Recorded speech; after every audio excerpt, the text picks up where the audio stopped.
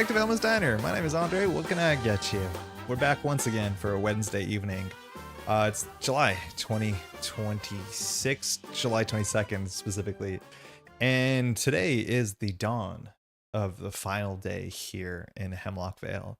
If you've been tuning in and you've been following along the campaign, last night was a rainy night, and we survived the longest, shortest night of the year in a farmhouse, protecting the sick and the unwell, I suppose, from an unending onslaught of beasts of all kinds. And let me tell you, Miguel was definitely ready for that, kind of actually wishing that this would happen every single day. Let me put a trap down, he yelled. Trap, capital T, lowercase t. That did not matter. And Joe Diamond just did his thing. Put some traps down, got some clues. We're in a good spot. So today is the beginning of the final day. So the feast is tonight, which means we have one more excursion to go off on. Again, if you're not familiar with the structure of Hemlock Vale, we are going to have to start with this epilogue, which again gives us 4 turns to do this like really kind of convoluted mulligan. But we can go through the village and talk to people and make some better relationships, as much as Judith seems to start here, which I think that's going to be good for us. Judith is great. I trust you're all well. We've been busy around these parts, and yeah, we're coming up on the finale relatively soon.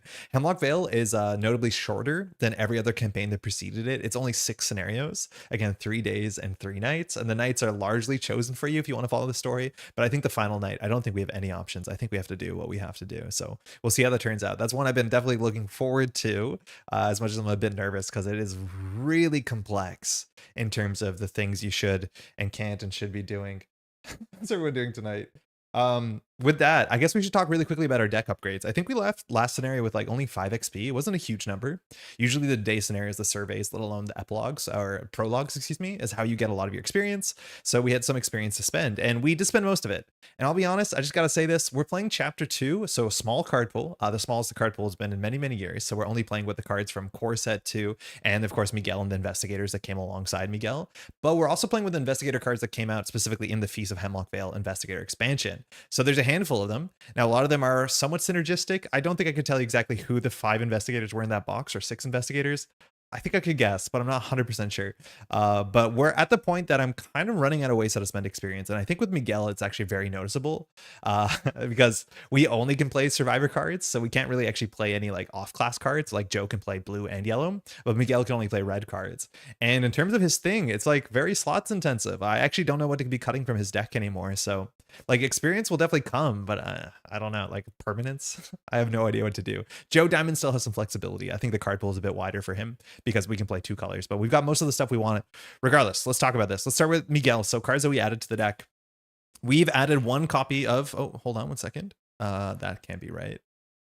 We've added 1 copy of Field Dressing. This is a card that I've never played before, and there's a whole bunch of these cards that showed up in Miguel's pack. Oh, 1 second. The pedal's not working. I need to fix that. But there's a lot of these cards that came up in Miguel's pack. 1 moment. I thought I could talk at the same time. That gave like a fair bit of healing and like click compressed free healing, either damage or horror. Like we have this, we have the canteen, we have the field rations. This is field dressing, and it's nice that it's an event, but the thing is like Miguel can play 1 free event a turn, and it being a fast event doesn't really matter. It's still fine and we can recur it. But this says after a creature or monster enemy at your location is defeated, play this. And mind you, I think everything we've seen is a creature largely. Heal up to 3 damage from among investigators and or ally assets at your location. So that gives us a bit of healing, and we can recur this. So there's a chance that this actually gives us a lot of healing. Now it's only a 1 of in the deck, but I think that will like be appreciated. Joe Diamond has some horror healing inherently that he can heal himself, but this will add some physical healing, as much as Miguel has a fair bit of soak, considering he has an 8/8, which is really generous, but we've taken 1 physical trauma and 1 mental trauma. Now I don't know what to take out for this slot. I think there's a chance it's the final decoy trap, and I'll be honest, this is the least necessary trap.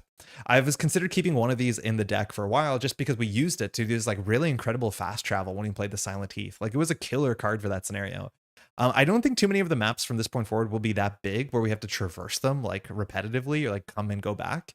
But this card, like evading is something we're already good at. The kicker on this is the fast move, which is a bit more of a niche interaction. So I think I'm going to cut it. The other card I was considering cutting, and I think like in hindsight is probably not right at all, is manual dexterity. And that's because now we've added so many more events to our deck that help us pass tests. Skill cards are really good. In fact, they're, I think, the best type of card in the game, where they not only let you pass tests, which is really important, but they also do something. something at instant speed, and this just draws cards. And Miguel, being an event-based character, if he doesn't find his knapsack, like you need your card draw, because events are really good on tempo, but very bad on like value of per card. So that needs to fix it. The next card we're playing, and let me tell you, am I out of card choices? I feel like I am. I don't know what to add to this deck. So I added a copy of Charisma. This is permanent, so nothing had to come out of the deck. Oh, is there still one decoy trap in the deck? Let me double check. It might not be the case. Something feels weird. I think this should be 2 deco traps out. I'll count whether we have a legal deck size or not. Charisma gives us 1 more additional ally slot, which doesn't really matter too much with this deck. There are some good, Survivor allies you can play. I think they're all level 0. I'm not sure there's any higher level allies you can play in Survivor. But while we have Daniel Jameson, who's kind of a killer Survivor, the one card we've added to this deck is our trusty steed Ajax. And I don't think Ajax is going to be super important. I'll be surprised if we ever see any more field locations for the rest of the campaign. But I mean, like, it's 2 soak for 2 and has good text, allows you to move for 2. So why don't we play our beautiful horse? And we're going to need an ally slot for that. So we did pack Charisma. I'm just going to do like a really boring count of this to make sure that we're on 30 cards, because I don't know whether we're meant to have all of these or not. So give me 1 second. 1, 2, 3, 4, 5, 6, 10, 20, 20. This is 29 cards. Something's wrong. 2, 3, 4, 5, 6, 7, 8, 9, 10, 11, 12, 13, 14, 15, 16, doesn't count. 17, 18, 19, doesn't count. 20, 21, 22, 23, 24, 25, 26, 27, 28, 29. Something is wrong. Tony, how's it going? Welcome to the stream. If that's the case, I don't know what went wrong here, but this should be 30 cards. So instead of like slowing down the whole stream and checking, I'm just going to put this copy of Decoy Trap back in. Oh no, because this field dressing is in. That's 30. Okay, no, that's perfect. So we take 1 Decoy Trap out and we have 1 Charisma. No, that should have been it. That's obviously in the deck. So that means we do still have 1 Decoy Trap. I thought we cut both of them. Maybe something's wrong. That's okay. Now, mind you, Charisma we won't keep on the table the same way we won't keep Miguel on the table, because we don't need them and we have limited table space, but we do have that we can play 2 allies. Now, on the Joe side, Joe has a fair bit more influence to spend. I feel like the secret card pool just seems a bit wider maybe, and we can play Guardian cards. But the one thing that we needed to add to this deck, and I think needed to add to this deck, as much as it might not be for this day, but maybe for the evening, is that this is one of the very few cards in the deck that can deal with a problem we are going to have to deal with again. This is Caustic Reaction. It's a 2-cost card, or actually, sorry, more accurately, the one that we've added is this one, the 2 XP version. It has 2 physical icons, 1 book icon, which is fine. We like those as much as we'd love to put more willpower icons in our deck. It says we fight with our intellect. We get +2 for this, and mind you, that brings us up to oh, these stats have to be reset. Man, I keep forgetting to do certain things whenever the stream starts up, and one of them is I should just have a reset stats button. So our intellect starts at 4 and our agility starts at 2. Okay. So we fight at 6 with this. We deal +1 damage for this attack, and if you succeed and you control 2 or more clues, this does 3 damage. The biggest reason why we need to play this is this thing, which does show up again for sure, I think, in the finale. The miasmatic shadow just sucks, and it's really rare to see an enemy with this much text on it that doesn't give you a way to circumvent the problems. We've seen these, again, the problem here is it cannot be damaged except by spells, relics, or science encounter, or sorry, cannot be damaged except by spell, relic, science, or encounter cards, which means we had no way of dealing with this. We had no way of dealing with this. Besides, we did have, again, it's a 1 of in the deck, but if we can find our big Ravenous Myconid, the Ravenous Myconid, if it has enough counters on it, can just swallow a miasmatic shadow, because this is a science card. But unfortunately, in the small card pool that we have, there's not that many ways we can defeat this thing. And this is a card that did come out in Carolyn's deck that is a science thing that exactly does 3 damage. So this will be entirely super important to deal with the miasmatic shadows when and if they show up. So we felt like we had to play 2 of these. I think adding more damage to this deck wasn't really the thing that it needed to do, on the basis that like we have enough damage largely with Miguel, but I mean, we'll do it. And unfortunately, for these 2 cards to come in, of course, 2 cards have to come out. And I finally said, we tried our experiment with our experiments. The chemistry set is now going to be taken out.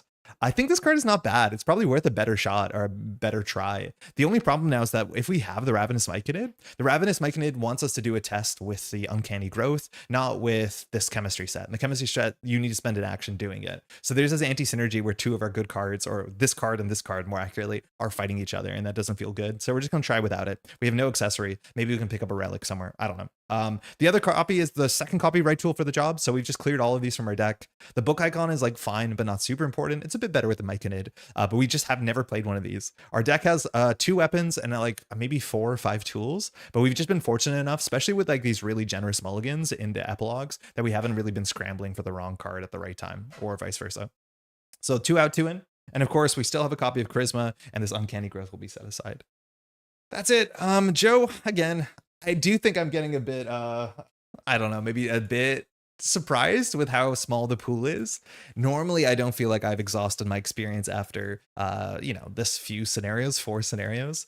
That being said, you do get a bit more experience per scenario, because I do think at the end of Hemlock Vale, you probably have like a comparable amount of experience if you played like a more conventional 8 scenario campaign. We have no idea how it's going to look like in a month when they give us a 3 scenario campaign to be like, oh, do you have that much experience suddenly? Like you finish the scenario with 15 experience? We have no idea, but we'll find out together. With that, let's just do a good old pile shuffle. The caustic reactions fell right out of the chemistry set. Exactly. Yeah. We did the chemistry and we've discovered this purple powder, liquid, gas. It's hard to tell, but I think it's going to be very, very useful. And again, I do think these things, the miasmatic shadows, will be showing up, I think guaranteed in the finale. I'm pretty sure they show up there. And they are just really, really hard for us to deal with. I think I only half said this, but we've seen a lot of times in the history of this game, enemies that are like cannot be damaged by conventional means. I think that's a cool thing. Again, this is meant to be a horror game. Sometimes you want to feel disempowered. We've seen like ghosts that you cannot fight. We've seen things that eat melee weapons. We've seen things that are only good if you fight them with ranged weapons, right? Like that's not super uncommon. Things can only be hurt by relics and spells, stuff like that. However, it's not common for the card to have a downside that doesn't also have a way that you can deal with it inherently. So for instance, a Poltergeist, I believe, is a card that came out in Carcosa, which you cannot fight. You cannot conventionally deal damage to it. However, you can kind of like soft parlay it, use your book. So like we've seen a lot of cards like that where like you can't deal with them in conventional means, but built on the card, they have ways for you to deal with them. This one just doesn't. It just says no. And unfortunately, like we have no spells, relics, and we had no science cards that did damage. So we're going to need to fix that. Fix that we did. All right, let me do a pile shuffle for this and we should be off. So today, it's not going to be the longest day, I don't think. A lot of the ways that they balance the day difficulties is that when the day starts and you go off on your survey, you'll just add as many doom as the day count. So we'll just have like 2 fewer turns than if we did this on day 1, which means that it'll be probably a bit shorter than a regular scenario. Again, the day surveys are still quite fun and we have a lot of choices where to go. I've kind of pre-chose our choice. You might have noticed that with the title of the stream, but I think it's the one choice that makes sense thematically and also mechanically probably makes sense for our deck, at least for Miguel, where attaching traps to locations is a bit strange in 2 of the other scenarios that we could try out. With that, I trust you all are well. Let me take a sip of coffee and, oh, Nanako the cat showing up. Maybe she'll jump on the table. She's here for the feast after all. It's like not that warm outside, but it's warm in here. And so like we turned the air conditioning off and I don't know if we're going to survive. Welcome to the dawn of the final day. So check your campaign log. If Dr. Marquez has a plan, and she does, she's on to something. She does come up with a plan at the end of the night. Oh, hey, Nanako, before we've come back to the Vale. So intro 1. After a few scant hours of sleep, you emerge from your room to find Dr. Marquez groggily sipping her hot black coffee. You look like death, she says darkly. You tell her she looks the same, and she laughs emptily. I've had worse. Not much worse, but worse. She has, I think she was in the Great War. Proceed to intro 3. After a quick breakfast, you emerge from the boarding house into an almost fairy tale atmosphere. Locals dancing in circles, singing lilting melodies and reclining on quilts. Dozens of outsiders in everyday clothes mingle with the locals, laughing. Fully aware of the danger ahead, you make preparations for one last survey. This is cool. So more survey assistance has arrived. Any player whose investigators was killed on the longest night scenario may select a new investigator and upgrade their new deck to half of the earned experience of the previous investigator rounded up. That's really cool text. I definitely, if I played this and I died in the longest night, I would have made a new investigator straight up at 0 XP and then read this when I sat down with my group and been like, are you serious? Because if I'm not mistaken, when your character is killed or driven insane, the 2 ways that you can get like permanent elimination in this game, you just have to start with a new investigator at level 0. So this is generous. It's just like, this is not the time that I would have normally read this during the Prelude setup of the following scenario. So that's cool. And it's cool that kind of thematically makes sense that more people are coming into town. But the fatigue from the long night catches up to you. Draw tokens from the chaos bag at random until you have 2 non-symbol tokens. Replace those tokens with a value 1 fewer. If you're unable to replace a token, repeat this process until you have done 2. So they've done this once before. And this, I really like this. I think this is a sick way to add like kind of organic difficulty scaling. There's a bit of variance on this. If we ever have to pull a -4 and make it a -5, congratulations. The bag now always has a -5 you have to deal with. So we're hoping for the best that we only pull small tokens from this. I just spilled all my connection tokens on the floor. I'll fix that after. Let me just get the tokens. Okay, so in terms of what the bag is at, I guess we could do a quick check before we go here. In terms of the numbered tokens, this is like everyone's playthrough Hemlock Vale will have slightly different tokens because of how the things have gone. So we still have 1+1, which is good, but if we lose it, we're not gonna be super upset because you don't generally play around this. Hey, Nanako. We have only 1 0 because we've downgraded one of our zeros to -1. Bye, Nanako. So that's that. I think we have like 3 or 4 -1s because we did downgrade to 0. So we have 4 -1s. And -2s, we only have 1 because we downgraded one -2 to a -3. And I think at this point we have 3 -3s. So -3 is pretty common. We have 1, 2, 3. Then we just have a simple -4. And then all these tokens are the tokens you can't replace. So I'm just going to throw these into the bag for simplicity's sake. We have to pull 2 of them out and then hope for the best. Or basically all we want to do is not pull the -4. If we pull a -3, we're kind of upset, but we want to pull the bigger numbers, or sorry, the smaller, taller numbers. Starting a new campaign soon with Parallel Lola and either Dexter or Andre. Trying to decide if I'm playing just chapter 2 cards. Oh, very cool. I enjoyed Lola a lot when she came out. I haven't played Parallel Lola or any of the changes they made to existing Lola, but I thought she was like really cool. And I think in my group, I was always the one playing the weirder characters, but I really enjoyed my time playing Lola in Carcosa. Let me know what you pick. First token, -2. So we're going to have 4 -3s in the bag, and then we'll do one more. A -3, that's a bummer. So this -2 will become this -3, but that -3 will become this -4. So now the bag has 2 -4s, which is not great because you don't always test around -4 if you can avoid it. We just say there's one -4 and an auto fail, but now there's 2. So I think there's 20 tokens in here, so it's really easy. Any token is a 5% chance, so it's very easy for you to do napkin math. From this point forward, we have 2 skulls. Not bad. We have 2 of these cultists, which largely have been good tokens, which is kind of cool. We have 2 tablets, and then we only have a single fish face. Of course, all the requisite autofails and elder sign. Cool. All right. I'm gonna have to update that in the app. I'll get to that in a second. Oh, I changed that to this. So that's it. Proceed to setup. So gather all the cards from the following encounter sets. The Final Day, Day of the Feast, Agents of the Color, Residents of the Vale. These sets are indicated by the following icons. This is actually forcing us to grab a set that has enemies in it during the Prelude, which normally the Prelude is super, super safe. You can't even take damage or horror, which is kind of weird. So put the Day 3 time marker card into play. Are you hungry yet? I don't think we've actually pulled this up in full size, but this is the final panel of the triptych. Oh, excuse me. Day 3. In which we celebrate the joy of transfiguration. And you see everyone joining for a fantastic feast. Even the dog is there.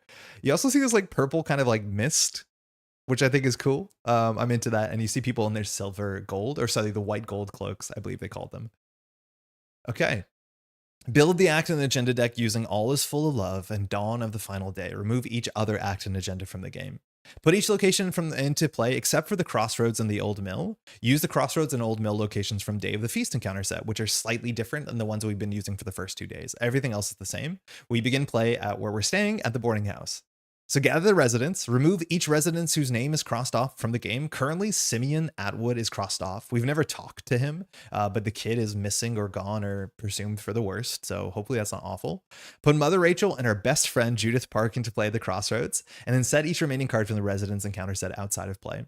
Set the Agents of Color counter set aside out of play. Again, there's enemies somewhere waiting, which is kind of weird for these preludes. Place Doom on the agenda equal to the number of investigators. So we have 2 Doom already, and you are now ready to begin. Of course, like always, there's codexes, but we'll get to those when we get to those, if we get to those. I haven't tried base Lola, but Parallel Lola can use abilities on cards at the table, even if she isn't in the class. So I'm going to as asset heavy. Might even use a starting card. Ooh, starting cards I use all the time. Like permanents? I like starting cards a lot. But I do think like upgraded Parallel Lola is basically just a better, more interesting Lola. Because for better or for worse, Lola was very kind of boring. At least when I played her. I said I had good, fond memories of it. But the thing that you kind of did with Lola back in the day is you just played all these cards that had static boost abilities, because Lola, she is an actress, so you can choose which aspect she is every turn. Sometimes you have to change aspects, but you can only play or use cards from your aspect. The thing is, if you play a card that just gives you a flat stat boost, like a magnifying glass, you don't have to be in Seeker to use that flat stat boost because you're not using the card, I believe was the ruling at the time. I think modern Lola, parallel Lola is probably way more interesting, where you actually can play multiple cards and you don't just like dump cards and then stay in the one class that you can't actually, you have no cards, so you can't be forced to discard them. I think that's a big issue, is that Lola can be forced to discard all of her cards in the class she's currently in. Also, for playing Lola, we had this like dice. I bought a bunch of these for my friends too. I think it's actually just from Pictionary maybe, or some sort of like trivia game, but it's a D6, but each side had a color that corresponded with all the factions. So to say which aspect in it, I just like put the dice on the side up. So red up is, Survivor. Yellow up is Seeker. And I found that to be like a really nice, easy way to tell which class I was in. Because I think you have to remember. I don't think there's any way to signify it well. All right, yeah, the floor is full of connections. That should be fine. I think we're off. We got to do our mulligan. For those who don't know, I'm assuming this isn't any different. The epilogues, how they work. Sorry, the prologues, how they work is at the end of the prologue, which at this point we only have 4 turns. We will go into the next scenario with up to the amount of cards in hand we can start with. So we can pick our favorite 5 cards in hand. We can start with 1 card on the table that doesn't start on the table. So charisma, for instance, doesn't count. We can start with up to 5 resources, and that's it. So you basically spend these 4 turns talking to people, getting better relationships, and then using that to push forward. Just give me 1 second. Apologies that this might be a slow start, but I just need to make sure we put the first token. So we pulled a negative. Why does my bag not think it has any -2s in it? Huh. First token was a -3. Second token was a -2. What? No, I don't know what that's about. I mean, that worked. Okay.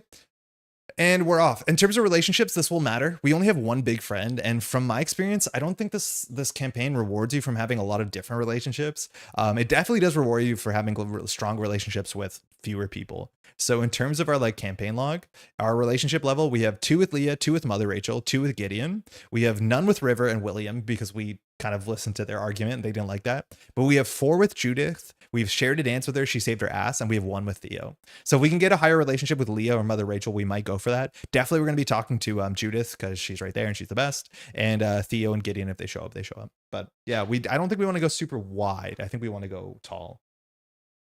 Okay, with that, we're off. I guess we start with our mulligans. The mulligan ordering here, I think, matters when you play two-handed solo, as much as I'm not a two-handed solo expert yet. We've been just getting into this across the channel. But I would always mulligan with Miguel first, because when Miguel doesn't find damage, then we mulligan with Joe to get damage. But this is an epilogue, so I think things are different. We're just going to start with Miguel. So we want to be finding our important cards. We have a lot of important assets, and we'll commit 1 of them to the table before the scenario is over, just so it starts in play and we don't have to play it. Glassing's not a card we'll keep. Hunter's Instinct is like a card we're definitely happy to have in our hand. It's like a really powerful card because when enemies engage us, we can grab our events from the bin. And this is the upgraded one, so we can grab any events we have in the deck. So we can even grab that, like emergency cash makes us not bad. Okay, 2 of them is too many. It's only limit 1 per investigator. They have eroded this, so it does discard itself when it's empty. Elaborate Distraction is just such a sick card from this set. It's like overperformed in any campaign I've ever played it, but we're definitely not going to keep it. And we have a Lie in Wait, which is also a card we could consider keeping, but we haven't found enough of our key assets to be happy with this. Even like Hunter's Instinct is not a key asset. It's like a good asset. I think we'll still have enough time to draw a lot of cards. So I'm going to mulligan 4 away, and we want to be drawing into our knapsack, into Daniel, into our bow and arrow. I think those are the most important. Even our mask would be fine. All right, Rope Trap. This thing has been fine. We haven't discarded it in 1 shot, but like it's okay. Okay, our mask is not bad. We probably won't start with this in play because it's pretty cheap, but it's nice to have this because willpower will matter a bit more on day 3. The last decoy trap, which I was convinced we got rid of, not feeling happy about that. And we have a guerrilla tactics. So far, not a good mulligan at all. Mostly events. Now, the cool thing is once you get your knapsack, you can just play the event to kind of like cantrip forward, because Miguel can play an event for you a turn, and our knapsack says when you play event, you can choose to draw a card. We haven't found that yet, but that's the item we can get. And I think Ted's General Store allows us to search our deck for an item. On this point, we probably will search our deck for a longbow if we can't find it, but we might want to send Miguel up there because he has some really important items. Okay.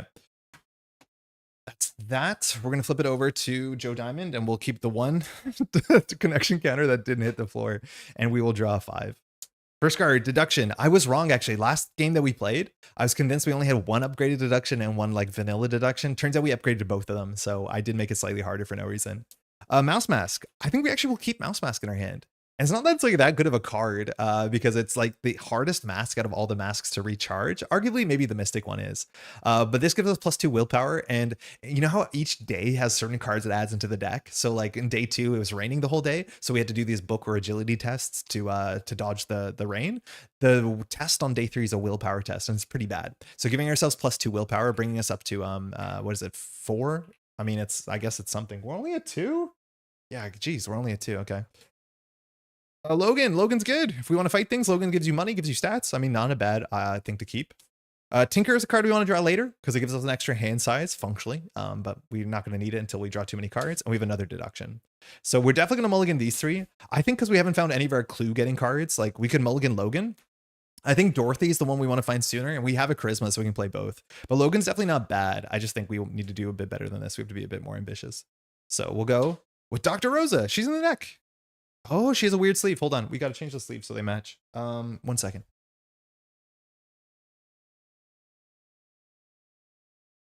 I drew that and I was like, wait, that feels weird. And it's because, oh, these are sealed still. It's a different sleeve. Yeah, she's part of our deck now, which like, she's really good. I don't know if the next scenario is going to say that she starts in play, but she's definitely a card that I would consider starting as our like 1 card because she gives us 2 good stats, reasonable stats, and her text, like her codex has to exist in every single scenario because there's a chance you can bring her to any scenario. And the codexes have classically been quite good. As much as we've kind of been in the camp of not talking to her as long as possible. Wait, where did she go? Oh, she's here. So yeah, that's a good thing to see. Okay, 3 more. E-cash, I mean, fine. This will ensure that we'll start with at least 5 credits. Bounty is not super useful. There are no enemies to defeat. And then finally, we have a Vicious Blow, which unfortunately falls in the exact same camp. And this is the upgraded one, so it's good, but not what we want here. Pretty bad mulligans across the board. We've had some really absurdly good mulligans. Especially, I think the longest night. I think we had such a good mulligan, particularly on Miguel. Cool. All right. With that, we should be off. Let's read the act and the agenda. There's usually only one of these. It said to put the other ones aside. I don't know what that means, but this is what we have. All is full of love. The people of the Vale dance with an almost manic energy. Riotous music and a sweet perfume scent hangs in the air. When you draw a weakness, cancel his revelation effect and discard it. And we have to start with 2 doom because we have 2 players out of 6. And when it hits 6, we just advance. The act usually has, just flavor text. The beautiful sheen hangs over everything, shimmering in the air around you. Objective, talk to the locals and prepare yourself for the feast. And prepare ourselves we will. We start at the boarding house. These are the same. Mind you, the crossroads and the old mill are slightly different. Not in a way that's like very appreciable, at least immediately. But we're going to start in the boarding house, which last time that we had an action here, it allowed us to like move and call people in. So I think it's a pretty good place to start.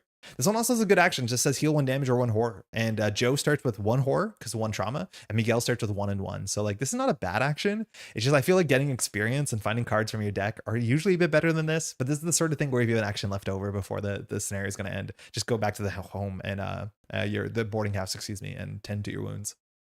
All right, who's going to go first? We probably want to ask around the Vale to go Codex 9 and see what happens. Otherwise on the table, we have Judith. I think we want to talk to Judith with Miguel because Judith is way better in Miguel's area than in in Joe's, because Judith gives you a free fight a turn, and when we have our bow, a free fight goes really, really hard. To talk to her, spend X resources where X is the current day number, so it's only getting harder and harder. The issue here, of course, is that we don't have emergency cash, which is such a good a card to have in your hand when you play it for no actions. We have some Mother Rachel. I think she's a 2 willpower test, which we're not perfectly good at it. This one hasn't got more difficult. With the Sparrow Mask or even the Mouse Mask, either of us could do a 4-2. And I guess the token card, mind you, we have 2 -4s in the bag, and I think 2 -3s now. -X is the day number, so now -3 is the thing we have to beat. Cultist is +1. If it's a parlay, you automatically succeed, so there's 3 auto succeeds in the bag functionally. Tablets -2, but if you have fewer than 3 cards in your hand, treat this as a 0. You generally want to have a lot of cards on hand during these prologues. And then Fish Face is -1 if it's a parlay attempt to reveal another token. And almost all the tests you're going to do are parlays, so that is just mean text. All right, I think we'll start with Miguel. I just want to make sure his stats are correct. They probably aren't. So he should be at 3-2-3-4. Yeah. So agility set 4. Cool. All right, I think we're gonna go first, and we're just gonna talk to the boarding house and see what Miss Olmsted has for us. So we're gonna do Codex 9. Cool. Codex 9. A lot of people to talk to. All right, boarding house. Ms. Olmsted can't stop laughing as you ask her about the festivities and who is at work around the Vale. Choosing one of the options below resolve. Choose one of the options below to resolve. Investigators at boarding house may spend any number of actions as a group to choose that many additional options. An investigator may trigger this codex again. Inherently, codex you can't do again unless it says you can. So there's 3 options.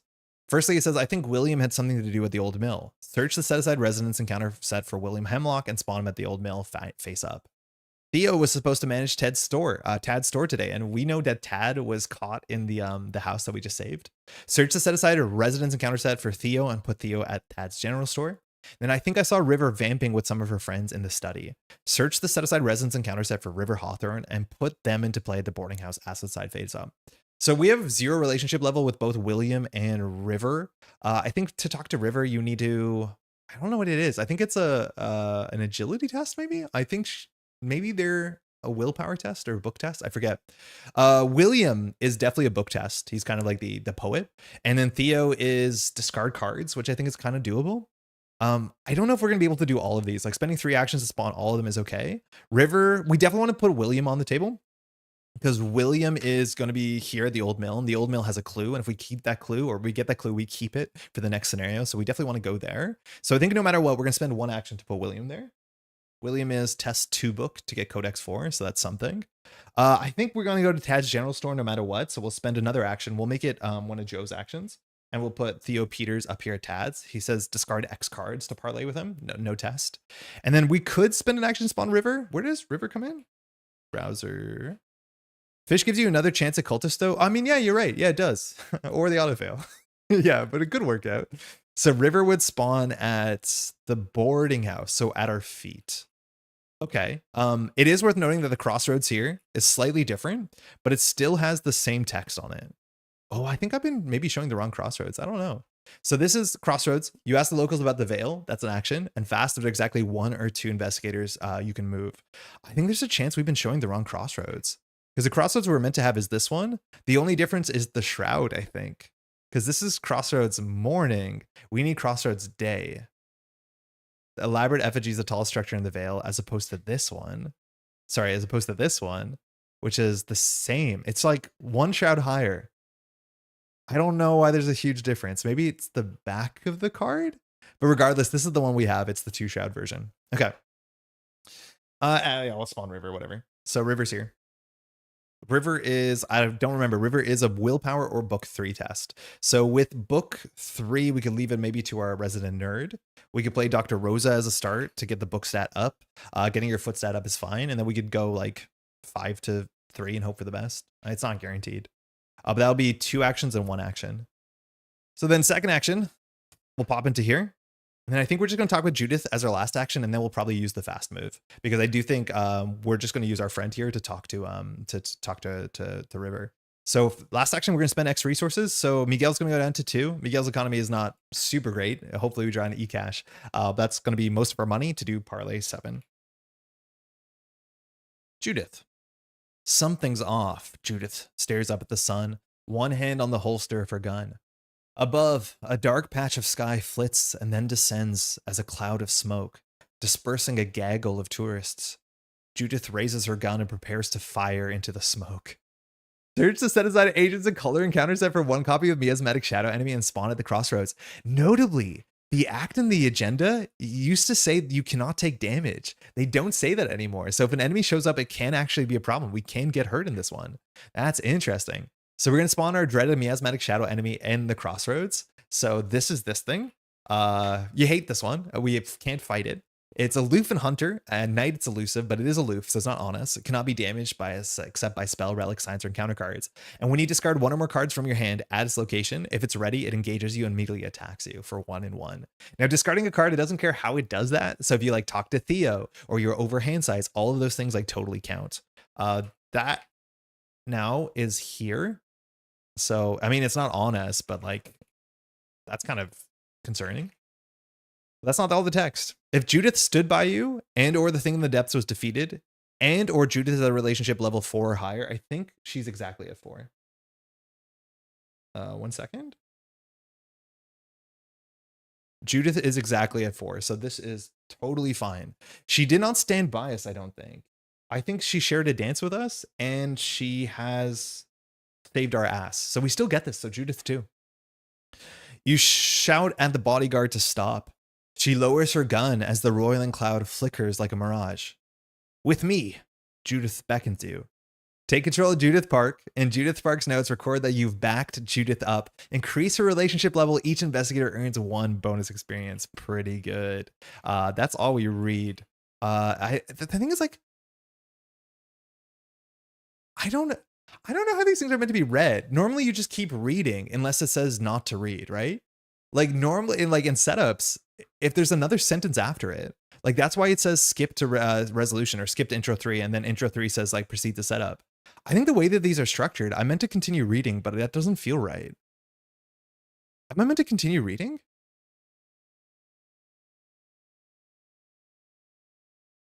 Maybe I'm meant to continue reading, but like, would it not say go to Judith 3 or whatever?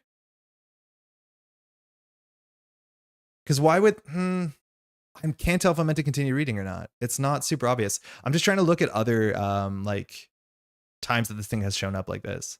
Because the breaks really matter because you generally jump around. But when you're reading a codex box, I think you're just going to keep reading unless it tells you to stop. So I guess we just continue reading, which means I think we just continue to get experience. But we do have to discard a card here, so it can hurt us. Yeah, not obvious. I think we continue. The bodyguard files blindly into the clouds. Shouts of alarm ring through the crossroads as tourists dive for cover. The roiling cloud flickers like a mirage. Son of a, Judith exclaims, thunderstruck. Discard a card randomly from your hand, which means this miasmatic shadow will attack us, and we have no actions left. I understand the reward text at the end of the conversation. I mean, HFT, that would be a huge help. How's it going, by the way? I got to see Dave yesterday, who's in town. He said you've been playing some Arkham. Hopefully you've been well. Like, intuitively to me, it seems like it should end here, but it should say to end here. It doesn't. I'm going to say it ends here, because I think that we told her not to shoot. So I'm going to just say that it ends here. It would say proceed to Judith 3. Yeah, right? Right?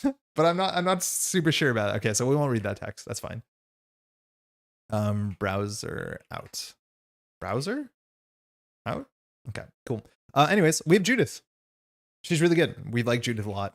She gives you a free fight action, which won't be relevant probably in the Vale, but she also has an absurd amount of soak, which is great. And that's it. And she is going to be the one card that we want to put in play, because we can only keep one card that doesn't start in play. So we're not going to be playing anything else from our hand, which at least that's like super convenient. We got her for free too. Not that she has a cost. All right, it's time for our friend here. I don't think we have a good enough relationship level with anybody else to put them into play. So I do think we can commit to playing Dr. Rosa as our first action and see what happens. So first action, we're going to spend most of our money on Dr. Rosa. Dr. Rosa has also pretty good soak. But most importantly, she has 2 stat boosts. So she gives us +1 book and she gives us +1 agility. So let me just fix that. So agility is now set to 3 and intellect is set at a mighty 5. Did I do that right? Yeah, 2, 5, 4, 3. Absurd. Then we're going to talk to, I mean, it probably won't be worth anything. I don't think I want to spend more than 1 action on this. We only have 1 more action because we lost 1 action spawning River, but I guess we'll talk to River. We're going to do, again, 2 to 3. None of these cards can really boost in a way that makes sense. So sorry, we're 5 to 3. Hoping for the best. -4. Okay. I think we're going to leave her. And with that, card and resource, we're done. So we draw here an upside down copy of Lie in Wait. This is the top. Yeah. Not a great start. And then on this side, we're going to draw. Okay. So the cool thing about the prologues is we can play this to heal and get 2 resources, which is better than emergency cash. This is our unique card. And we've played so far 4 scenarios that we've never had this text fire. We just haven't. We've always drawn it. And we usually draw every single turn. But oh my god, does this card annoy me. It doesn't do anything. Doom, we're going to 3 of 6. We're halfway through. Dave, Sam, and I recently finished Drown City on hard. We played on hard difficulty on Sam's insistence, and it was a pretty wild ride at times. Skulls -7 with fighting Cthulhu. I think if you're playing with the legacy card pool, and like I've talked to Sam before about Arkham, and the way that like she thinks about the game is absurd. Like very much a competitively minded player. And I even when we like have done kind of trash or busto where we've opened up new packs and talked about the cards, everyone's opinion has been one thing, and then Sam comes in like, what are you doing? Are we playing the same game? And then absolutely like comes at us in a different way. George Barnaby's busted. George Barnaby is massive busted, but in the full card pool, like Survivor is just kind of broken, like so powerful. The thing is like with the legacy card pool, I feel like I need to be cranking the difficulty, but just making the bag more difficult isn't like my obvious most fun thing to do. So hopefully there's ways to do it. Oh, we're meant to move fast. Sorry, we need to take this fast move. Before we end our turn, Miguel's going to move up there because the crossroads has this fast action. We needed to take that. It says if there's 1 or 2 investigators during your turn, move. So we wanted to do that before we passed Miguel's turn. I was a bit shook about the codex thing. All right, so we're going to send him around. Mother Rachel's really hard to talk to, so we're going to leave her for last. She does have 2 relationship levels, so talking to her is probably pretty good. But yeah, otherwise it's kind of difficult. Let's start with Miguel. So Miguel is here at Tad's. Tad's General Store. It says you can haggle for goods and chat with the locals. That's 14. We can also talk to Theo. Theo requires us to discard cards, so we need to do that sooner than this mist thing shows up. So we probably can do that now. I don't really care to hold on to too many of these cards in our hand. Like we definitely want to spend some cards, but first action for Miguel will discard 3 cards. So these are the cards we want to keep. We'll do 1, 2, 3. Lion Weight is one of our better cards. It has nice icons on it too. A wild and a willpower is pretty good if we want to talk to Mother. So we'll go deal with Theo. Theo is Codex 8. There he is. If Theo stood by you, no. Otherwise, I'll get you that dog mask right away, Mr. Sanders, Theo shouts.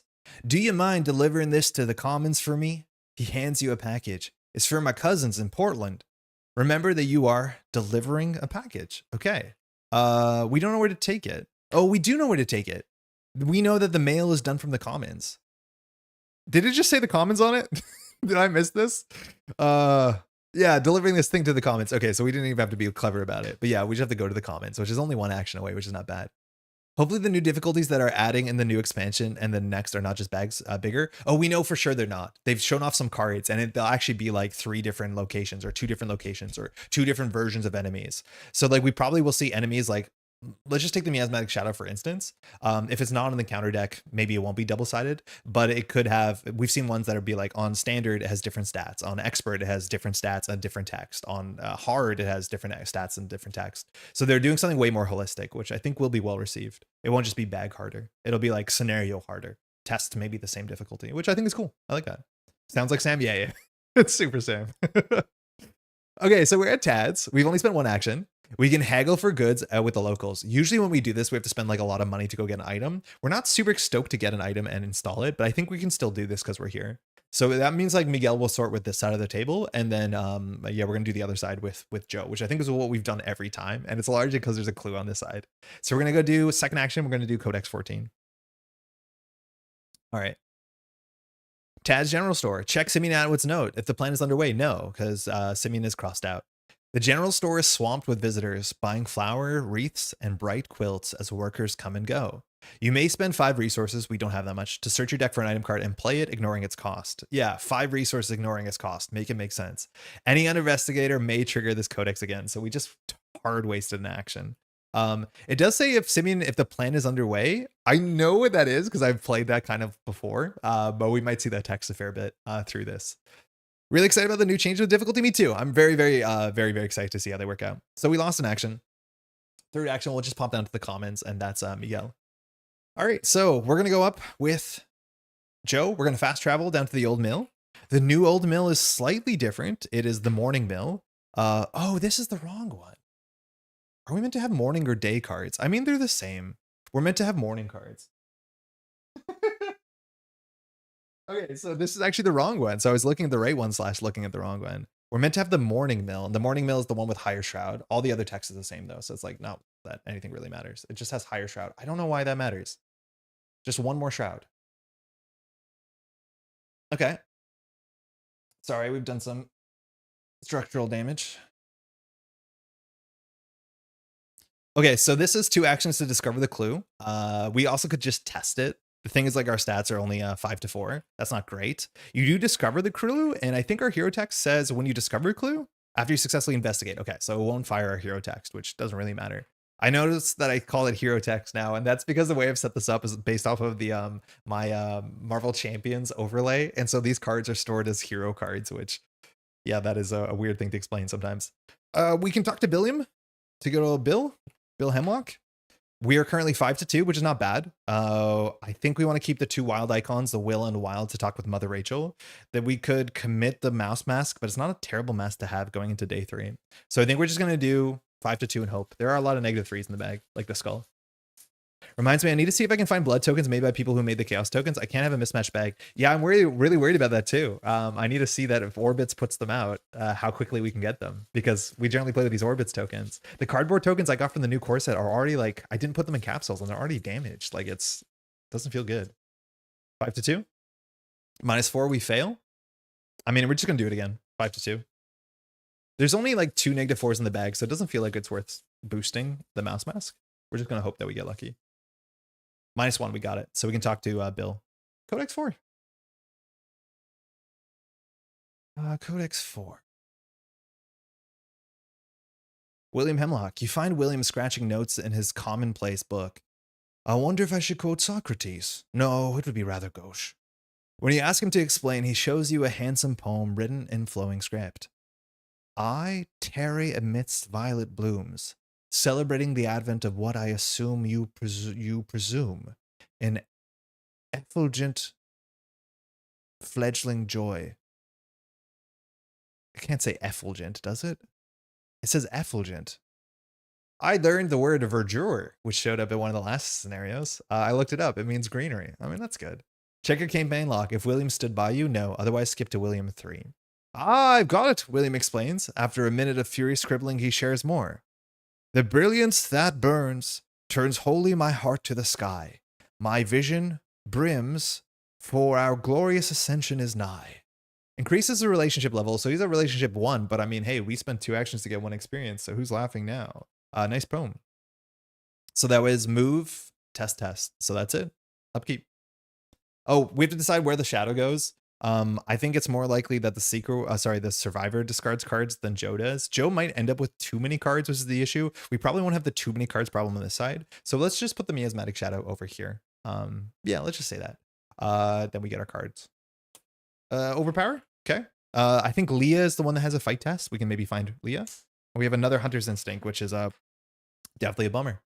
We don't have a lot of turns left. We have another Doom here. We're at 4 of 6, so we only have 6 more actions amongst the 2 investigators. Okay, at least we don't have to play our cards. We got our cards on the table that we wanted to play. So I think we can just start with Miguel, and we can go to the commons, which we are, and read the commons, which is you inspect the communal hall and check out the locally delivery service, book 16. I used to have this button to pull up the overlay, and then I changed it to right there with the word browser, and let me tell you, that is not a win overall. So this is Codex 16. Are you delivering a package? Yes. You hand the package across the counter to Martha Jean, who regards you with a long smile. A teacup lies shattered on the floor nearby. Increased Theo Peters relationship level. Each investigator earns 1 bonus experience. Regardless. Got a gift for a special someone? Martha Jean slurs, staring. Why didn't you ask me to dance last night? I would have had said yes. An investigator may remove 1 earned item story asset from their deck, discard pile, or hand. If they do, choose a resident with a relationship level of 2 or lower and increase that resident's relationship level. Each investigator will then gain 1 bonus experience. That's interesting. There is 1 card in our deck called the Pearl Diary, which is not a bad card. During the day, it gives us +1 book. During the night, it gives us +1 willpower. And we're going to have book today and the night where the willpower might matter even more tomorrow. And it says when you draw a Blighter Power card from the counter deck, you can exhaust this. That investigator draws a card. It's like not bad. Our hand slots are a bit, contested. The thing is, like, we could remove this to basically get 2 experience, 1 at each player. The thing is, like, I don't really care about experience, unfortunately, for Miguel. Like, I don't. There's not that much we can do with it. Like, his deck slots are like really constrained. So, like, is this card worth basically being a 1 experience card for Joe? And my answer is like, maybe. But it's not so much the mechanical text. It's more so that like this could matter in terms of the story, like having the Pearl Diary. So I don't think I want to mail it off to someone. I also can't tell, like, increasing someone's relationship level from 2 to 3 only probably matters when they hit like 4. Like, I don't actually know what the breakpoints are for relationship levels. So the only people we could give this to are like Mother Rachel to give her to 3. Did it say less than 2? I mean, if it's less than 2, there's not a lot of options here. I don't think I'm going to do it. I mean, we spent the action, but I don't think we're actually going to send the Pearl Diary. I think we're going to keep it, and it'll be our little secret. That's one action. So I guess we're going to go down to the Vale Schoolhouse, and if we have another action next turn, we can go heal ourselves at the boarding house. So second action, we'll go down to the schoolhouse and see who is here. So we can either search our deck for a tome and draw it, shuffle your deck. We have no tomes besides the Pearl Diary and like the autopsy report, but Miguel specifically has no tomes. So we're going to go peruse the school library. So that is 15. Check Simeon's notes. If the plan is underway, nope. Otherwise, the schoolhouse is empty today. Several hand-drawn pictures on the wall depict dozens of bright, many-colored creatures. You may either draw a card or gain a resource. I definitely want to find more cards more than resources because we'll have enough resources before the scenario is over. So we'll draw into a feline hybrid. Is half my deck upside down? Oh god, that was scary. Why is some of my cards upside down? Yeah, some of them are upside down. Okay, so I shuffled poorly. 1 second. We'll just fix this.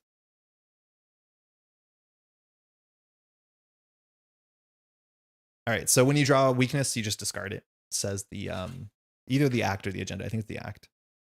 No, the agenda. When you draw a weakness, cancels revelation, discard it. So we don't have to deal with the feline. Oh, a little bug here. Hold on. Okay, it is time. We want to get this clue on the old mill. We could risk taking actions on the old mill. It's the morning mill. Or we could just spend 2 actions to get the clue. If we want to do this test, we can commit Detective's Intuition. Spending Detective's Intuition to heal 1 horror and get 2 resources is actually pretty good during the prologue.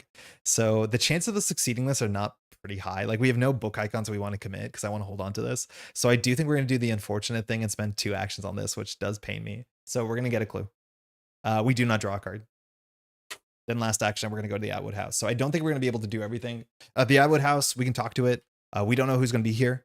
We have no idea. So far, we haven't seen Leah. We haven't seen Gideon. We haven't seen, I think it's just Leah and Gideon who we haven't seen. Yeah, so probably either of those because I don't think Simeon's going to be around for a bit. That's it. This thing has to hunt. It's closer to Miguel, so Miguel will do it. We'll get our upkeep. We draw an E-Cash. Okay, hold on. They're all the right way, but now they're upside down. E-Cash is sick because we can play it clicklessly to get 3 resources, which actually we don't need to do that because we're at 5 resources. And we drew a caustic reaction, so this probably isn't worth holding into our hand. Mind you, is the upgraded version, on the basis that I think Miasmatic Shadows does not show up during the day scenario we're going to be playing. So we don't have to hold on to it. All right, unfortunately, it's the Witching Hour. We're doomed 5 of 6. We only have 3 more actions here. We've at least each played a card, which is good. So, I mean, that's the best we can do here. We can take 1 action to go into the boarding house, 1 action to heal 1 damage or horror. Probably we'll go for the horror because we have damage healing. And then we could try talking to River. We haven't talked to River yet, right? We failed. So we could try and talk to River for sure here. We could just boost in our +2 will. The other options we could do we could deal with Mother Rachel. Talk to Mother Rachel. She might be better than River Hawthorne because Mother Rachel's at 2 willpower, or sorry, 2 friendship level. And that's might be more important than bringing River maybe from 0 to 1. I don't think we can heal the boarding house though. The good thing about River is that allows us to heal because otherwise we can do 1, 2, Mother, and then we have a move, which is useless. At least with the move, we can maybe go into someone else's location. I don't know. I think Mother Rachel's probably better to talk to than River. And so I guess, I don't know. Healing a horror is not bad though. Yeah, healing a horror is not bad. Okay. If this pulls, what's his name? Gideon, it's really bad because we barely have 2 actions this turn. So if it spawns Gideon, we have to spend 2 actions talking to Gideon. That's not really good.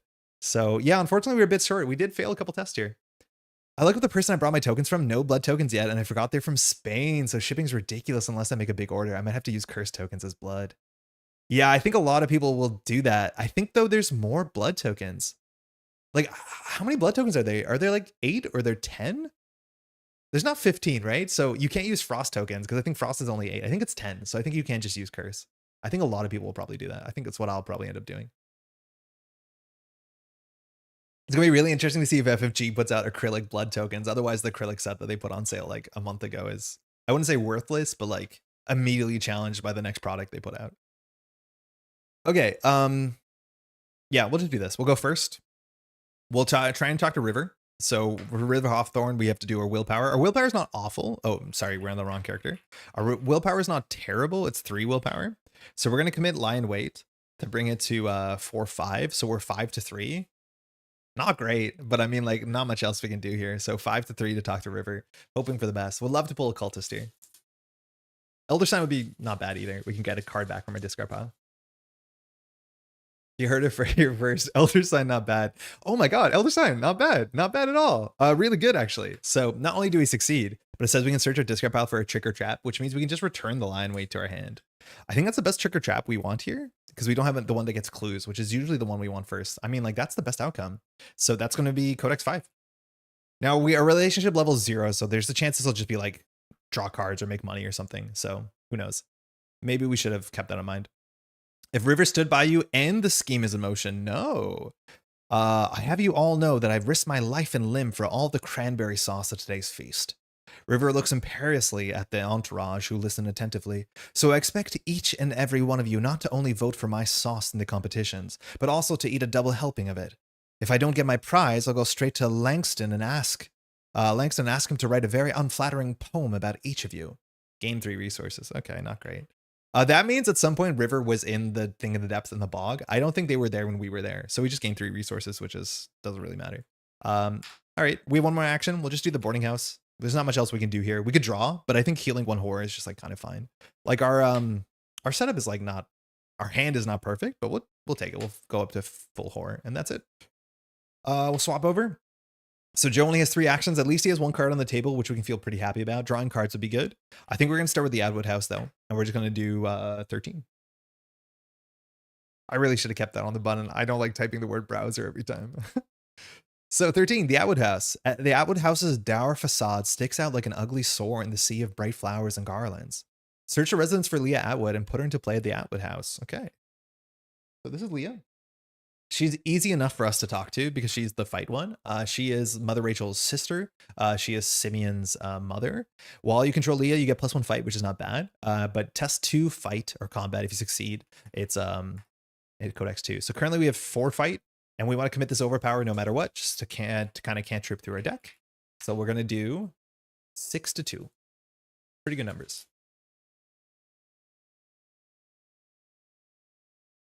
Skull is -3. It's the day number. So we do succeed, which means we draw with overpower. Not that much better. Our discard pile will be shuffled in a second, but it's technically behind the coffee. And then we got to do Leah's text, which is Codex 2.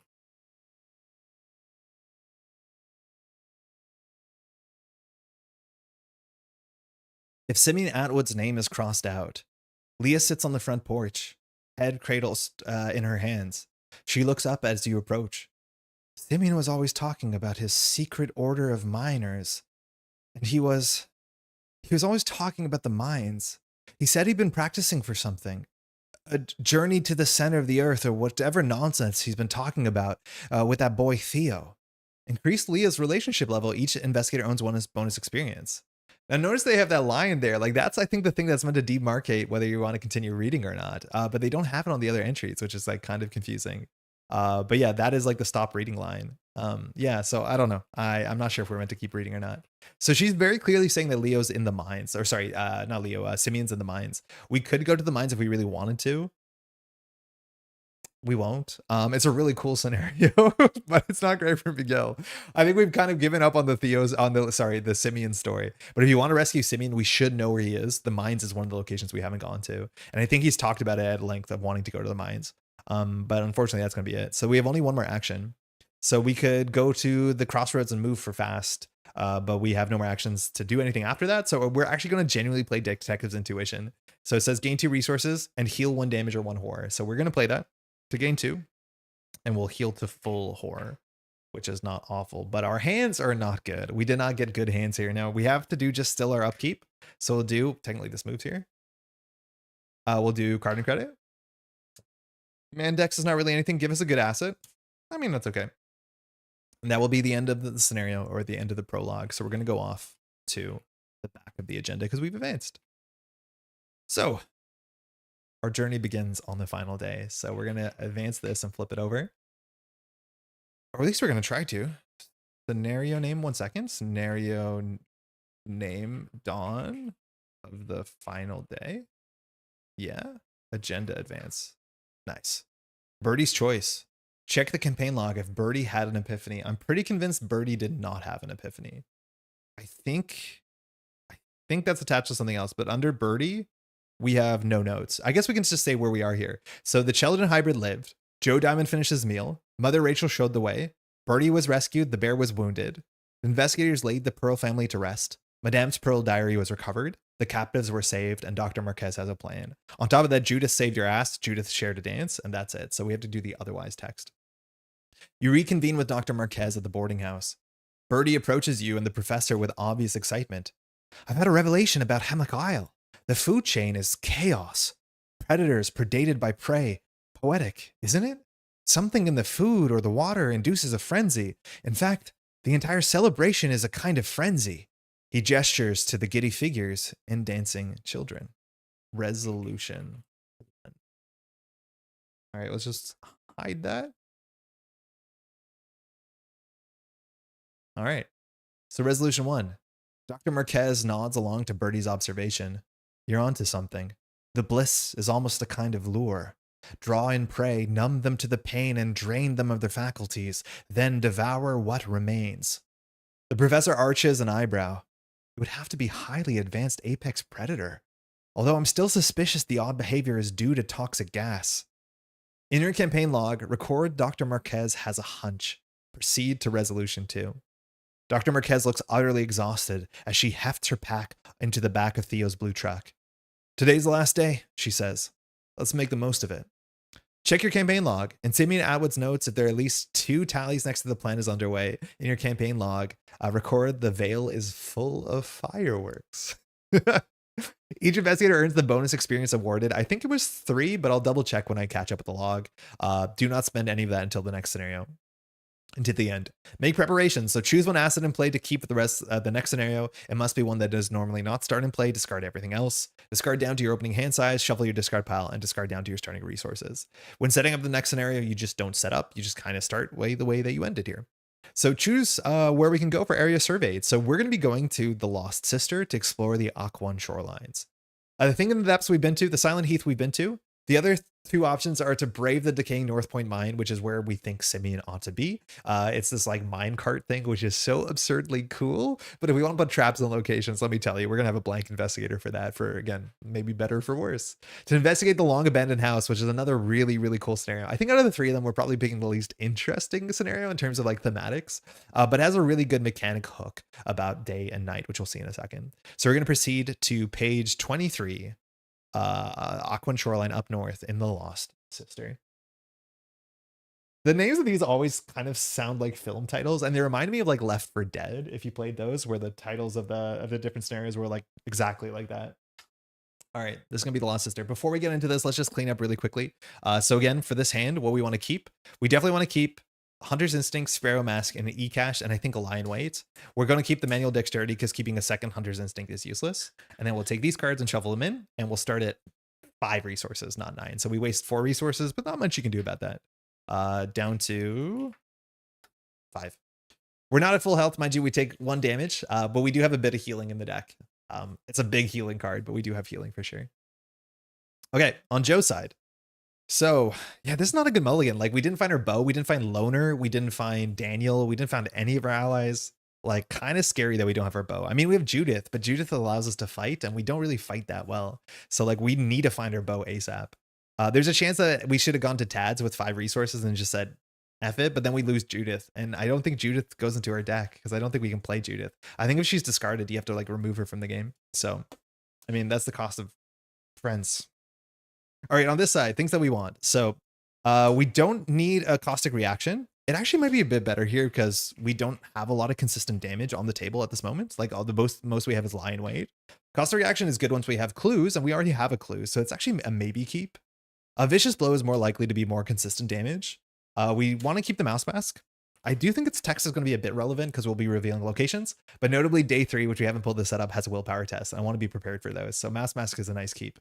Logan's obviously pretty good. It's like a bit of soak, and Logan gives us reasons to fight things. So I could do like this to have a bit of a Logan package. And then we could do like the econ card and then like a flexible econ card, and hopefully something small gets knocked out soon.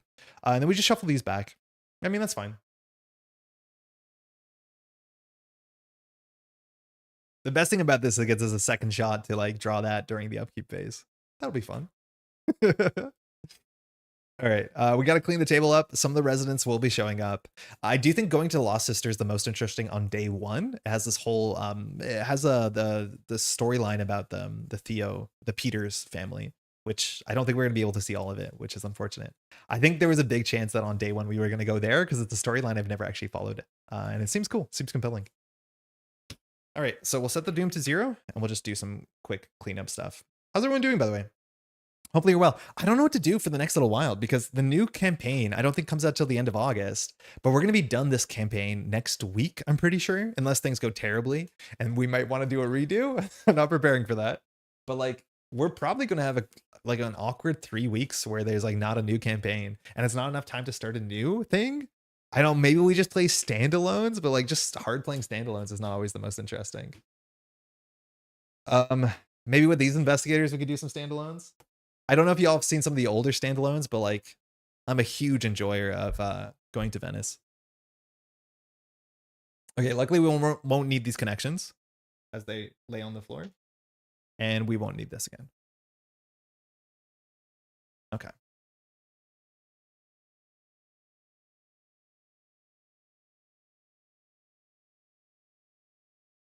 Okay, let's set this up. So scenario name, the Lost Sister. All right, let's see what I wrote. Where is mouse? You're sitting in the small kitchen of the Peters family home in Akwan on the north shore of Hemlock Isle. Cold Atlantic seawater laps at the stilts below the house as Helen Peters sets her steaming mug on the table. The North Shore caverns are a death trap, she says firmly. I don't think you know what you're getting into. You tell her you're well aware of the danger. According to local rumors, some folks have gone missing recently. The most recent disappearance was Helen's sister, so you paid a visit to the Peters home to offer your help. Helen looks you over, as if sizing you up, and finally nods. All right then. You're either brave or you're stupid. Or you're both, like my brother. She rubs her brow in frustration. I last saw Lizzie, Elizabeth, taking a walk with our dog, Bruce, along the coastline. I told her to stay away from those caves, but she never listens. It's easy to get lost in them, and there are things in there that haunt your nightmares. She sets a flashlight at the table. Well, that's where we're going to start. I think we heard Gideon talking on day one about a crab the size of a shed or something that exists out here on the coast. So check your campaign log. If it is day 3, skip to intro 4. You follow Helen outside and onto the creaking boardwalks of Akwan Village, nestled in a small rocky bay on the island's northern shore.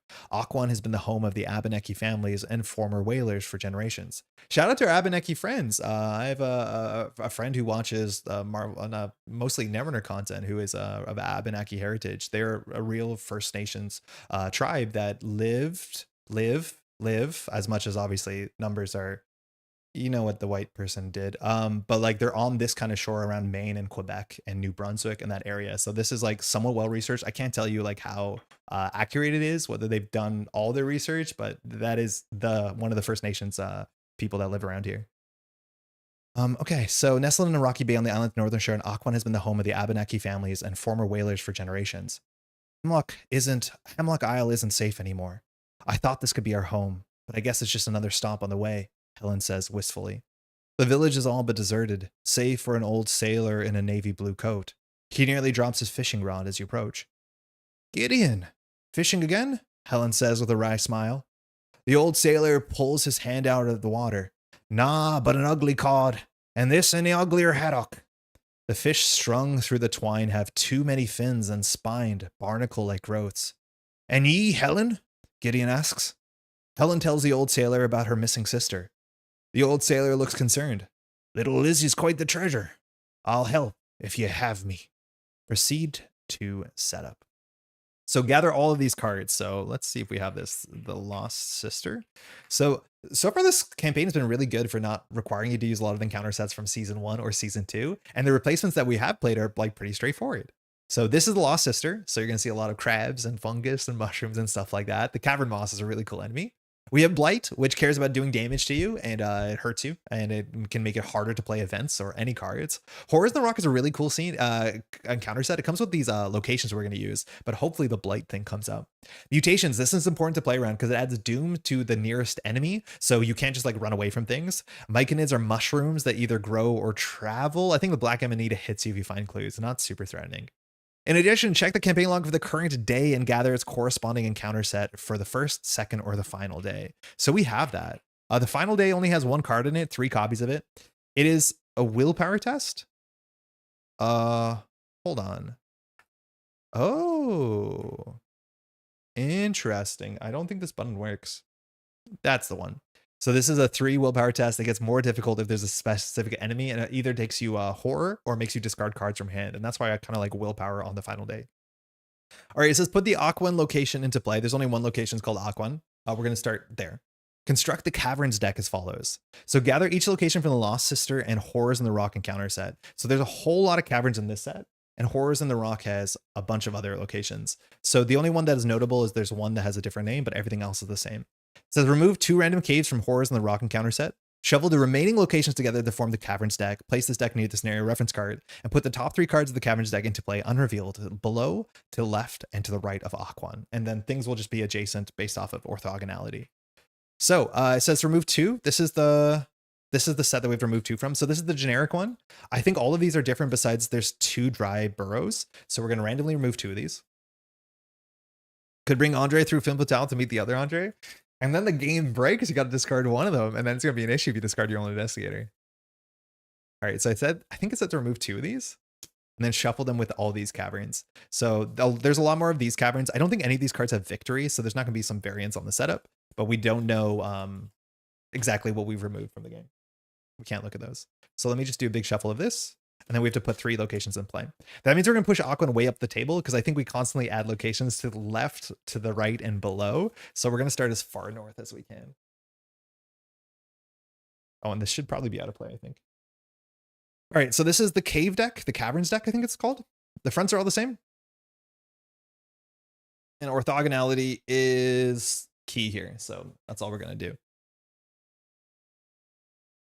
All right. So again, remove 2 from Horrors in the Rock, shuffle each remaining, put 3 into play. If it is day, gather the following resident encounter sets by this icon. Put Helen Peters into play under the control of an investigator. She does not take up an ally slot.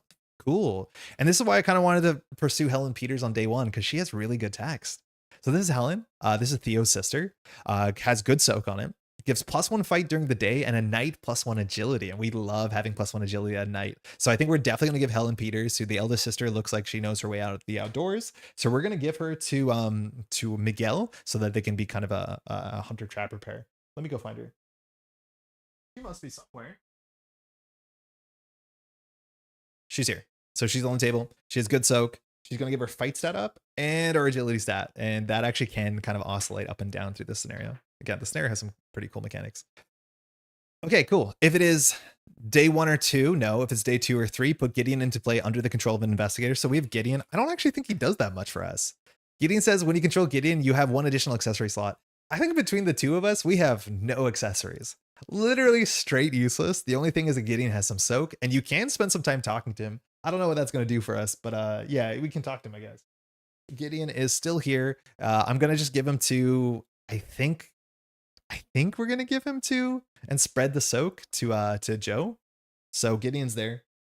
3 horror, 1 soak, but this accessory slot thing doesn't really matter. We have, again, no accessories amongst the 2 investigators, and that is just like a card pool size issue.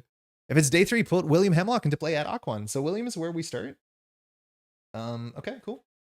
So William's at the top. William, you can parlay. William, you can parlay with book 2. So we'll see how bad the bag is and bad the tokens are. But we're not going to control him, I don't think. But it's test 2 will test 2 book, which at least we're kind of set up to deal with that.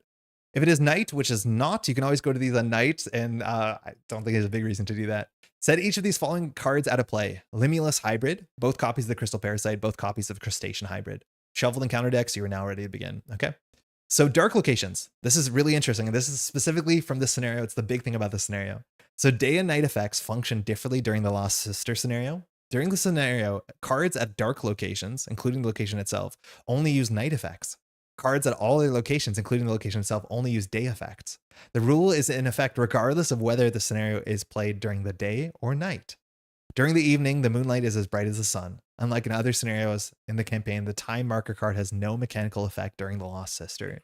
So the idea is we're going to be diving into caves, and even if it's the day currently, if we're in a cave and the cave is dark, all the like environment, the flora and the fauna will be treating it as a night, which means Helen Peters is really interesting because in the bright light, she's good at fighting, but in the cave, she's better at avoiding. So I don't think I'm going to hard code her stat into our stat board because it's going to be shifting like so aggressively. Okay, so that's most of the setup.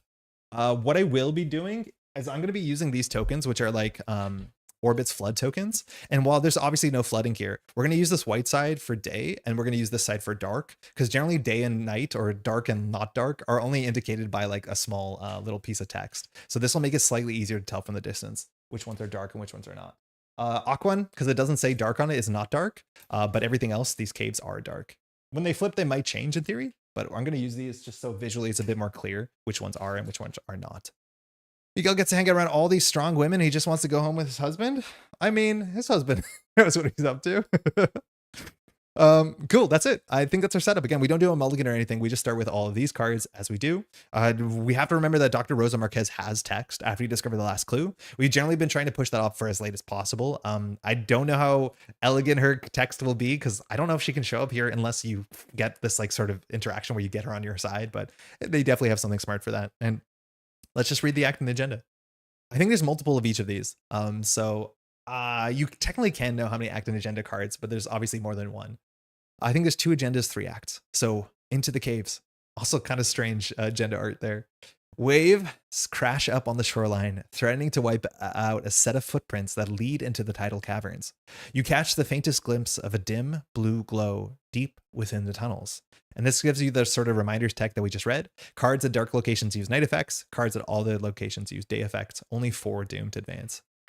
Now the act will be the other side of the art, which this is one piece of art that gets split. And sometimes a split leaves one side kind of wanting. So the missing sibling. Elizabeth Peters has gone missing in these coastal caverns, chasing after the family dog. Helen is determined to get her back. Forced. After the last clue is discovered from a cave location, you have to put the top card of the caverns deck into play adjacent to your location. Objective is to find Elizabeth Peters. If the investigators have both found a torn dog leash and found a set of footprints, immediately advance. There's a fair bit of variance here because I think there's one location in this deck, and it could already be on the table, that says the leash, one that already says it's the other one, the footprints. If we put it into play immediately and we go the wrong way around, we have to like kind of check all of these 3 before we kind of go deeper. So you have to like spread out and kind of like go back like you're doing an actual search. Because if we kind of overinvest in going this way and it turns out it's there, like we're going to be in a really bad spot. This is also one of the things that you could solve it in like 2 actions or like 3 actions, or you could solve it in like, 14, 15 actions. So we have to get a bit lucky here because it's all just about drawing well from the top of the deck. With that, we're off. Welcome to Akwan, coastal town, or coastal kind of like shanty. The fishing village of Akwan sits quietly in a rocky bay on the northern shores of Hemlock Isle. A few people mill around the village boardwalks. Like William. This is Akwan, it has no clues on it. It says, as an action, you can resign. You give up the search.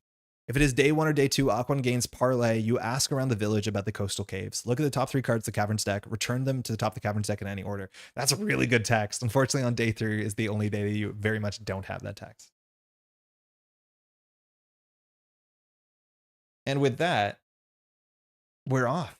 We're going to be asking chat for which direction to go for sure.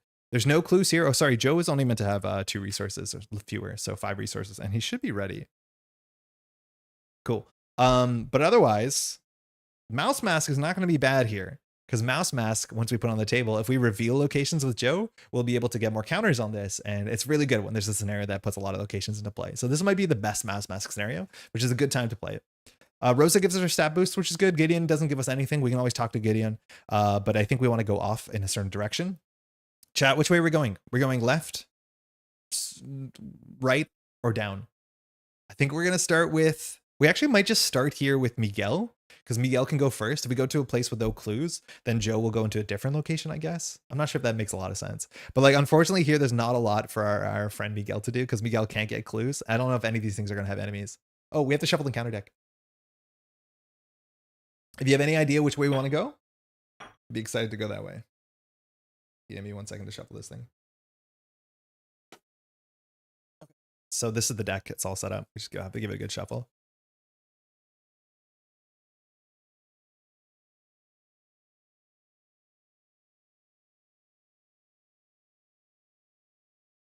It's 25 degrees in here. It's getting kind of warm. This is not the longest scenario. I think later on we lose some turns because it's day 3, but I think it starts okay. I think it gets a bit harder in the near future. We do lose these actions that allow us to, I should just start with this, that allow us to like look at the top of the deck, and that means we just have to get lucky. Okay, I'm gonna say that Miguel will start by going left. We'll go right because that's closer to Miguel's board. But Miguel will just like kind of go right and see what happens. On this turn, we definitely want to play Emergency Cash. It's a free action. We can play a free event every turn, and that's not a bad thing to do. But we want to be drawing to better cards sooner. Hunter's Instinct is not worth putting down immediately because Hunter's Instinct is only good if you have events in your discard pile. So it's like not even a card we maybe wanted to keep. It's just like really good because we already have the E-Cash.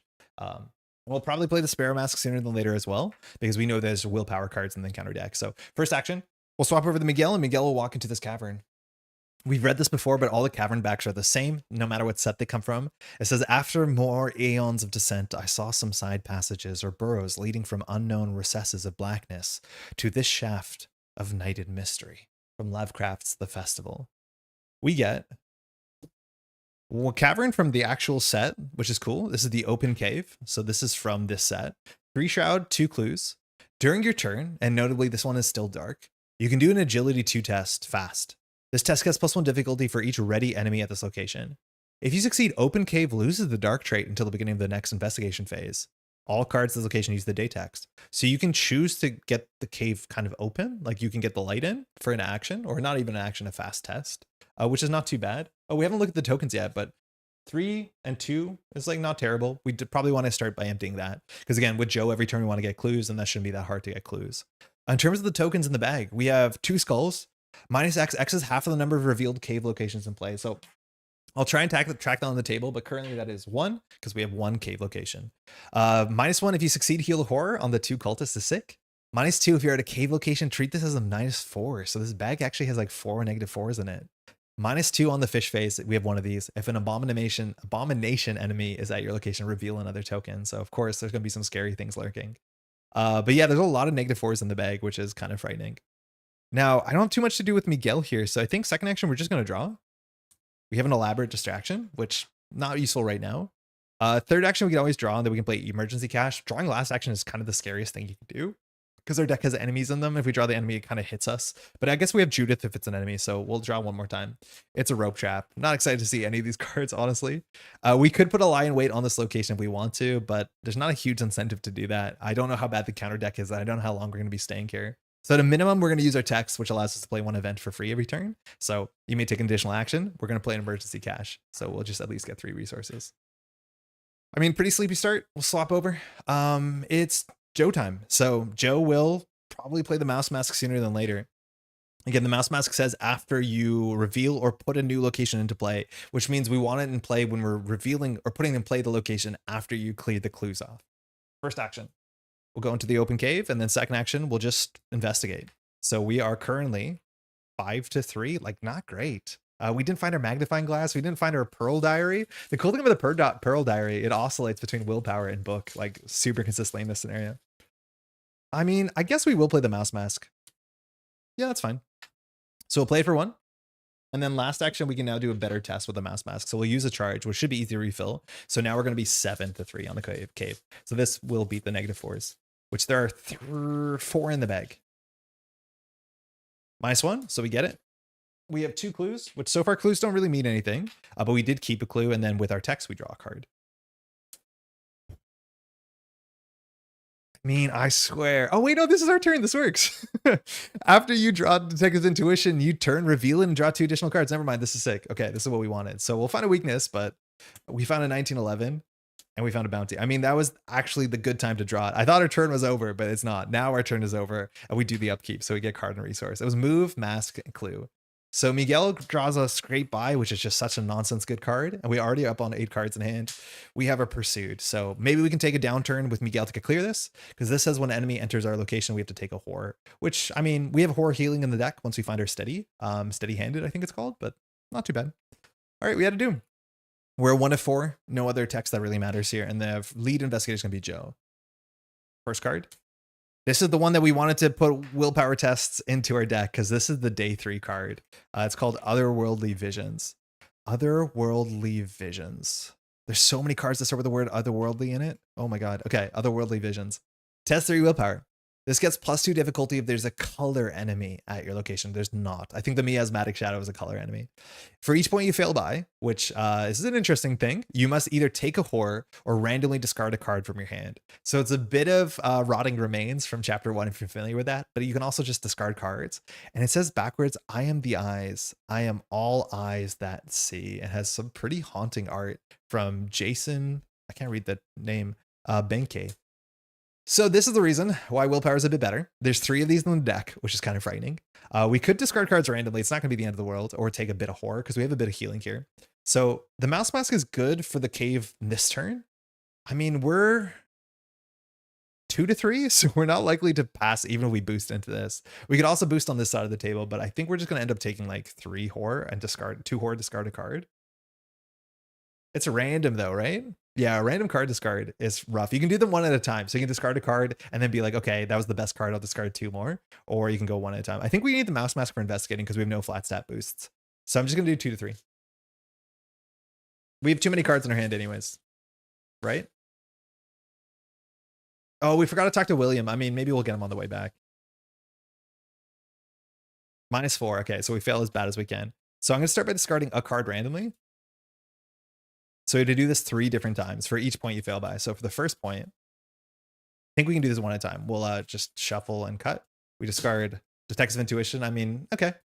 I'm going to keep discarding. I think there's only 2 cards we care about, the 1911 and Logan. Maybe E-Cash. Okay, that's bad. So that leaves us with Vicious Blow, Logan, and a Bounty. So it's 3 out of 5 to discard an Econ card. I think I'll take those odds. We're good at card draw. We're not that good at horror healing. Perfect. All right. So losing 3 cards for an encounter card is bad. Don't get me wrong, but maybe that was a bad use of resources. We'll swap over. Our encounter card. Shuffled this. So we didn't have time to put down our mask. So this one's going to hit us too. Luckily to us, we shuffled this. We pile shuffled it. This is 3 to 3 for us, so slightly better. The bag is pretty mean here, and there's again 3 -4s we have to deal with on this final day. So Lion Weight is our good card to like boost into things. I think we can take a bit of horror for sure. Helen is giving us currently, it is dark here, so she's giving us evade. I mean, it doesn't really matter. I think we'll just do 3 to 3. Like the worst case, we can do Scrape By, and we can always grab Scrape By with Hunter's Instinct. So hopefully we pass. There's only 1 0 in this bag, but we'll see how bad it is. It's a fail by thing. Tablet, that's -4, so we fail by 3. So we could choose to take 1 horror and discard 1 card, or we could take 3 horror, or we could discard 3 cards. I mean, our cards are pretty good. These cards are really good. So I think we're going to play Scrape By for 1. So when you would fail a test with a non-autofill token, you succeed by 0 instead, and you take 1 horror. So we'll take a horror. Yeah, we'll take a horror. It's fine. Okay. All right, not too bad. Joe probably goes first. He can get a clue. Then this location will show up. He'll get a Mouse Mask. He can move into that location, maybe get a clue from there. Or like choose to play Logan or play an Econ card, something like that. It's a shame we lost our gun. That was a bad discard for sure. We can go with Miguel first though, the clear Pursued. And like that's probably a bit better. I don't think Miguel's going to do much this turn. Like probably just play the Sparrow Mask, play Hunter's Instinct, one of them, and clear Pursued. So I think we're going to go first. We're going to spend 2 actions just to get rid of this, which like Miguel's not doing much on this turn. So that seems kind of fine. We have, I think, 2 more weaknesses in our deck. We have our Dead Ends one, the one that requires you to take less experience, and we have the bad Hemlock Curse. Last action, I think we're going to play the Sparrow Mask.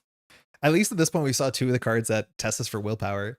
I mean, Scrape By and E-Cash are in our bin, but this is not a bad card to have for basically the whole game. So we're going to play this for 1, and that'll be our turn. We can use this to give us willpower or agility, and when we take damage or horror, recharges, which is like so easy to do.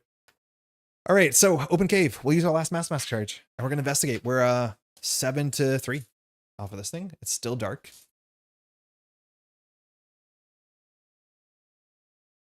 -1, we succeed. We get a clue, which means we get a card. So we're going to draw. Another weakness. Okay, so this is the one I was talking about.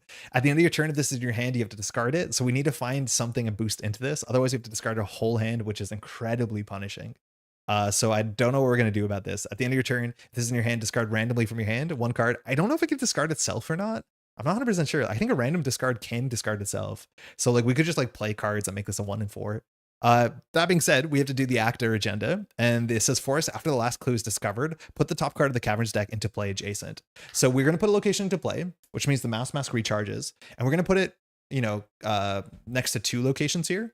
The thing is, like, we might not want to empty this one, because I think we want to empty this one next to put a location here so we can check that one and kind of like plan our day out. So this is the cavern. We don't move there, we just put into play, I'm pretty sure. Yeah, put into play. Okay, so the Hemlock Curse. When you commit it to something, it gives you -1 to the stat. I mean, with this, a Mouse Mask and Rosa, maybe we'll be able to do it. We also can do Dr. Rosa's text here if we want to. We tried to save her text for a bit later in the game, so I think we will. But after you discover the last clue, you can choose to do this. I don't think we will. We've generally been rewarded for holding off. A second action will move into this cavern. Suspended Graveyard. Okay. Suspended? Yeah. 4 Shroud. Ouch. 2 clues. As an action, take 1 horror. Notably, it's not dark. It's actually light.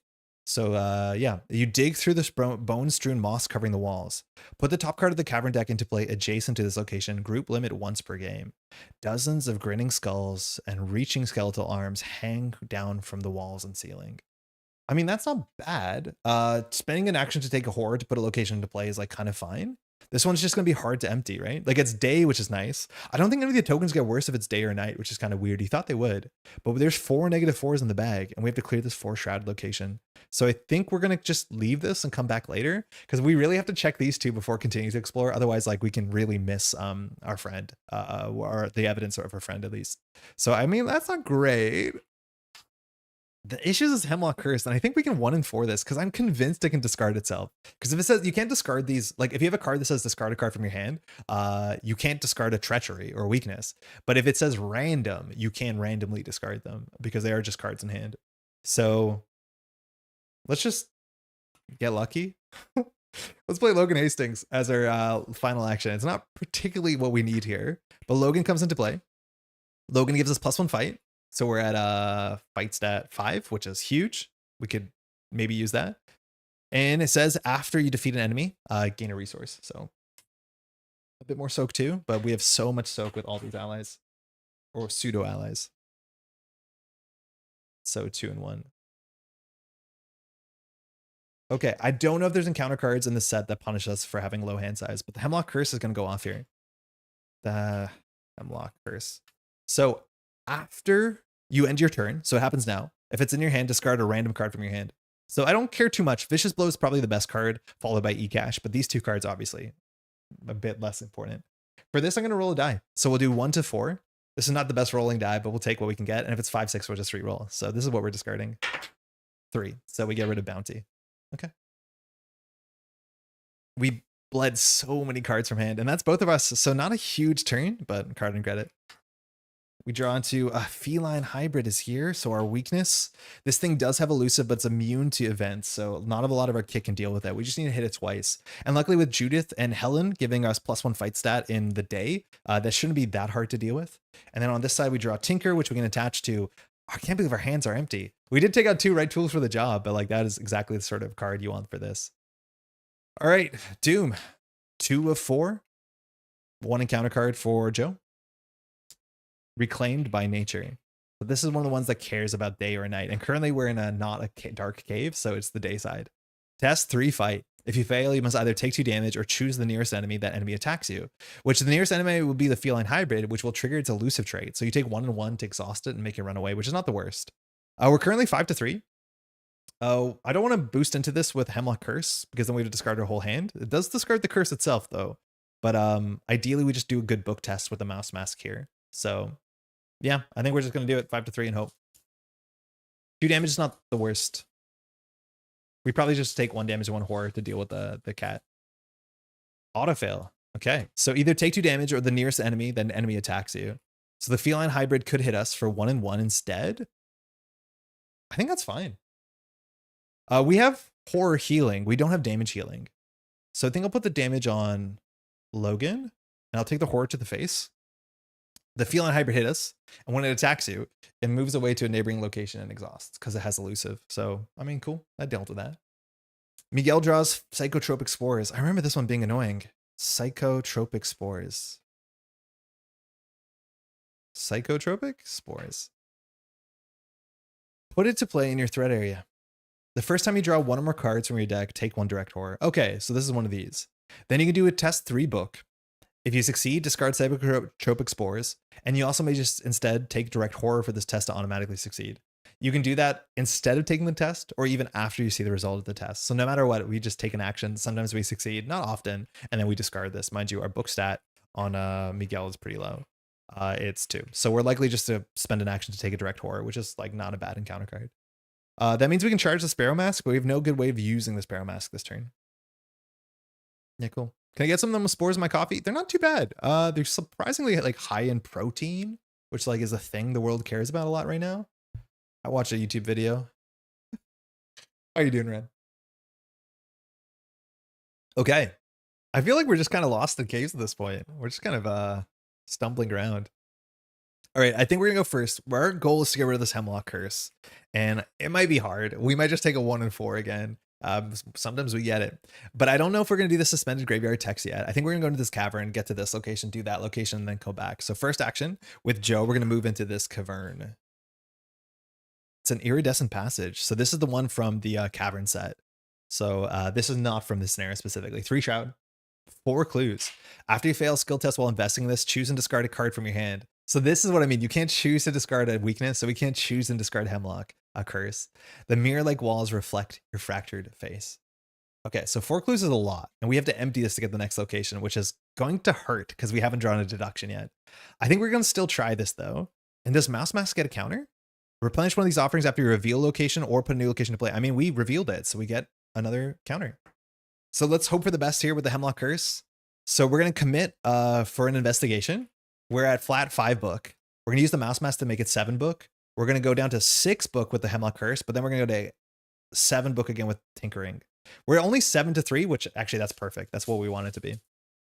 Again, we're 5, 6, 7, 8, 7-3. So the only bad thing is the bad one. It was my first day at my new job. How was it? Congratulations again. -4. I mean, we tested into that. We get rid of this. We get a card. We get a clue. Perfect. I mean, emptying this is actually like a pretty tough call. It's a lot of actions. We draw another Vicious Blow, which is very much what we don't need right here. We need to find clue compression. We have 1 more action. We could just investigate 5-3. Again, the bag on average is like a -3. The bag is pretty mean to us. But I don't know what else we're going to do. We don't have any way to get clues through events, which would be kind of nice. We have a lot of drawing to do. That'd be nice. But like, there's always a small chance that this is the location we need to get to because that has one of our things. And I don't want to go out this way without clearing this, which maybe Miguel just walks into that this turn and we can figure it out. So maybe we'll just investigate. I don't want to use the Mouse Mask again because I want to confirm. But like here, this is a really ugly thing. It's like, we're not going to be likely at getting this clue. We're not going to be good at getting this clue consistently because we have no book icons. That I think we're just going to do a 5-3 and hope. After 2 years of job insecurity, it's a relief. You said you hadn't done Lost Sister before. How are you liking it? No, I've done this one before. I've definitely done it before, only during the day. So far, it's okay. These sort of scenarios that have like an unknown length based off of, oh, mind you, the skull is now 2. But the unknown length based off of, you know, just getting it in 1 or getting it in 13 cards, they always kind of rub me the wrong way. But I played this one a couple times. So we're +2. We get a -1, so we get it. I mean, that's nice. We'll take it. Maybe was it that you hadn't done Theo's story? Yes, I've never done Theo's story. I've never gone to this first, which is something I wanted to do to figure out about Theo and get Helen on our side. All right, so I think we're just going to spend 1, 2, and we're going to enter this one to see what this is. And if it's bad, we'll go a different way. It's another suspended graveyard. So at least we have our best person here who can maybe take some damage. Or sorry, horror. So it's another 4 shroud, 2 clues. We can just take a horror to put the next location into play, which means we don't have to get these clues here, and I don't think we will. Okay, so that's good. That's good. We're now free to travel because we know for sure the 2 locations we want are in this deck. So there is 8 cards left. So 1 in 4 chance for the next one to be good. Then I think last thing, we're just going to do the Psychotropic Spores. We're going to do the test. It's probably not likely to work, but we don't have anything that's bad if you fail a test in this token pool. So we're 2 to 3, and if we fail, we'll just take a direct horror anyways. 2 to 3?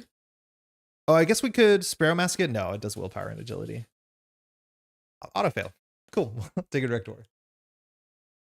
And with that, card and credit. So here we draw an e-cash. I mean, that's free money. Not the biggest concern, but it's a clickless event. And on this side, finally, we drew a magnifying glass. Notably, you only can play fast assets during your turn. Fast events you can play at any other paid ability window. Fast assets are only your turn. It's something I've learned somewhat recently.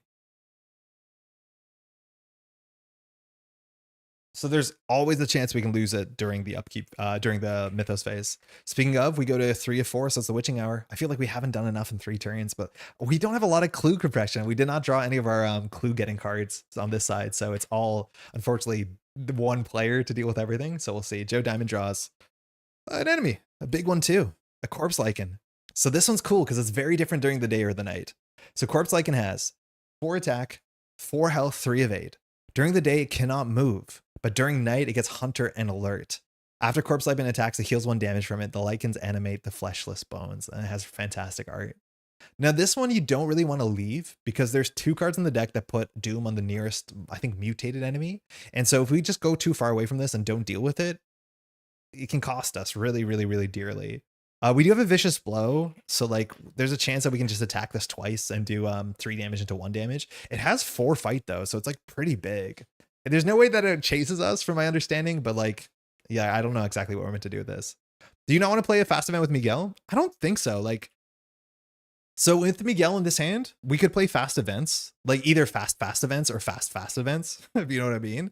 But like the only one that we consider is like, do we want to put Rope Trap in our location? Probably not, because I don't think we're staying here. Elaborate is nothing. Do I want to play Lie in Wait? It's like, I don't think enemies are going to show up here. Like these cards I think are a bit better when you know you're going to be in a spot.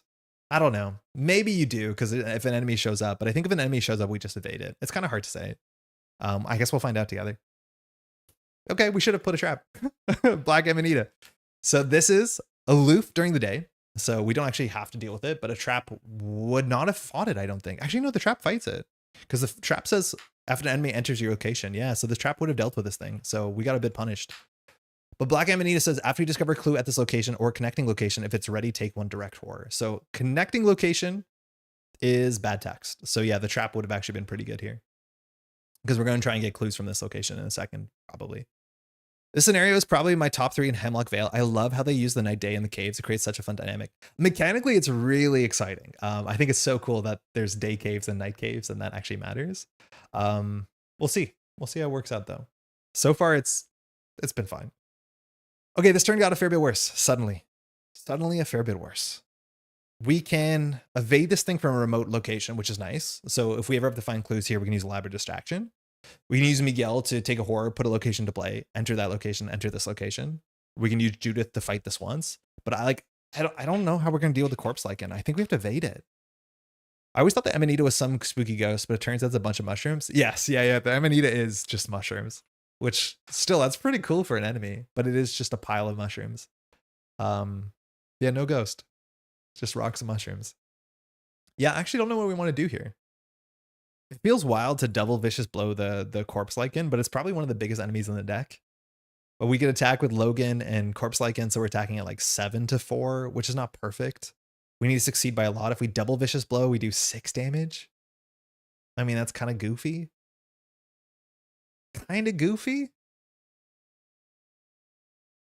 But like we could evade it. I think we have only 2 evade though. So like, oh no, we have 3 evade. We have 3 evade. Oh yeah, because of Rosa. Yeah, we could do 3 to 3. It doesn't have any text. We could also just leave with the Corpse Lichen. Like that's an important thing. It just hits you for 1 and 1, which is not the end of the world. But it doesn't move, so it won't follow you. So like, that's fine. We could always just like make it leave. But where are we going? I think Miguel goes first because it might not be unlikely that we just let it leave. I'm realizing corpse lichen isn't actually some undead thing. The lichen animating a corpse. The scenario is actually even more baller. Yeah, it's just lichen is moss, right? It's a mossy corpse being controlled by the plants. That's why, at night it gets a bit stronger when the mushrooms are stronger. Yeah, there's no zombies. It's just nature. It's like such a sick theme. I think we're getting really punished for not playing the lion weight. Okay, regardless, we'll start with Miguel. So we're going to go to the suspended graveyard, or we're at the suspended graveyard. We're going to first action, we're going to take a horror. You dig through the bone strewn moss covering the walls. We'll just take the horror to our face. I think that should be fine. There is the encounter card that cares about you having damage on your face. We need to do that a bit more. Let's just get their stats off. So then we can go and says, put the top card of the Caverns deck into play adjacent to this location. So we'll put it here. Cool. I don't think we're gonna deal with the Black Amanita. It is aloof. It won't move. It is mutated though, so it also can get Doom on it, which means we'd have to deal with it sooner than later. The problem is like with this hand, we don't have a good way of dealing with it. I wonder if there's a card that says it moves to your location. Oh, we get a Sparrow Mask charge, but it's full. Yeah, that sucks. It is only 2 fights. We're currently in the dark, and the dark Helen is better at evading. If it was the light, it should be better at fighting. But we're in the dark, so our fight stat's only 3-2, which is again, the bag is just really, really surprisingly mean. As soon as we enter this, the skull also goes to -3 because it'll be 1, 2, 3, 4, 5 caves. Okay, well, we're just gonna leave it and hope it's not a problem. So we're gonna enter this cavern, which gets us away from the feline hybrid, and we get the overgrown tunnel. So this is one from the set that is not this encounter set. 3 shout, 2 clues. When it has clues on it, you must spend additional action to move out of the overgrown tunnels, which sucks. We cannot help our friend here. We're stuck in the tunnels. Thick, sinewy roots choke the surrounding tunnels. Okay, so things we could do. We could either play a fast event or Hunter's Instinct or all of those. So maybe now I will do the thing. I'm going to play a lion weight, which I should have done before. So we'll spend this and attach it here for 2 resources. We're going to spend our last action to play a Hunter's Instinct for 2 more resources. So this has 3 charges.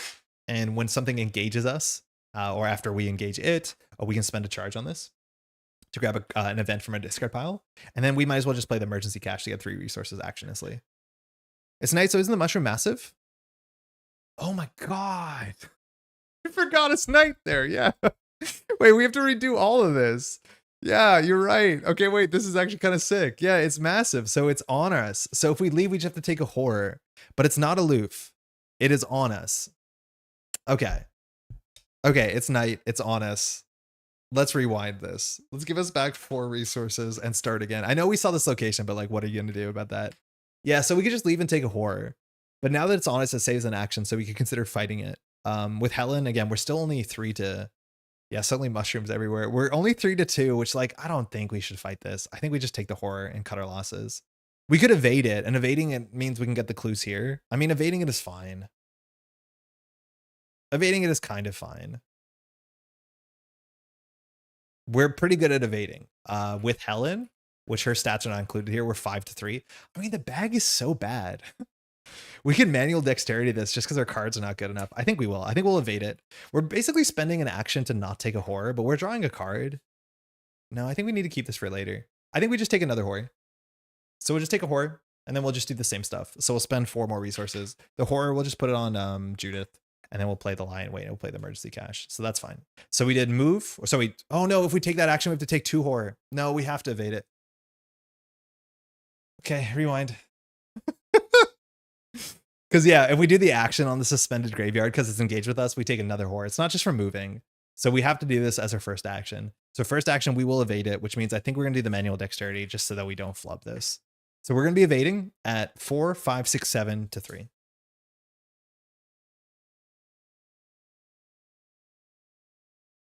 Tablet is -4 because we're in a cave, but we succeed.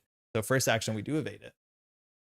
We'll repair her. We draw into a do or die. That's good. We could use that. Man, it would have been so good if we dropped the trap. Why didn't we drop the trap? It would have been so good. Pretty sure Time Warp's a Mystic card. I mean, well, we'll do what we need to do. Second, we'll do that. Third, we'll go here. We'll still play Emergency Cache, and we'll still play Lion Weight. So that costs us 2. Good stuff. He finally did it. You can use the Sparrow Mask because you get the charge back.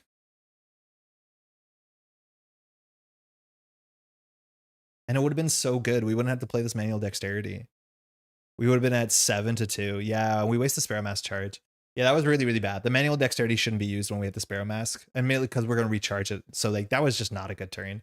I messed it up and then I crashed out further trying to fix it. But yeah, the best line there was like evade with the Sparrow Mask, take the horror, recharge the Sparrow Mask, and move into here, place the trap.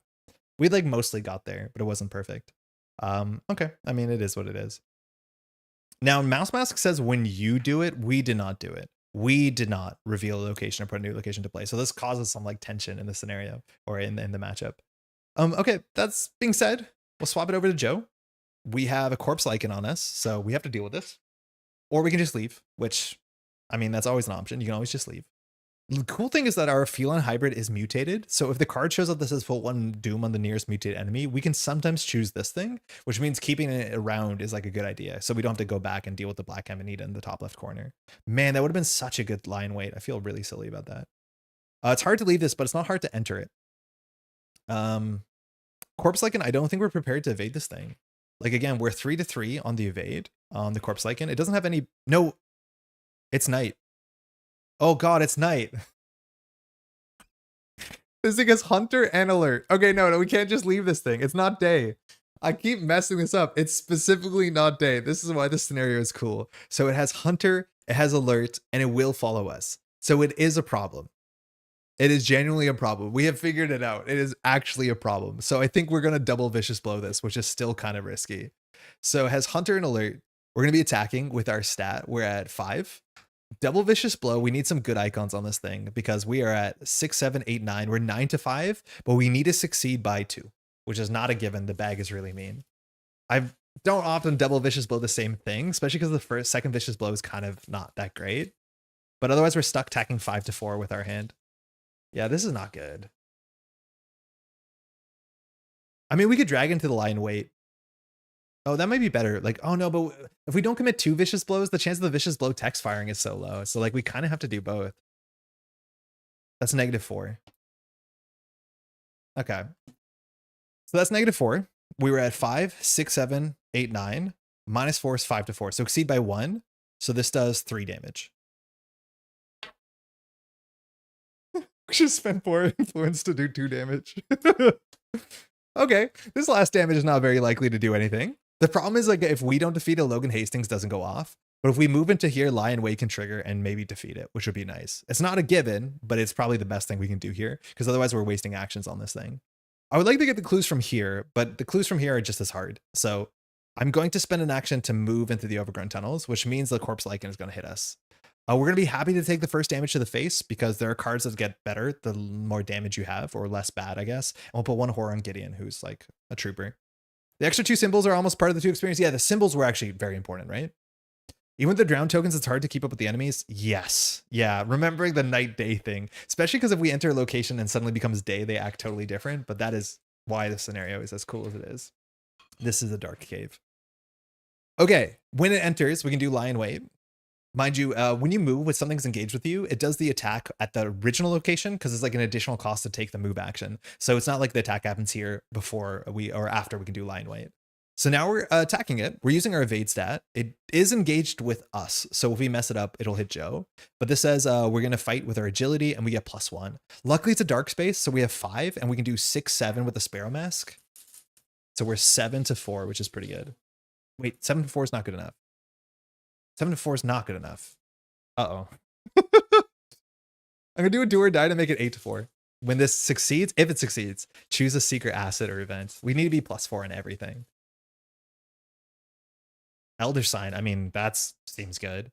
So the Elder Sign is, this is a test we're doing on Miguel. So not only do we succeed, we won't discard the Lion Weight. We'll do 1 damage to the corpse lichen. It doesn't have victory.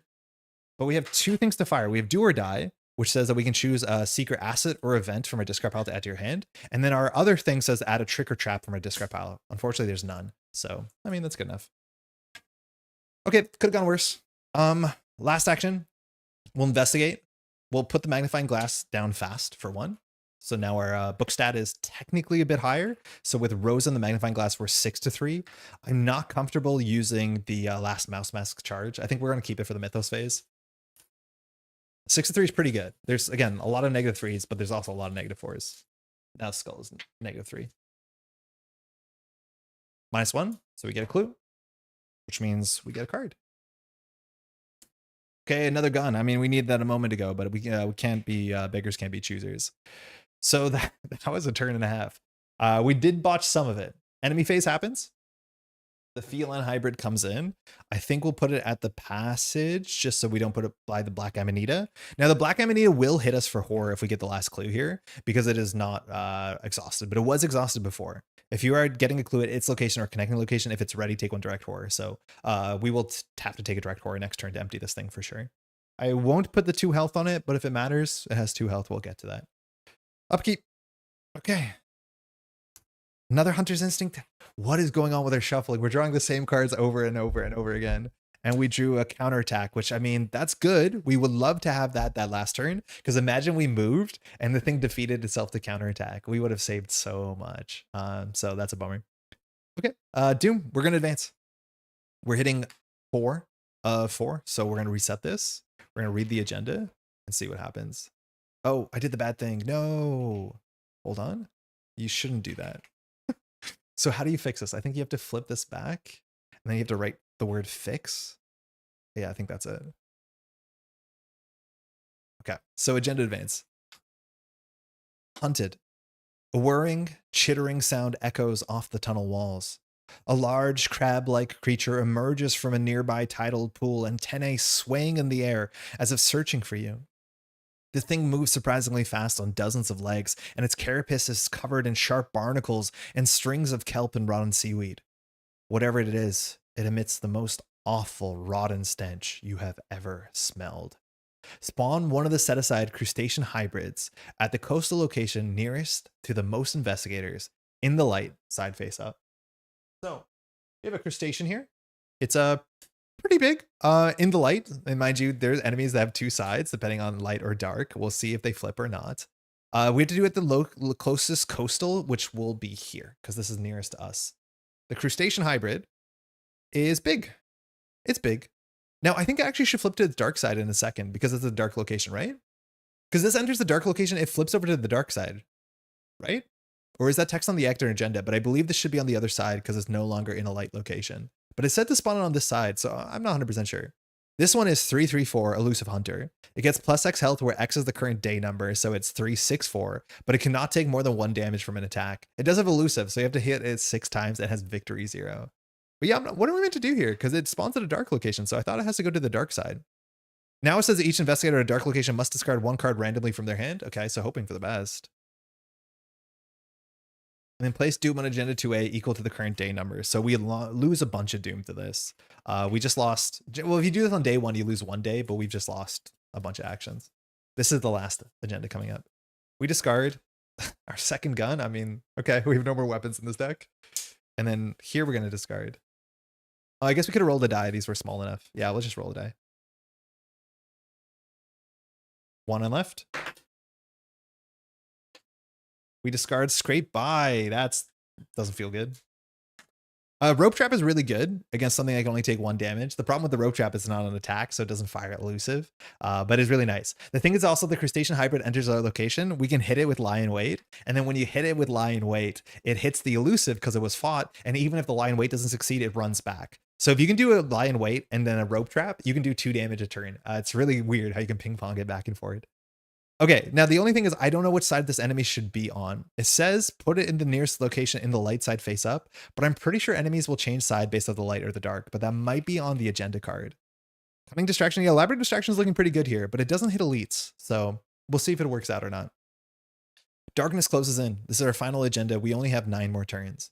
The cavern walls are alive with churning, shifting fungal growths as seen to be following you. Cards at dark locations use night effects. Cards at other locations use day effects. Only 12 Doom to advance. Okay, I'm convinced that the enemy is meant to be on the right side based on the night and day when a card is 2-sided. But it's not telling me to do that. Does it tell you to do that at some point? Because like that's the cool thing about the scenario is that the enemies have 2 sides. But where's that text? Because it said put it on the day side. So I'm assuming we're not meant to flip it. But the reminder text has during the evening... Yeah, during the scenario, cards at dark locations use only night effects. Cards at all their locations use day effects. The rules in effect regardless. I'm not sure. Oh, maybe when you're nighttime it comes in and I don't know. I don't actually know. Okay. All right, encounter cards. All right, we found the last one. So this is Otherworldly Visions, which yeah, I mean we ripped through 3 so quickly. We only have 2 willpower stats, so even boosting it to this with the mouse mask is not worth it. So I think we're just gonna take 1 horror and kiss our hand goodbye. There's no color enemy at our location, but we're currently 2 to 3, and for each point I fail by, we have to take a horror or discard a card, which yeah, feels bad. We also didn't defeat it with Logan, so Logan's text doesn't fire. We also didn't have a bounty, which we could have played it. It depends on if you're here at night or not, despite the actual cave mechanic not carrying. Oh, yeah, okay. Weird. Weird how that do be like that. We could use Mouse Mask. I mean, I want to use Mouse Mask to get the last clue off this location, so I think we won't. So we're 2 to 3, hoping for the best. -1, so we failed by 2. So we could take 2 horror, we could discard these cards. They are randomly from your hand. Counterattack is like such a good card. It does not beat Elusive though. This is something I think I messed up on the channel before. If something attacks you and you cancel that attack, Elusive doesn't fire because the attack was canceled, even if you know you didn't get hurt. But Elusive will not fire if you cancel an attack, which is kind of neat. You can use that to your advantage. I think we're just gonna take 2 horror. So we're gonna take 1 horror, and I'm gonna put 1 on Rosa. We have so much soak. Okay, we'll swap over. Cavern Moss. So an enemy has shown up here, and this is such a unique enemy. It's aloof and it's hunter. While Cavern Moss is attached to an asset, it may be attacked as if it were an enemy engaged with you. Forced, after you succeed at a skill test while fighting or investigating Cavern Moss's location, if it is ready, you attach it to an item asset you control. Treat attached asset text box as if it were blank. So this is something that attaches to your items, and then you have to fight it off of your items. Now, it's also not in your threat area. It says it may be attacked as if it were an enemy engaged with you, but I don't know if another person can fight your item. I feel like they can't because of rules complications. Because you can only attack something in your threat area, but it says it may be attacked as if it were an enemy engaged with you. No, maybe they can. But obviously, if you miss, you hit somebody. Now, 3 health aloof enemies are so good for our, you know, our hunter's bow, which we haven't found yet. But unfortunately, we're going to be struggling with this. So it's aloof and hunter, but if you succeed a skill test while fighting or investigating this location, which means if we ever want to get this last clue, this thing is going to jump onto one of the items held by Joe, which is not really great. If it's ready though, yeah. I mean, we could fire the lion weight on it to do 2 damage. It might be right. It means the crustacean hybrid won't have the lion weight trigger on it, but if we hit the lion weight from here, we can push it back into it and fire. So I think we will fire the lion weight. This will do 1 damage, which, I mean, this thing only has 2 attack. Wait. It attacks even if it attaches even if we attack it, right? After you skill test while fighting or investigating its location. Okay, so even if we attack it, it will jump onto one of our items. So it will become our sparrow mask. That's kind of funny. I think that's okay. Does it hit you for 1? Like, when this is one of your items, is it an enemy that attacks you for 1 when you do anything? Or does it just blank the text box? If you succeed while fighting, attach this to an item asset, treat attached asset text box if it were blank. It's no longer an enemy engaged with you, though. So, like, if I take a resource, it's not going to fight me. Right? Right? We're going to try and fight this thing. 6 to 2 for 1 damage.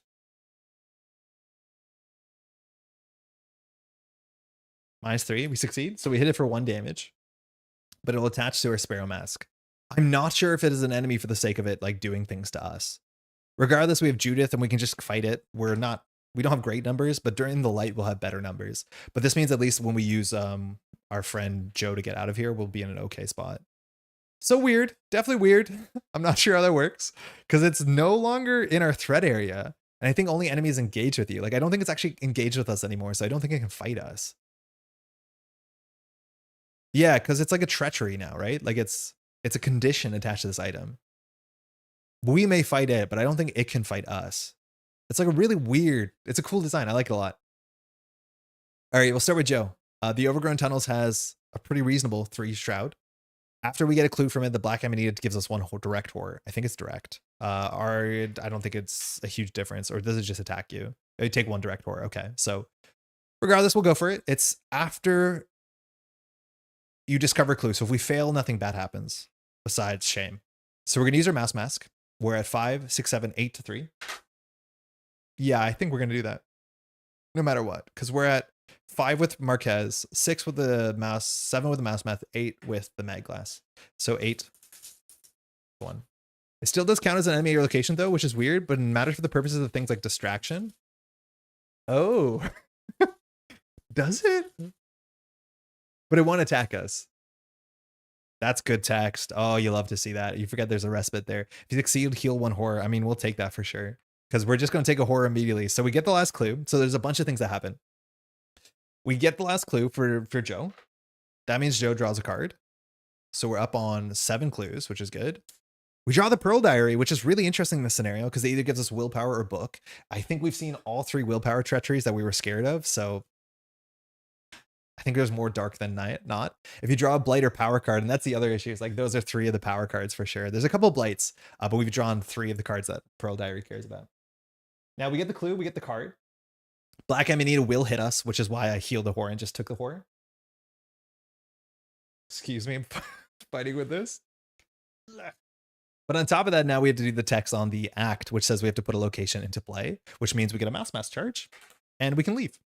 This place also has no clues on it, so it's no longer hard to leave, which is important. So let me just slide these back. We abandon William. It'll be fine.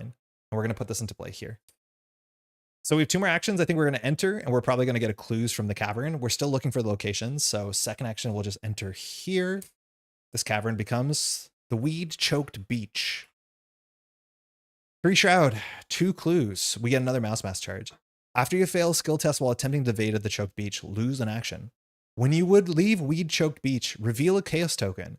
If it's any of the negative symbols, so not cultist, not elder sign, you must either cancel the effects or discard an item asset you control. Okay, that's rude.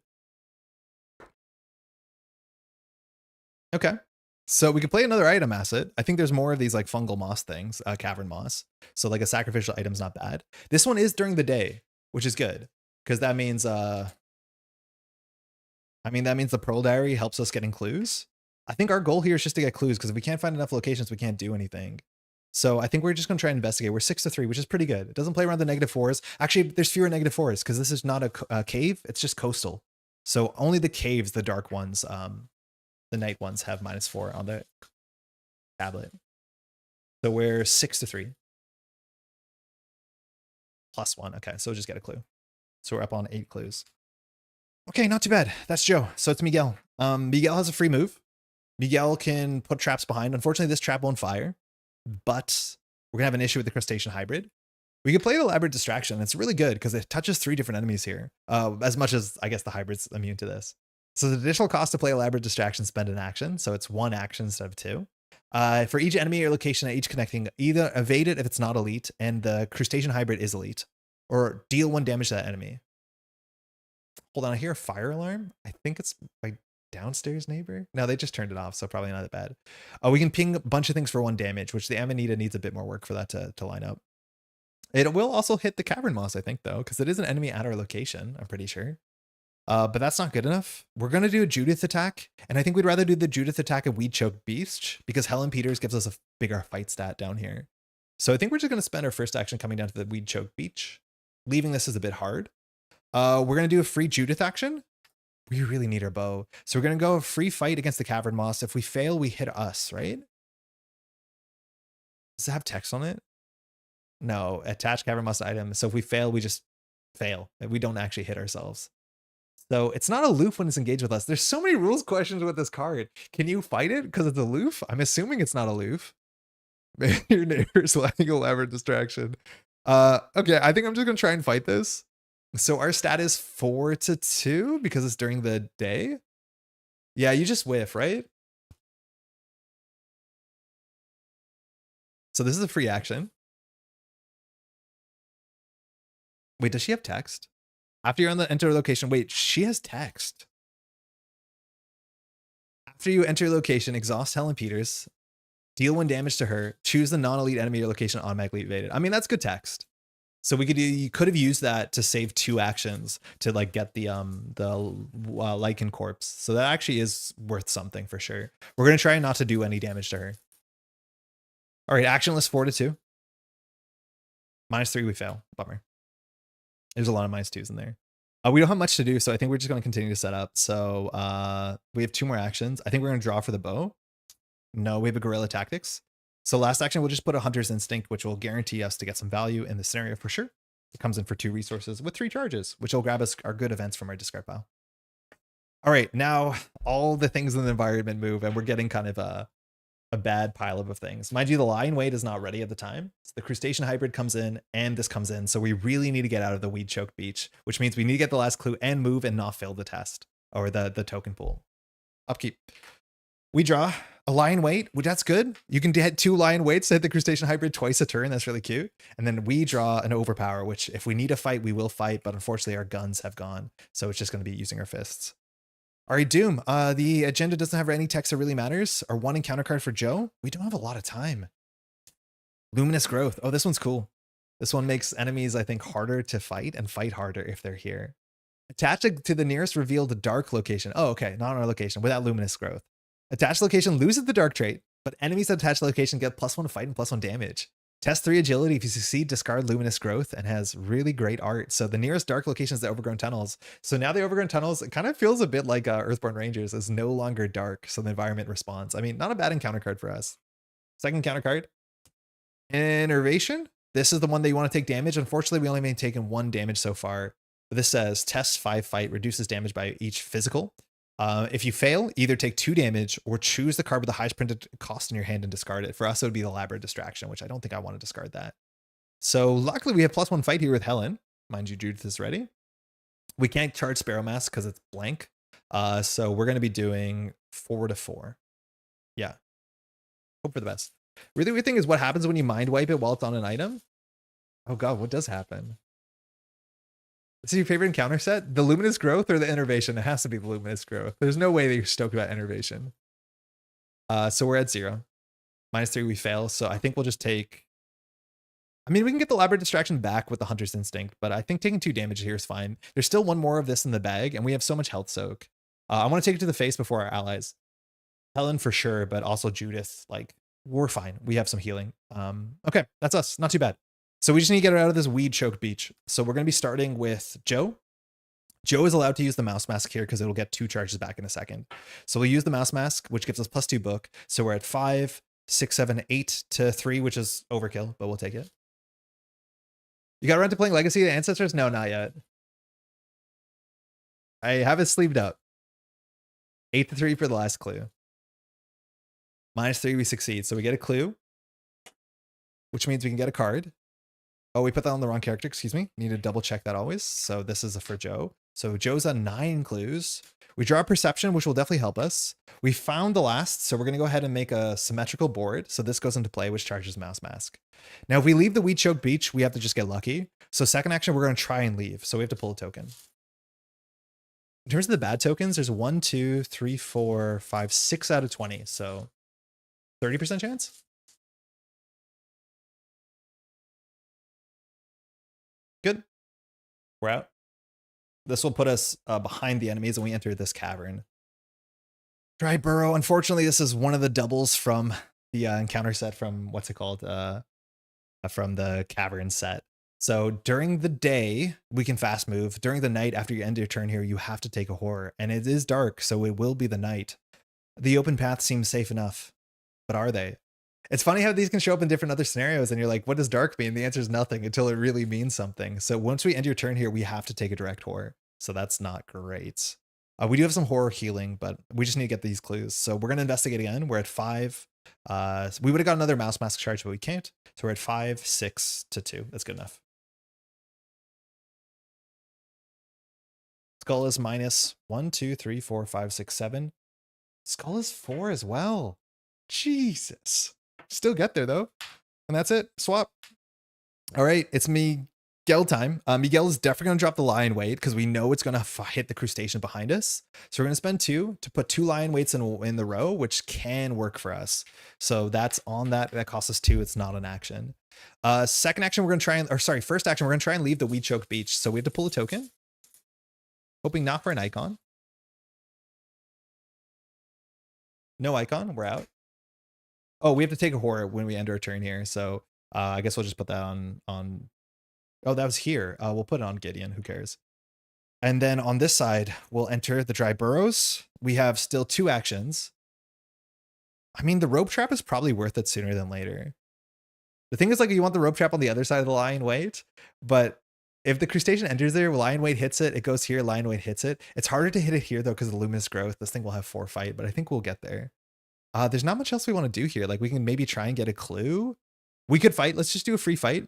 Oh, we should have done the free fight here, but I guess we didn't know if we're going to leave or not, because now Helen is not as good as fighting as she was have been earlier. So we're going to try and fight the cavern moss. I don't think anything bad can happen, but we're only 3-2 on the cavern moss. We have to use our fight stats, so it's not like we can boost into this with any of our agility icons. I mean, Hunter's Instinct might help, but we don't really need this test to go through. -1, it goes through. So we do 1 more damage to cavern moss, trying to liberate our Sparrow Mask. We still have 2 actions, because we did fast event, fast fight, 1 move. We're going to take a horror here. I think I can draw once for an arrow. Loner's not bad, but a lot of this moving is together. Like, we're not really incentivized to split up. So we could try and go for a clue. We're only 2-2, which, again, there's only 1 0 in the bag. So I don't know what we want to do. I think we just keep drawing. There's 1 enemy in the deck we could draw. I think we'll just draw. Another rope trap. Bummer. We could play a rope trap. We haven't played a fast event yet. So playing rope trap here seems fine. We have the money to do it. Yeah, let's just put a rope trap down. So we'll spend 2 as a free to put a rope trap here. When an enemy enters the location, they take 1 damage. Now, this is not a fight action, so it's not going to like fire elusive, but now let's see some weird stuff happen. At the end of our turn, we have to take 1 horror for being here. We'll put it on Judith. We haven't seen any cards that do direct damage or horror to allies. As soon as we see one, we're going to play differently, but for now, it's fine. Okay, so the feline hybrid, we can choose which way it goes. We'll put it in here. It's immune to events. That's fine. Then this crustacean hybrid's going to enter. And it's during the day. So I don't think that matters on this thing. But it says it gets +3 health. So it's only 6 health. I said it was 9 health. It's 6 health. So it's 3 + 3. And when crustacean hybrid would take a damage from attack, reduce that damage by 1. So it enters this location, and we can hit it with the lion weight. So lion weight says we can fight it. Luckily, we're in the dark, so we have +1 evade. So we're at 5 + 1 evade. So we're 6-3. Right? Pretty sure that's right. Because we're at 4 with 4? Yeah, we're 4, 5 from Helen, 6, because we're 6-3 here. I think that's good enough. Even if this fails, the elusive fires because we fought it. So 6-3 to do 1 damage to the crustacean hybrid. -1 is successful. We'll do 1 damage to it, so it's down to 5 health. And then elusive triggers, so we have to move it to a location that's neighboring without enemies. So we'll put it in this location, exhausted. When it enters this location, we can fire this lion weight, which can do some really ridiculous things. So this lion weight fires. This place is not in the dark because of the luminous growth, but the luminous growth says that it has +1 attack, so it should be slightly harder to fight. So it has +1 fight and +1 damage. Now it is exhausted, but now we have to fight it again. So now we're fighting again, 6-4, so less guaranteed. But I mean, if it works, it works.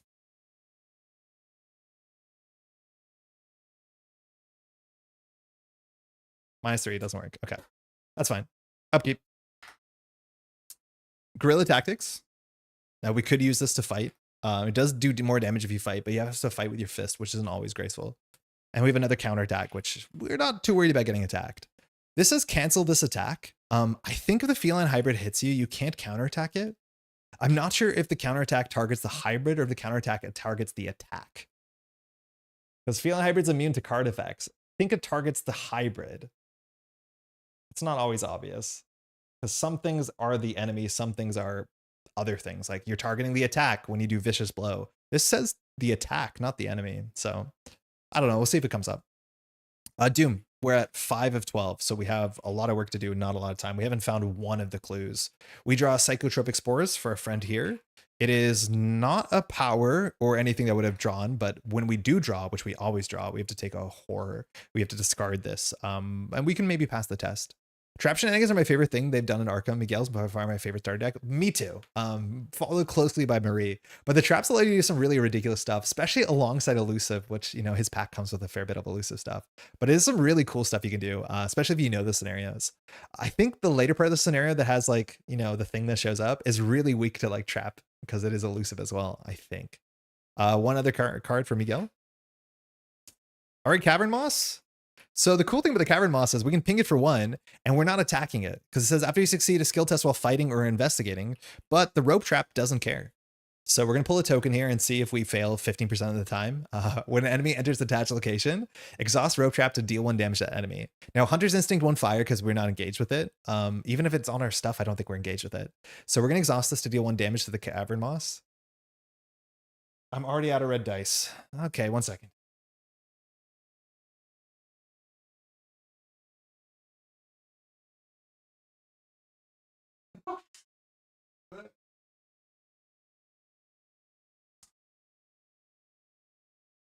So it has 3 health, but we're gonna try and hit it. So we just don't want to pull an autofill or a skull, which is 3 out of 20, I think.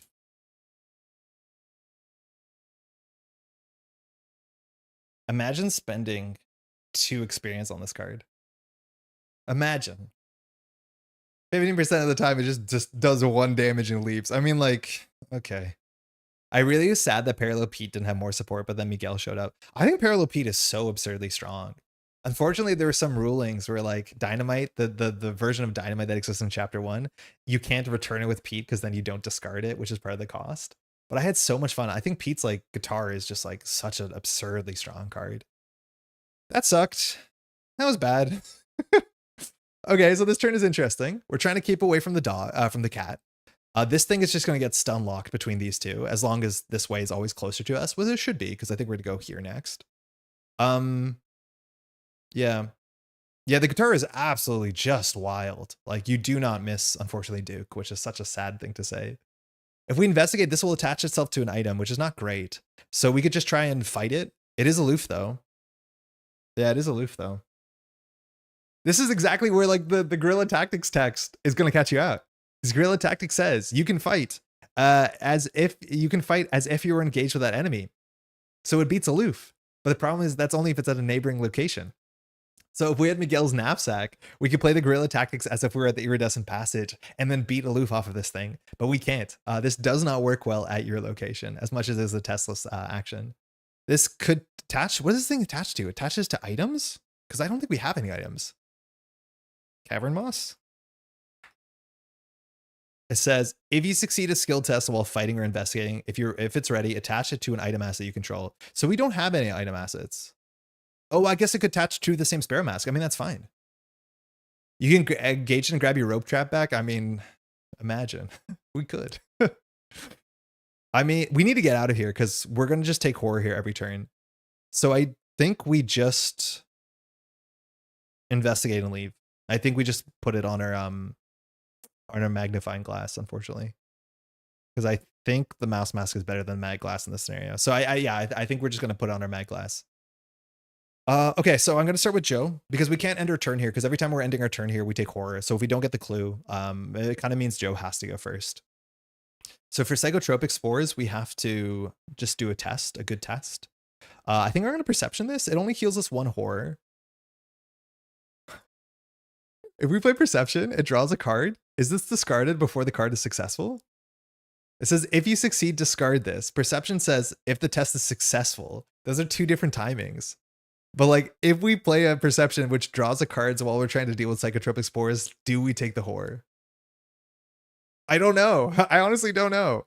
We're allowed to use mouse mask on this though, so I think it's fine. But we're gonna be at 5, 6, 7 to 3. Ashcan, Pete, and Jenny Barnes were 2 of my first investigators. I love me some Duke. Good dog. Yes. I never got into Jenny. I think she's kind of boring, but Ashcan is just the best.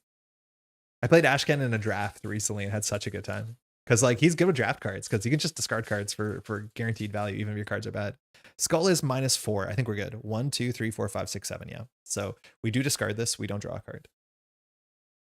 All right. Next, we're going to investigate. We're at 5. We can use the mouse mask because we'll recharge 2 tokens. So we're 5, 6, 7, 8. 8 to 2. Wait, we don't need to use it then. We don't need to use it because we're at 5. Right?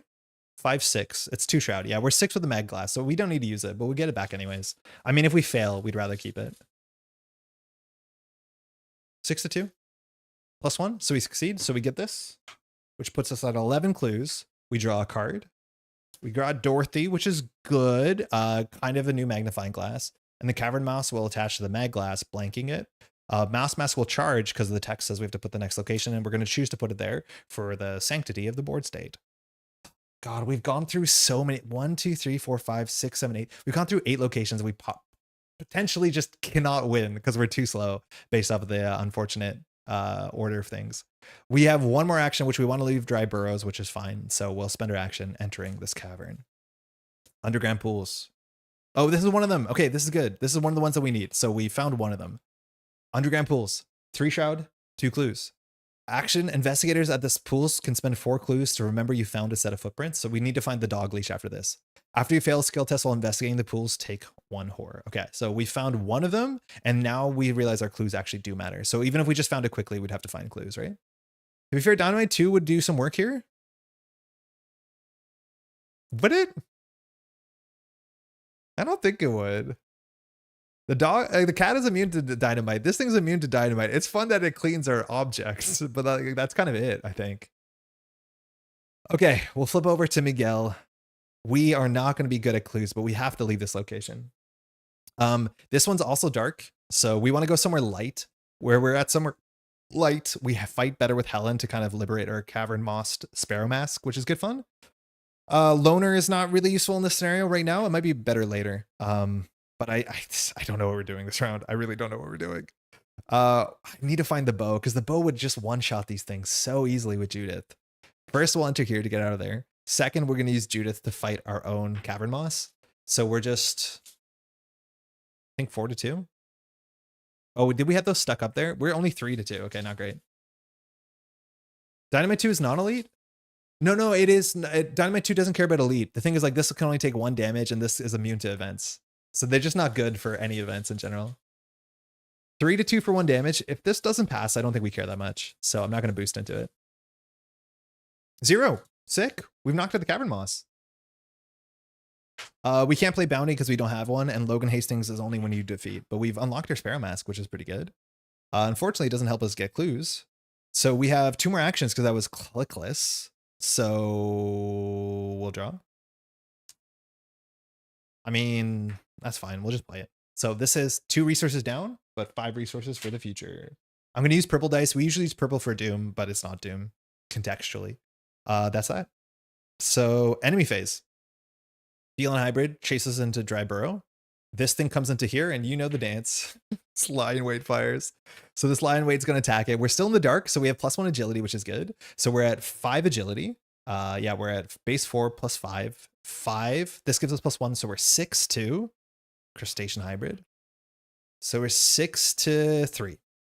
We could use the sparrow mask on it, but ultimately, like, this thing is just going to never reach us. So 6-3.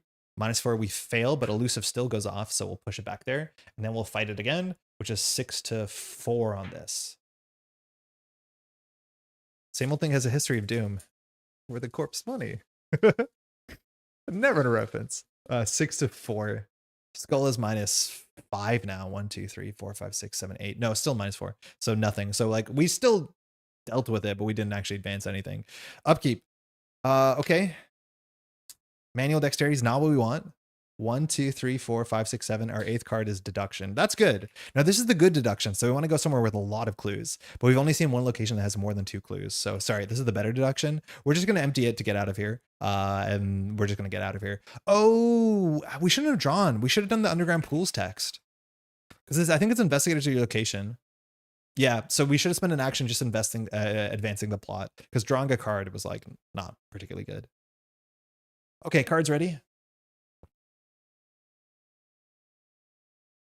I don't know if we can counterattack this attack. That probably is relevant text. Otherwise, we can always enter this location, fight it, and leave. I mean, that's not that good because Loner doesn't work either way. So Doom, we go to 6 of 12. I mean, I don't think we've done anywhere near enough. We draw 1 encounter card. Unnatural growth. Okay, so now we really need to destroy one of these things. Place 1 Doom on the nearest enemy with no Doom on it. Oh, it doesn't care about mutated cards. If no Doom was placed, by this effect, discard 2 cards randomly from your hand. So this is why, like, you have to kind of leave enemies around. And at some point, the nearest enemy is going to be this thing in which we really have to fight it. Because now we lost 6 actions, and we have to now knock the hybrid out. Which, I mean, I guess that gives us something to do. Swap. Luminous growth. Oh, that's good. It makes a day. That's good, right? So attach it to the nearest dark location. So the underground pools are bright. It's harder to fight things. They do more damage, but it is now not dark, which doesn't really help the token bag, but that means Helen is better at fighting. We want to get rid of this cavern moss. Okay. I think we're just going to keep digging. Keep on digging. So we're going to start with Joe, who's been doing everything this scenario. I think Miguel has not felt really that strong. We're going to start with the deduction. We're just going to dump it into this thing. So it's the better deduction. So we're at 5, 6, 7 to 3. We need to succeed by, it doesn't matter. We just have to succeed. So 7 to 3 is, we're good no matter what. We're going to be getting mouse mask tokens, but it doesn't really matter here. And I think we might use Rosa here. -4, we get it. So we get 2 clues. So we go to 13 clues. We draw a card. It's a caustic reaction. That's good to have, actually. That knocks out a lot of things really quickly, but now we have too many cards in hand. We put this into play, which means a mouse mask goes in. I'm going to put it here instead. I mean, technically we put it here. It's closer to those enemies if we have to loop back. But like, how big can we make the board state? Okay, hold on. We'll make the board state make sense. 1 second.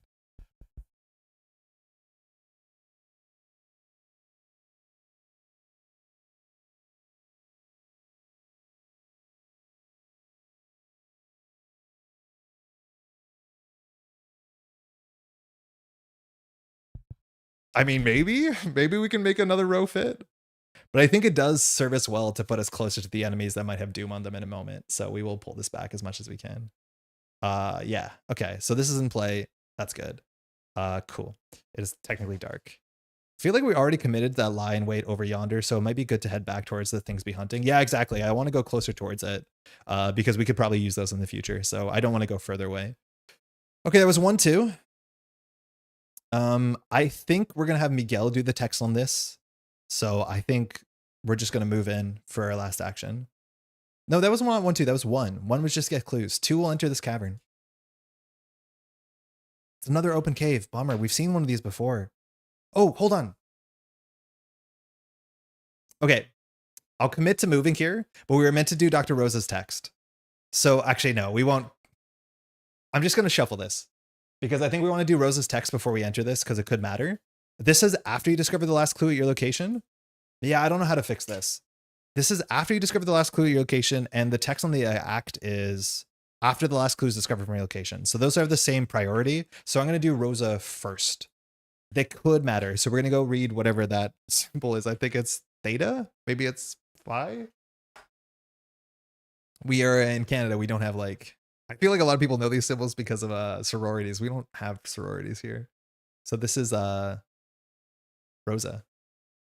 Dr. Marquez kneels to examine a dissevered crustacean limb overgrown with bright yellow fungus. There's something deeply wrong here. Whatever is causing these mutations is exerting an influence on the local sea life as well. This carapace isn't just overgrown with fungus. She cracks it open, releasing powdery yellow spores. It's as if the basic laws of nature have gone insane. Look at the top card of the cavern's deck. You may either put that location into play adjacent to the nearest cave location or place it on the bottom of the cavern's deck. Okay, good. So that's going to hurt us that we did this in the other order, potentially, I guess. But I'm glad that we did that now because we really need to kind of put time on. So I just shuffled these. We don't know what this is. It's theta. Okay, perfect. So we can look at it. All right, that's the one we want. It's the hidden cove. So we can put it into play, right? It says either look at it. You may either put that location to play adjacent to the nearest cave location, which we're at a cave location, or you can put it on the bottom of the cavern's deck. So we're obviously not putting it on the bottom of the cavern's deck. So we'll put that here, which is the place we need to go to. And then no matter what, we have to put the top card next to our location. So we have to put it here. We will never go there. So it's behind Miguel is totally acceptable. But yeah, that is actually where we have to go, which is kind of a sick win for us. So sorry, that was a bit clumsy. We need to remember to do that. Otherwise, we would have put that there and then randomly got a card here, which would have been a bit worse. Okay, so second we'll enter this location. This is where we need to be. It's the hidden cove. 3 shot, 2 clues. Investigators can spend 4 clues, which we have more than enough. After you fail a skill test while fighting at hidden cove, take 1 damage. So we don't want to be triggering our lie in waits while standing there, but we just need to do this, and we need to do underground pools, which is what we're going to do so we can advance right now. So what we're going to do is we're now going to spend 4 clues, and that'll be our turn. So we did clues, move, spend 4, and we'll swap. Okay, so first action for Miguel. Miguel's going to spend 4 clues. of, oh no, we can't move. No. Wait a second. No, we're not allowed to move because they have to be at the same location. What have we done? Investigators at underground pools spend 4 clues. Okay, so what we're going to do is we're going to have him do this, and then Miguel is, no matter what, we can't do it. But we have to not move. We had to Miguel to go first. Okay, so he's staying here. We have not entered that. As far as we know, we haven't entered that because we have to have the clues here before we leave. Yeah, exactly. No, the clues. So our last action is not to move. We're going to spend the clues, and now we have an action. So now we're just going to move into here, which means we can do it with Miguel. Okay, so there's a better way. We did investigate, spend clues, leave. Miguel can now do move, spend clues. All right, we got there. Oh my God, that was hard. So we're going to go down to only 5 clues. Okay. Act says, find Elizabeth Peters. If the investigators found a torn dog leash and found a set of footprints, immediately advance. And so we can't choose not to because it says immediately. So let's advance. So let's see what we have to do. I think there's like multiple acts. I think there's like 3. So we have a lot of things to do. The glowing trail. She's alive. Though I doubt Bruce is, Helen says, gripping the torn dog leash in one hand. You follow her as she tracks a set of footprints deeper into the darkness. As your eyes readjust to the low light, you notice the footprints glow with the leavings of bioluminescent fungus covering the cavern floor. It's this way. Be ready for anything, Helen says. You steel yourself and keep step beside her. Ahead, an unsettling click and whir tell you that you are far from alone. Choose a coastal location with no investigators available. Put the set-aside fungal cave location into play adjacent to the chosen location. So coastal locations, we're at a coastal location, so we're going to choose ours. So it says put the top card of the cave, it says put the set-aside fungal cave location adjacent to the chosen location. So we'll put the fungal cave here, which means the dog can come at us 2 different ways. So mind you, we are currently in the light. This is the fungal cave. We're at coastal. The fungal cave is, as an additional cost to enter this, you have to spend 4 clues. Luckily, we have 4 clues, so we should be able to enter that, and it has really great. Yeah, it has good art. Yeah, Rip Bruce, never forget. It's weird. It's like in this game, it's like, oh, the humans are dying, people are getting hurt and ripped apart. It's like the dog dies, and you're like, oh God, this is the worst thing we've ever seen. And it feels awful. Okay, the cat, yes. Sorry, it's the cat. Put the top card of the cavern's deck into play adjacent to the fungal cave. Repeat this until the fungal cave is connected to 4 locations or the cavern's deck is empty. All right, so, I mean, what are we meant to put our cards on the floor? How are we meant to do this? So there's 1 here, and then there's 1 here, which this was still at, no, this was 2 health. It got rope darted. Yeah. So welcome to the location amidst the player cards. I cannot zoom out the camera further than this. You start to see the floor. Like the table ends right here. All right, let's slide this over a bit. I know you can't see it because it's hidden by things, but there's technically a cavern down here. I don't think we have to go down there, so we might just forget about it, but I guess for consistency's sake, it's there. All right, not too bad. We still have 1 action from Miguel. This is the new act on the trail. Lizzie's glowing footprints lead to an unexplored chamber deep in the caverns. Through your exploration, you now know how to lure the ravenous creatures with glowing moss out of the darkness and into light. As an action, spend 2 clues to choose an enemy at a connecting dark location. Move that enemy to your location. When an investigator enters fungal cave, immediately advance. So we could just walk into there, but I think we think there's something bad in there, though I don't think we want to enter there and just end our turn. In theory, if we enter there and just like we have an action left, we can play guerrilla tactics and maybe save ourselves. The problem with the hidden cove is like fighting here kind of sucks because if we fail, we have to take a damage. So like firing off the lion weights from this location is like pretty bad. Also because Helen Peters' text, we have +1 fight here, not +1 evade, and we actually want +1 evade. So we're kind of in a bad spot. But that being said, this is also a day location. This is definitely a dark location. So we could enter there, but we also get hit by the cat. Not good. Not good. I can't believe Hunter's Instinct has fired no times. If only you had your knapsack so you could just dump 50 traps on it. Tell me about it. Yeah, I want to put a trap in there before we enter, but like we have our bow. We haven't drawn our bow. There's 2 bows, 1 knapsack, 2 Daniels. Cthulhu can destroy as many districts as you want, but you leave the cats alone and all the good pets. All right. I don't think we want to drop a rope trap here. But I would love to put a rope trap in fungal cave and hope for the best. But yeah, like, I don't know what our last action is here. Like, we could fight this thing. If we miss, we hit our friend for 1, but there's not that much time left in the game to like really be concerned about doing 1 damage. So I think we could do it. I mean, liberating the magnifying glass actually doesn't matter. Wait.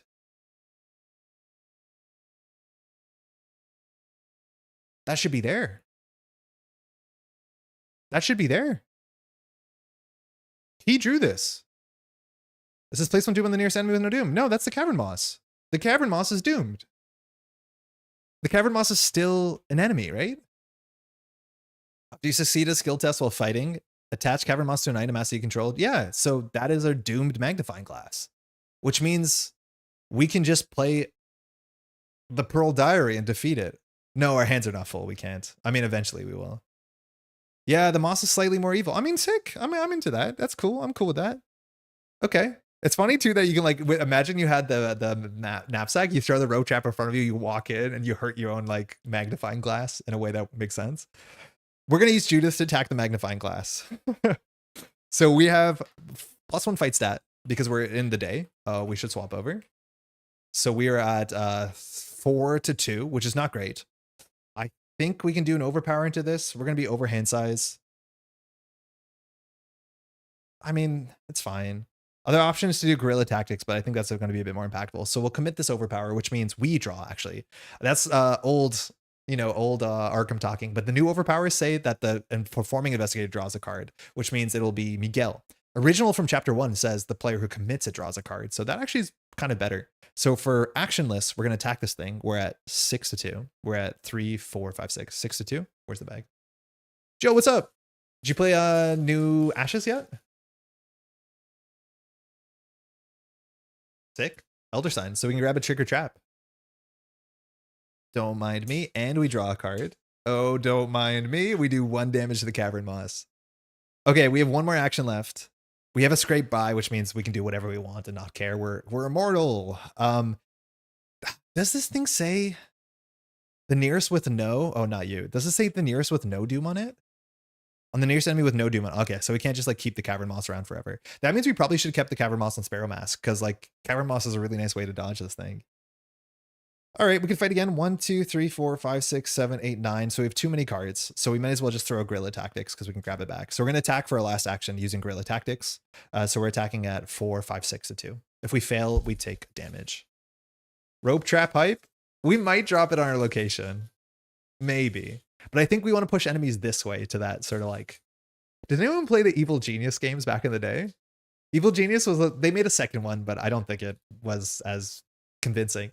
But Evil Genius was this game in which you played as an evil genius and you had a fort and, the good guys, the investigators, the police, the spies, all these people were breaking into your fort. And so you had to make hallways of traps that were hidden so that tourists who came onto your island didn't freak out. But then you actually got points for making more elaborate, weird hallways where it's like, oh, you have a giant fan that blows someone into a punching boxing bag that punches someone into like a pit of acid and stuff like that. Or the bees would show up. This is where you build a Doom hallway. Sounds like Boss Monster. Yeah, kind of like I never played it, but there was that one game, Dungeon Master, I think it was called Dungeon something, where you basically made the bad tunnels. Got out a Weird Al concert, got my shipping notification for Fear No Evil. Firstly, that's sick. Secondly, Weird Al's on a tour. He's going to be here on Saturday playing a free concert. So hopefully the show is good because I'm going to see that show on Saturday night. I'm really scared I'm not getting Fear No Evil on time. 6-2, -4. That's perfect. We knock out the Cavern Moss. Okay. All right, we've undoomed the magnifying glass, and that is our turn. This is discarded. So enemy phase. This thing does the same thing. We just have to watch out though, because the hidden cove has text, and it matters after you fail while fighting. We're fighting technically, I think we're fighting here, but we're doing the test here. So I'm not sure if this would fail or not. After you fail skill test while fighting at hidden cove, we're technically fighting. Hey, FFG, am I fighting at hidden cove? Because the fight action is happening on Lie in Wait, which is not a hidden cove, but I'm doing the test at hidden cove. I'm triggering it from any location. So I think the fight is happening at Weed Choked Beach. What do you think? It was good and cool? I think we're fighting here. I can't tell. I don't know. I'm hoping we pass this test anyways. It's during the day, which sucks because Helen doesn't work. So we're at 4, 5-3. So we can use a Sparrow Mask on this because we're 7-3. Not as if you're there, so you're at your own location.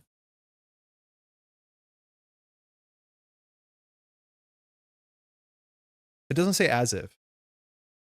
It says from? Huh. 7-3?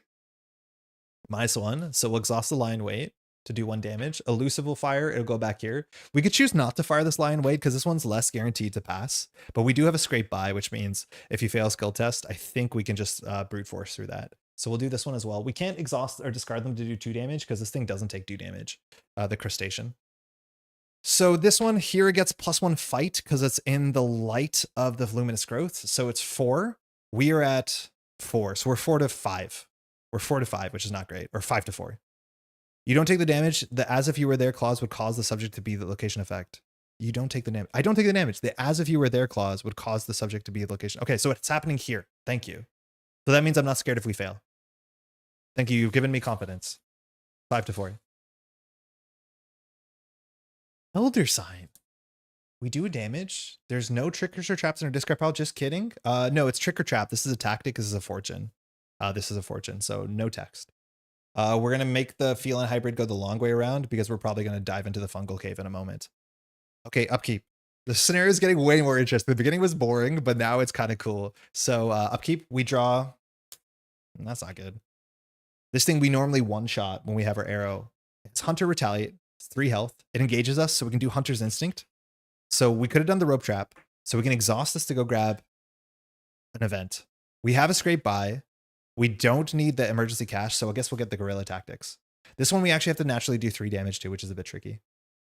Especially because failing attacks here sucks. We draw Logan, and then hand size 1, 2, 3, 4, 5, 6, 7, 8, 9. We have too many cards here.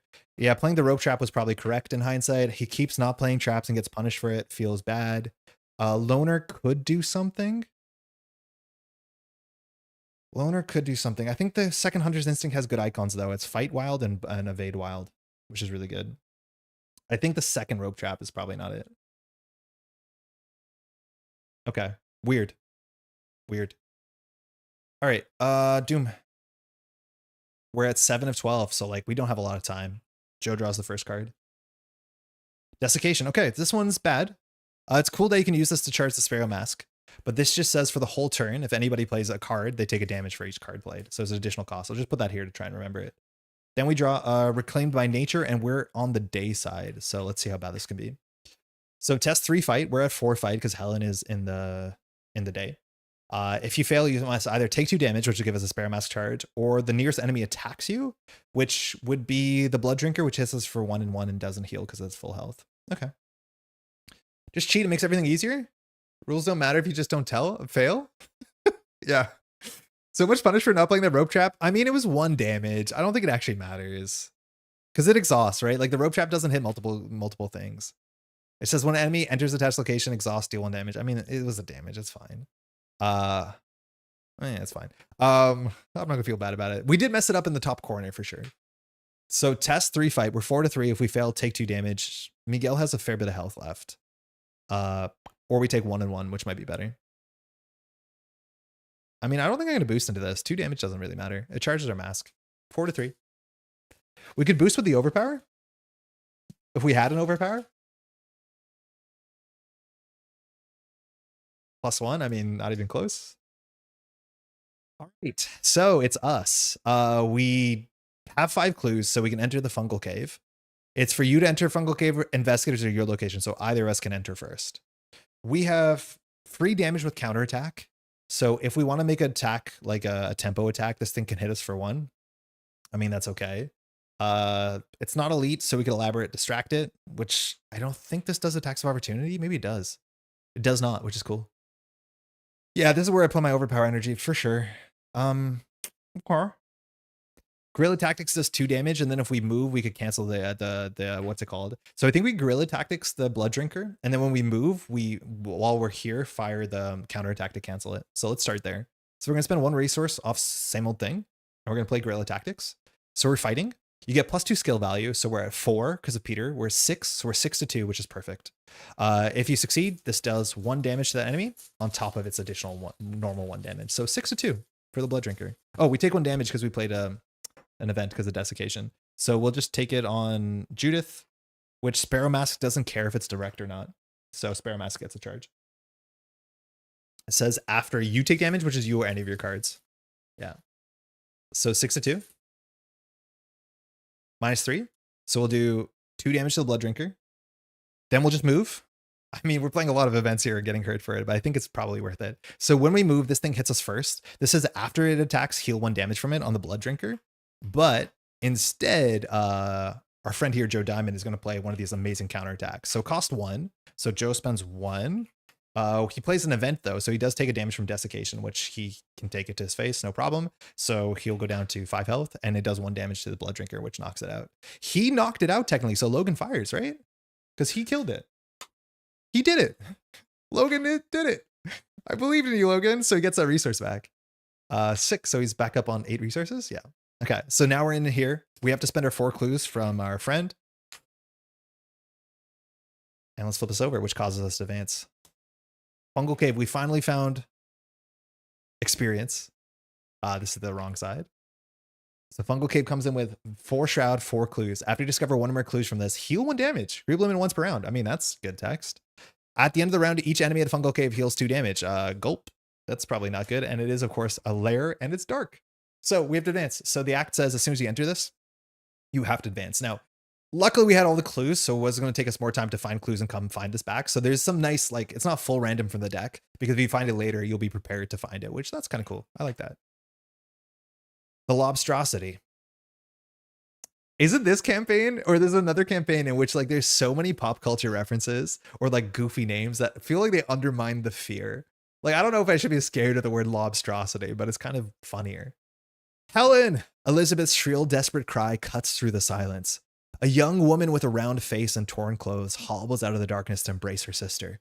As the pair embrace, the reunion is cut short by a fearsome screech. A massive crustacean the size of a house advances, pincers raised threateningly. The thing's slick, shining form is illuminated in green and blue by the cavern moss, and it emits a smell like rotten shellfish. Can you walk? Helen asks her sister. Lizzie shakes her head.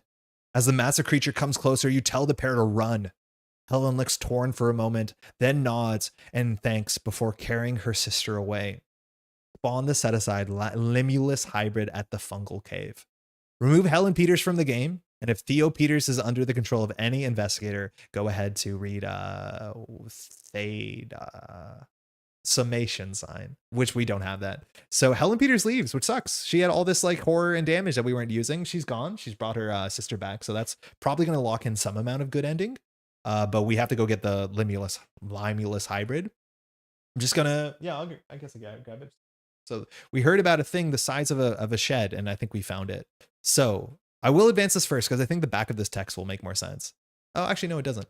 So it says, the abomination from the depths of the cave stalks you through the tunnels. You can only hope you buy Helen and her sister enough time to escape. As an action, spend 2 clues and choose an enemy at a connecting dark location. Move that enemy to your location. Oh, my webcam frozen. Hold on, I'll fix that. You can still hear me, I'm pretty sure. Objective, if Limulus hybrid is defeated, immediately advance. So we can spend 2 clues to lure it out, and we don't want it to be in the Fungal Cave. We're short the clues, because if it's in the Fungal Cave, it just continually heals over and over and over again. Okay, so it's too hot in here, so my webcam has shut down. Give me 1 second. I can fix that. Webcam. Deactivate. Activate. Hey, okay, cool. All right, this is the Limulus hybrid. I don't know what that word means. I should have looked it up. Stuck on the Bernie. I'm once again asking you, face. So this is elusive, massive, 3/5/4. It gets +6 health, but it cannot make attacks of opportunity. It says after Limulus hybrid flips to the side, deal 2 damage to it.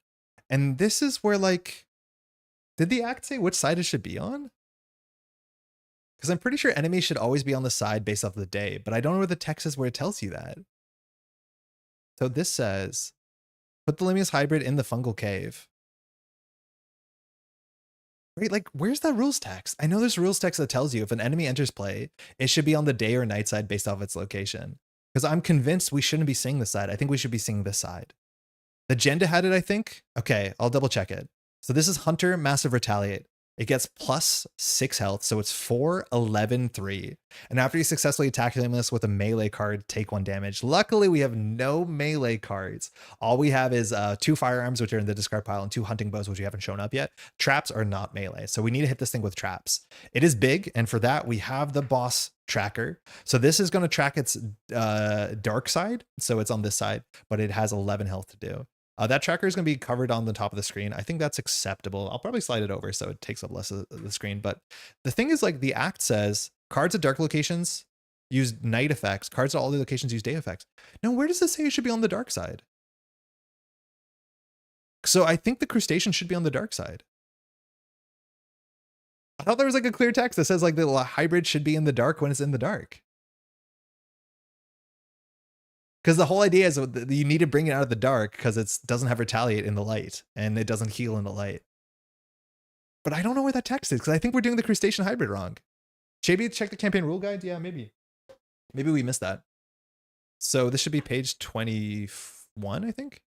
24. All right, so it says, the Lost Sister encounter set features 3 double-sided enemies. Oh yeah, we've been doing it wrong the whole time. These enemies have a day and night side and are considered to be the same enemy. If these enemies are at dark locations, flip them to their night side. Conversely, if they're at the dark trade, flip them to their day side. Yeah, we've messed that up. So the crustacean hybrid should have been actually both of these are light, so it didn't matter. But the crustacean hybrid, we haven't seen the dark side yet. We might have seen it in the top corner.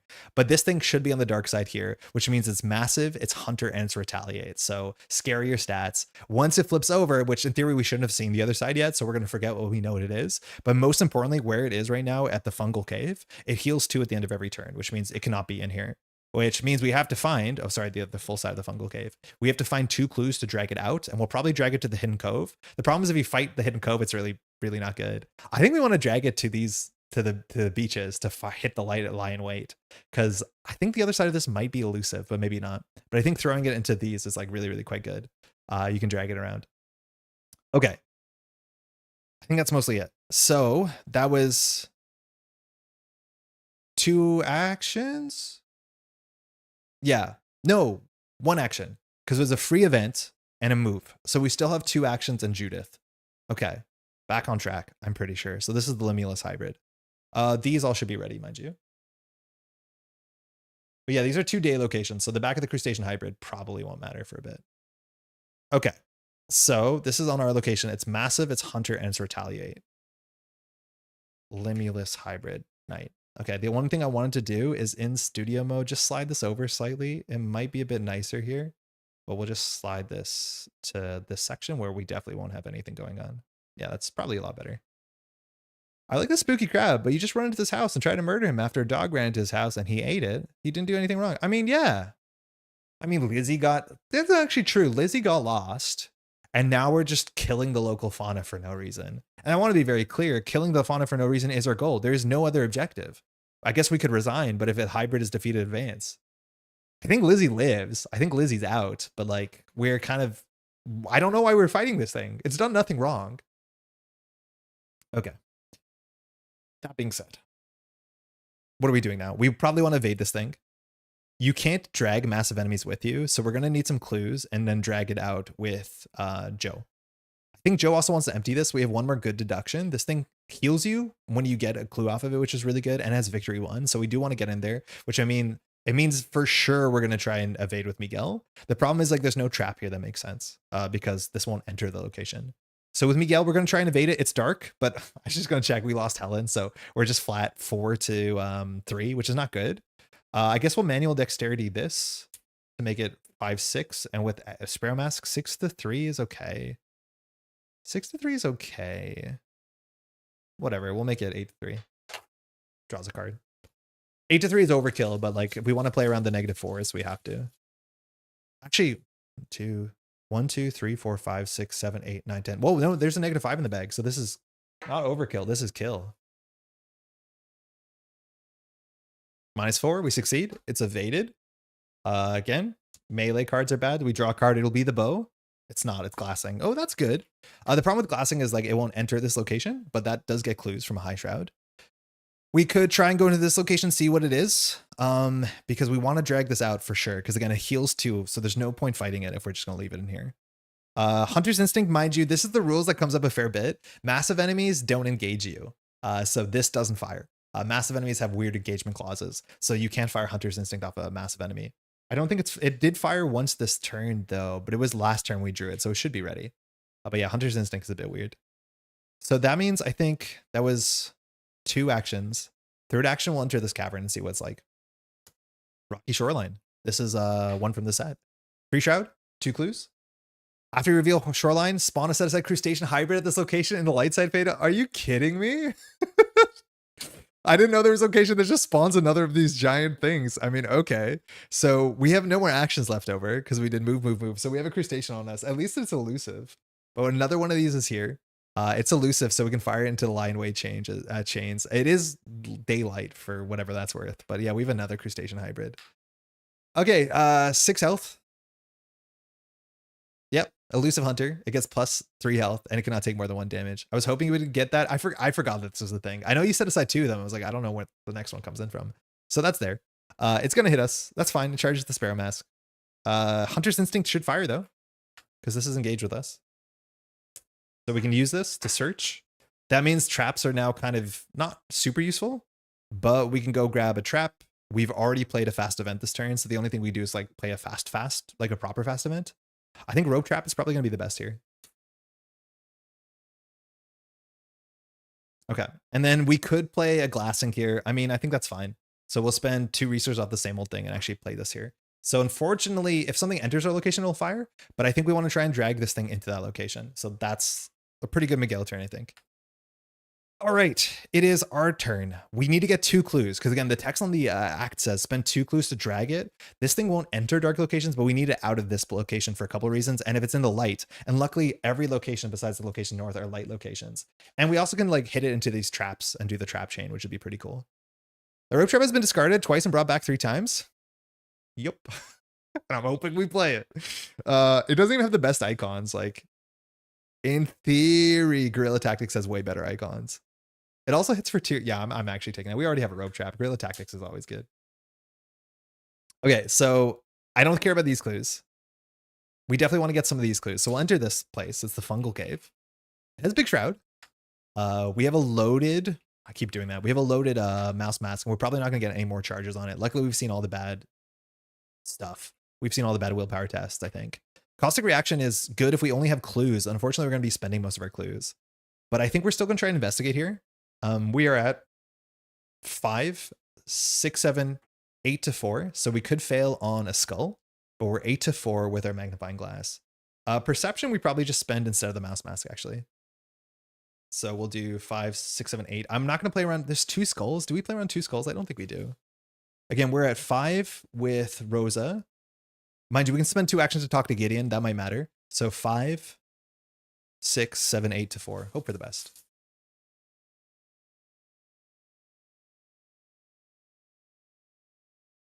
Tablets -4 because it's a cave, so we got it. So we get 2 cards and a clue. So we have enough clues to do the thing. So we draw 1 from Perception. That ends. I mean, we'll deal with that sooner than later. We still have some time. And then we'll draw an autopsy report, which, I mean, this card I was so excited to put in the deck, and it's just like not been it. There's just not a lot of clue compression. Like we probably should just be playing Fingerprint Kit, I'll be honest. If something dies, we can investigate for a fast action. This probably only triggers like twice in a game. At least it has good icons. Once we deal with the Fungal Cave, we can heal 1 damage. So I will heal the damage from my face. There's 1 encounter card that's slightly like you want more to take damage, but I mean, we can't heal our allies. Oh, that was horror, excuse me.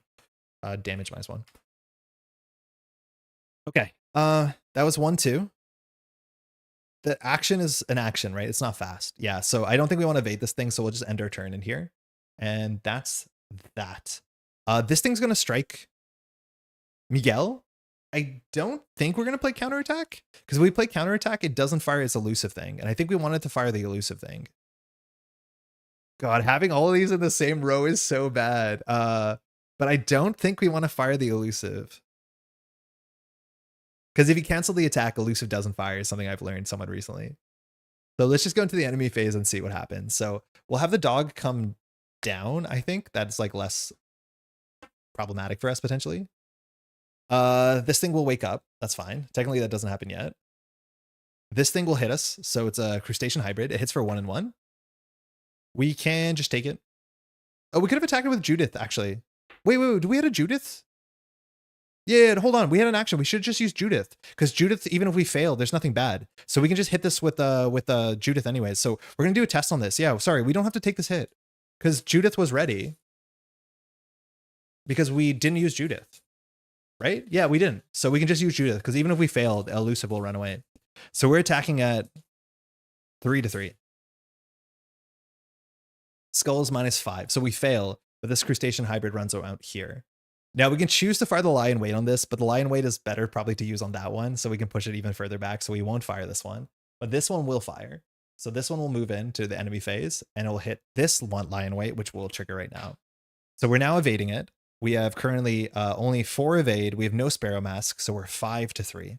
Is that desiccation supposed to be still there? Yeah, until the end of the round. It discards really soon. Because it was a really long turn, but until the end of the round. So I just want to make sure. Did you play the glassing? Ah, shit, I did. That's good. That's good. That's good. That's good. That's good. That's good. Because now we have a Sparrow Mask. Yes. So we're going to use the Sparrow Mask charge.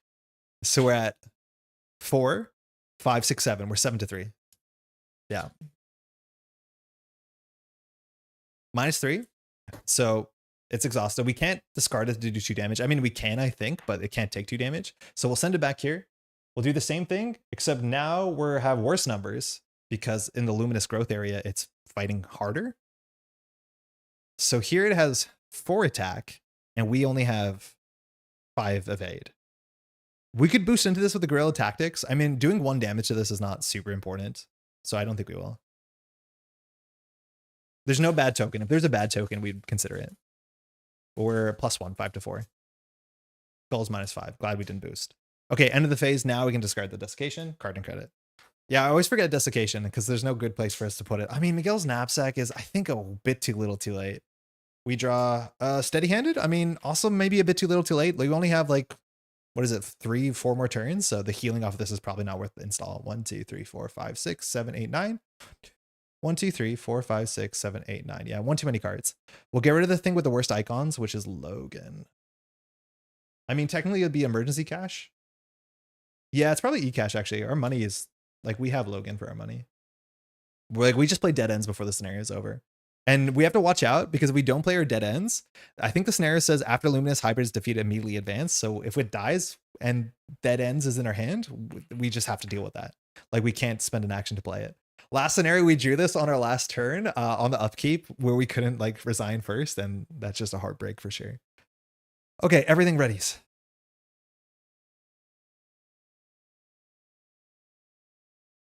So if this thing enters here, at least glassing will fire, but glassing will fire when we pull this in a second. So we'll empty all the clues from this, which is probably pretty good. And then we have this awkward like tunnel of death that we're going to deal with. I think this is going to be cool. I think this is actually going to be pretty cool. We're at 8 of 12. There's 1 more card that adds Doom. So we're going to swap over to Joe. First encounter card, Black Amanita. Okay, it is day here. Okay, it's day here. So it spawns here, it's aloof. It says after you discover a clue of Black Enemy's location, it's on top of a glassing. I mean, I'm still going to fire it. I don't care. Hunter's Instinct is ready. Judith is ready. So it enters our location.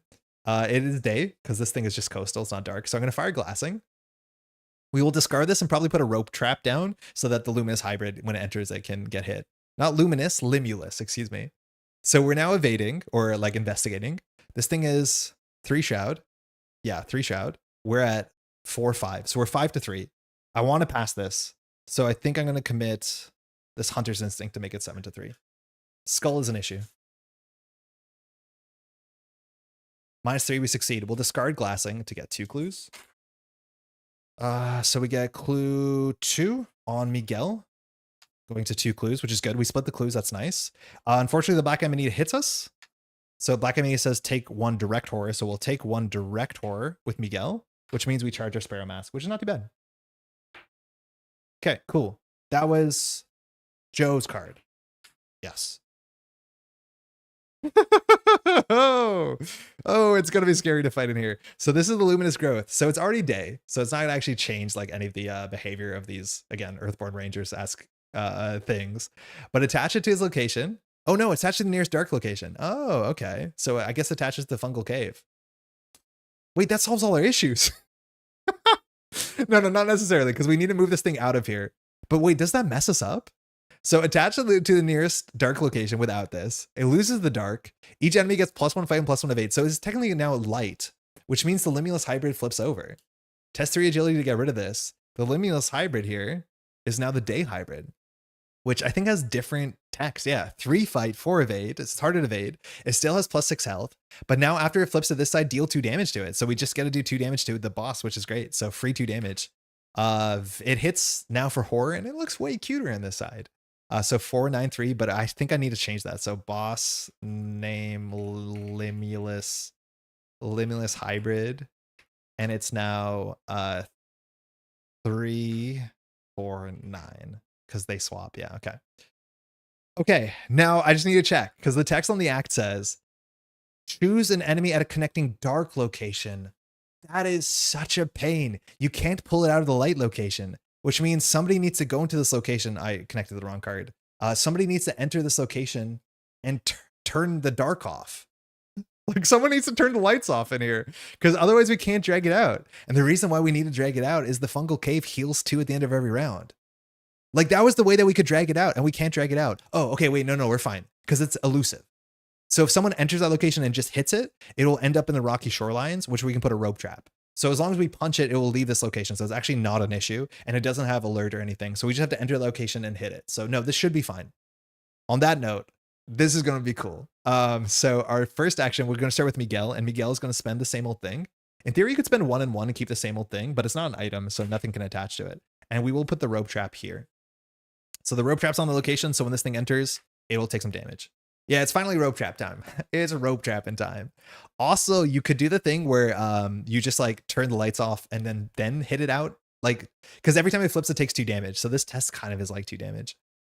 Okay. That's 1 action. No, that's fast. That's a free action. First action will enter it. It engages us. We can't fire Hunter's Instinct because it's a massive. And then we're just going to fight it without our bow.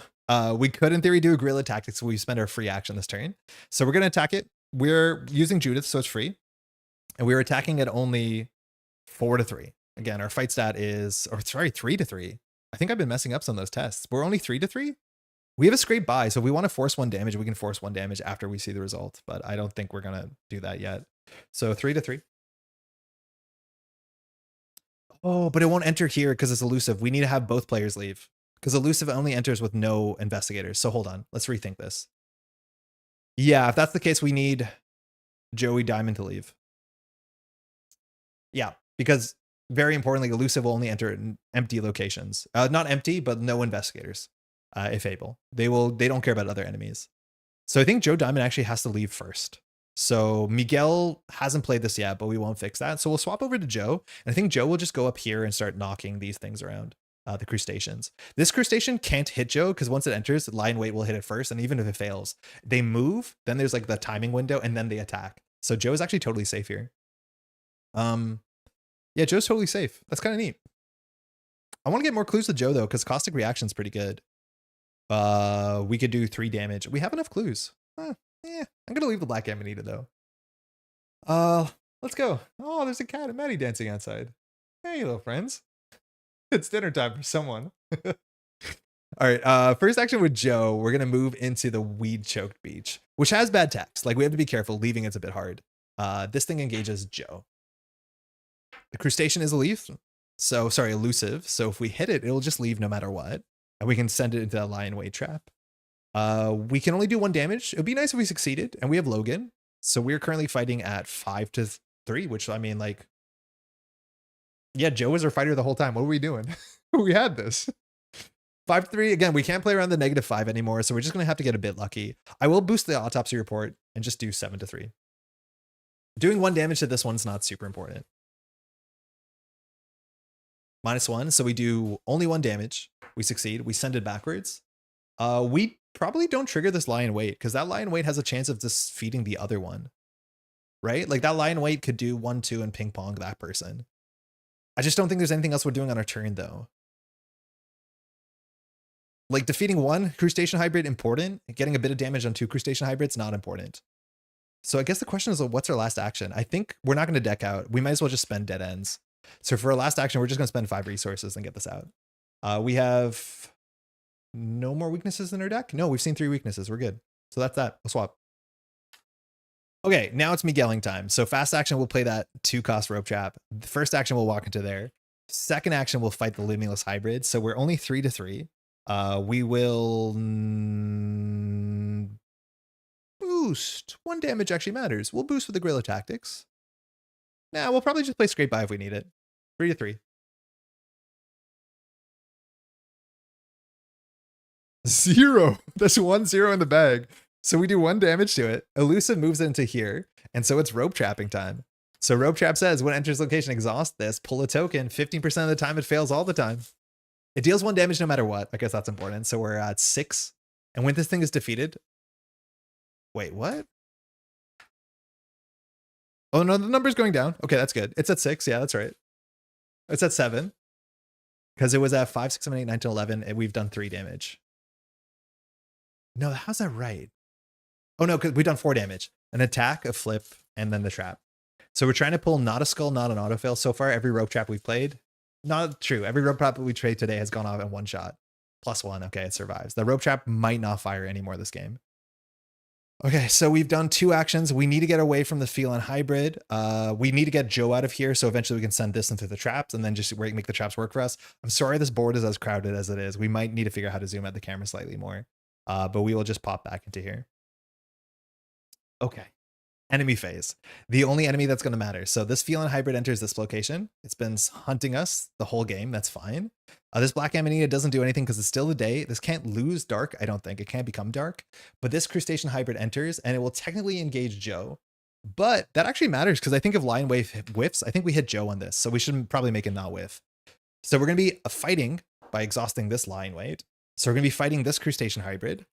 This crustacean hybrid has only 3 attack. So we're currently attacking at 4-3. Yeah. So we want to boost this a bit. We'll use the Sparrow Mask to make it 6-3. Worst case, we'll play Scrape By. This doesn't play around any of the -4s, but we're not at a cave. So there's actually only 1 -4. Or sorry, 2 -4s. Not 4. -1. So we'll do 1 damage. This thing's elusive, so it has to run away. We'll push it here, and then we'll fire the second Lion Weight. This one is less good because this thing has an extra fight here. So we're fighting again at only 4-3. I wonder if I've been getting my stats wrong. Oh no, we're using our evade. Sorry, we were higher than we were before. So we were at 6-3 on this. We were even higher on the other side. But we're at 4 evade +1. So we're at 5 evade. So we're 5-3. This one's actually really important to go through.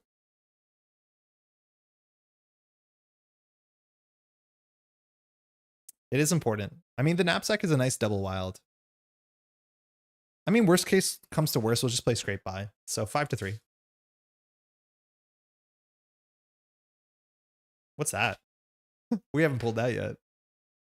-2 of an abomination is at your location? Yes. Reveal another token. Okay. The limitless hybrid is an abomination. -1. So we would fail. So what we can choose to do is we can choose to play Scrape By. It says you succeed if a token with a symbol is revealed, take 1 horror, not per token, but if. So we will take 1 horror and we will play Scrape By for 1 resource, which just says we succeed by 0 instead. So we finally have defeated a giant crustacean. All right. That's that upkeep. We have no enemies in either deck. We don't have a window to play this. I don't know if we would have because it's a bit expensive. But this is a card that we added. After a creature or monster enemy is defeated, heal up to 3 damage from among investigators or allies, which is not bad. We're going to be on a perception, which is also okay. But the big thing is we need to leave this area because we want to hit this into the Lion Weight. And then we might finish it off with a caustic reaction, which I think would be pretty sick. Okay, this thing's ready, but it's massive, so it's not going to engage us. The rope trap doesn't fire. And notably because it doesn't engage us, Hunter's Instinct doesn't work. All right, Doom. We're at 9 of 12. Man, the scenario started coming together at the end, and now I'm really into it. So first encounter card for Joe. Desiccation. Okay, so same thing. I'm going to forget this, so please in chat, keep me honest. If we play events, or sorry, any cards, we take damage for the round. And then we draw a Reclaim by Nature for our friend Miguel here. Okay, so we have to do, we're in the light still, it's day. So it's 3 fight, so we're 3-3. Yeah. It says if you fail, you must either take 2 damage, which hurts, or choose the nearest enemy that enemy attacks you. So Black Amanita can do 1 horror, or we can do 2 damage. It's our choice. In theory, Limitless Hybrid can hit us. It hits us hard, but it fires elusive. But elusive will end it up in the cat cave, which we don't want. Oh, we need to empty this actually before the scenario is over. Victory 1 is definitely worth emptying. We didn't draw our last perception, but I think we do want to take some time to empty this. We have some time. We have enough turns to get in there. This says pray Miguel only, so it actually gets totally ignored by Joe. All right, 3-3 is fine. Worst case, we take 1 horror.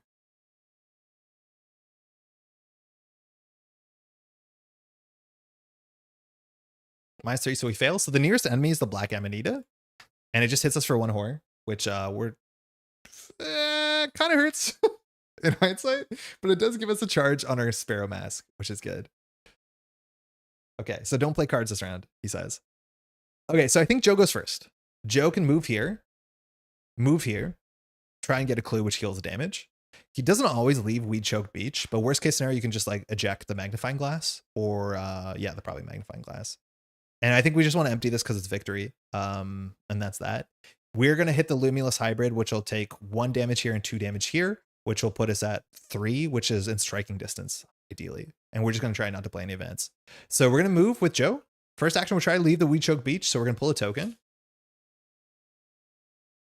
It's a positive icon. So this is actually only the negative ones. So pulling a cultist is a weird interaction that works. So we're here. This has no good text. So second will go in here. And again, because this thing says pray only, it just totally ignores your friends. Now, normally pray is like, it's only for ties. A lot of times pray can be used incorrectly, where like if you have a card with pray, I think I messed this up in an explanation when we were doing the longest night, where the bear had pray us, but we weren't the closest. So it didn't actually matter on a lot of board states. We did end up playing it correctly, kind of accidentally. But when we had the bear that said pray the lead investigator, that only matters if there's 2 equidistant investigators. It will prioritize the lead investigator. But this is only, so it totally ignores everyone else. Okay, so this place has 4 shrouds, so we're going to investigate. We are at 6 with the magnifying glass. So 6 perception can draw into deduction, so we'll play it. I don't think we played 2 deductions. No, we have played 2 deductions, actually, haven't we? I want to be careful not to draw through the deck because eventually we can draw dead ends twice. No, we haven't. Okay, right? 1 deduction. Yeah, okay, so drawing is good. So we're at 8-4. We could commit Dorothy 9-4 just to play around the skulls. 0. So we get a clue and 2 cards, and we get a heal. So we draw Dorothy and a deduction. I mean, that's perfect. So Fungal Cave has good text. It says once per round, Greebling once per round, we can heal a damage, which Joe is at full health. Okay, cool. So that's 1, 2, 3. That's it. So we'll swap over. Miguel can do some work here. We have a free Judith action, so she will fight into the Limulus Hybrid. A success would be nice because it does do 1 damage, but no matter what, elusive fires, and like, what a cool trait. So we're attacking at 3-3. Again, it's hard to boost into this. There's only 2 -4s, 2 -5s, but the caves are no longer punishing us. I think for this, we'll just throw a Guerrilla Tactics in there because this has 2 good icons. So we're now 5-3. Good enough.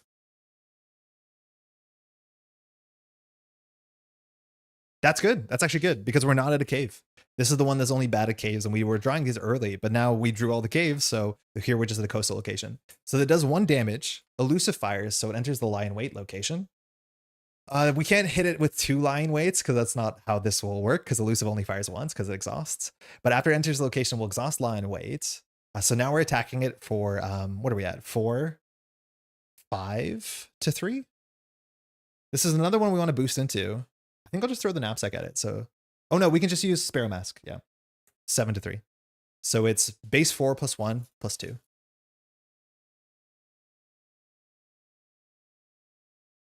0. Cool. So we could discard this to do 2 damage. I think 1 damage is enough. Yeah. So that was no actions to do 2 damage, which is pretty cool. We could go into here and fight our feline. We want this to come in to hit the rope trap, but we can actually like kind of bait it with counterattack. So it can enter, we can counterattack it. It won't trigger elusive, and then we trigger it next turn. So I think we do just go hit our feline friend. So first action we'll enter here. Beyond Hybrid engages us. Again, we want to not play cards, which is fine. The feline hybrid wants not us to play not cards. So we're attacking 3/3. No matter what, it will scare it away. It should be here.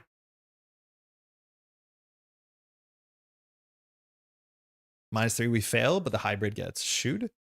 Don't forget Desiccation Sparrow Mask. Yeah, I'm not going to play any cards. We could play cards to get charges on the Sparrow Mask, but I think we're okay. Like, I think we're just going to draw a card and take a resource. So we've done 1, 2 actions, so we'll just draw a card. I don't think we're going to play an event this turn. I mean, glassing is not bad, but we have a deduction in the other hand, so I think we're okay. So that's it. Wow. Okay. Things happen. This stays. It's day. This stays. This thing moves, but it doesn't have text because we fired this, and that's it. Upkeep. We finally draw Daniel, which I don't know if we actually failed that many evasion or fight tests, but like Daniel's obviously the best because the flat stat boost is really, really good. We drew our Ravenous Myconid. Man, there were so many good cards in our deck. I forgot about them. We just haven't been drawing that good or that well. This is ready. We have 2 enemies at the same location, but we can choose the order they move during the enemy phase. The problem is like this line and wait is probably going to be useless unless we go into here and fight into there. The cat is awake. And I think there's one more card in the counter deck that can add a doom to the nearest enemy, which at this point we could choose the feline or the Amanita. And the Amanita dies to Gorilla really well. Okay, cards are ready. Doom, 10 of 12. So not the Witching Hour, but as close to before that as you can be. 1 encounter card, Innervation. So I was going to say, like, at this point when you draw Innervation, you've definitely taken damage. So it's not a real card, but we've taken no damage. We've healed all of it. So we're 5 to 5. We take damage, 2 damage. That doesn't matter. Or we discard Logan. Totally fine. 5 to 5. -4. We fail. So we'll just take 2 damage. Discarding Logan is also like pretty reasonable. Oh man, this is Chroma Blight. And like, I wanted to show you this. I don't know if it will show up in the final scenario, but it's like one of my favorite encounter cards from this. Because we're playing 2 players and the decks are not that big. You need to find this early because Chroma Blight you put into play. The art is so good. After you draw 1 or more cards, you put a resource. And once it hits 6 Brilliance counters, a Crystal Parasite bursts out of your chest. And it's a victory enemy, which means the more of these you draw, the easier it is for you to get more VP, more experience. Not that like we've actually really cared too much about experience, unfortunately. But like, yeah, it just sucks that when we draw this on like the penultimate turn, it almost cannot fire unless we try and force it to make it fire. So we're just never going to see those cards. I don't know if they show up in the finale. Maybe they do because they might be colors. I'm not sure if they're colors. No, I don't know if the Cavern set shows up. Maybe it does. Anyways, that's it. Okay, so all we want to do is get the victory, fight the Limulus. So I think we're going to start with Joe, who's actually been pretty relevant this game. And Joe will investigate. So we're at flat 5. Oh, we also could talk to William. I forgot about him. We have 2 people we can parlay, 2 actions on Gideon, and then we can just go talk to William if we have extra time. The thing is, like, when this is defeated, we have to immediately advance. So I don't know if we have the time to do it. We forgot about that guy. We kind of left him. So deduction is going to be committed. So we're currently at 5, 6, 7, 8 to 4. The amount we succeed by doesn't matter, but we should just boost once more. So I'll throw out Dorothy, 9 to 4, just to play around the -5. So we're at 9 to 4. There's 2 -5s in the bag. Tablet is -4 because it's a cave, but we get there. We get the last 2 clues. We can afford to draw here because we're not going to deck out. We got an overpower, and we can do the text on Fungal Cave, which just heals 1 damage, which, I mean, doesn't really matter, but we'll take it. Could Mouse Mask? Yeah, we could Mouse Mask, but it's fine. The Mouse Mask might help against encounter cards with Willpower because we're never going to boost, we're never going to get more cards on this. So that's that. We have 2 actions. Second action, we're going to enter the Rocky Shorelines. It doesn't have text anymore, but we're going to, in theory, get hit by one of these. That's fine. We have the health and damage, but the Limulus Hybrid will cancel it to do 1 damage. Rope Trap will fire on it, and then when we hit it, we can do maybe 1 damage, and then the Lion Wade can do 1 damage, so we might be getting there. We definitely want to figure out how to fight, but we have no damage here besides Guerrilla Tactics. The other thing we could do is we could do Guerrilla Tactics on our side. Mind you, we have 1 action left, I'm pretty sure. But we could use Guerrilla Tactics to fight the Limulus Hybrid. It's elusive. It can run into this Lion Way trap, but I think we'd rather hit it when it's in this trap next turn and like fight it off. The other thing we could do is we could just send our friend to go talk to William. Like maybe we just go on a William run. Like 1, 2, 3, next turn, talk to William. He needs a 2 book icon, but we have a lot of boosts. I think I'm going to talk to William. It might be useless, ultimately. We have like 0 friendship with him. Gideon is also not in our threat area, so other characters cannot interact with Gideon because he's, again, cards in your threat area can be interacted, but this is not a card in our threat area. It's a card in our like tableau or whatever the term is for that. I think I'm just going to go to William because I don't think we're going to struggle to do 5 damage. The only issue is we only have 1 turn to do 5 damage. We're going to guarantee do 1, 2 damage. So we have to do 3 damage to the Limulus hybrid. So only 3 damage. Yeah, that's fine. 1, 2, 3. Go talk to William. That's it. That is it. So now it's the enemy phase, which is going to be fascinating. So we're going to use the Limulus hybrid first. So all of these are day, which has been really nice for us. So we'll enter this location. When it enters this location, we'll do the rope trap. Shout out to rope trap. You're worse than line weight. Why do you cost experience? So we're going to ping for 1 damage no matter what. It's guaranteed. So down to 4 health. And then we'll pull a token. If this gets discarded, we're not too upset about it. It stays. Okay, cool. Then the Limulus hybrid will attack. So it's going to try and hit us for 1 and 2. But we're going to play counterattack, which will just cancel the damage, cost 1 from Joe, and do 1 back. Perfect. Now that canceled the attack, so elusive doesn't fire from my understanding. We got that wrong before. Then the crustacean hybrid will enter. This will attack Joe for 1 and 1. We'll just take it. So we'll do 1 damage, 1 horror. We're pretty healthy. And then this elusive will fire, which means we can push it backwards into the lion weight. We can trigger this lion weight because we're not going to trigger it this round. So we're going to do our thing where we evade this thing from distance. So we have 4, 5. Sorry, wrong character. What are our numbers? I mean, this doesn't ultimately matter because we're not going to defeat it. Yeah, we're 5-3. I mean, who cares?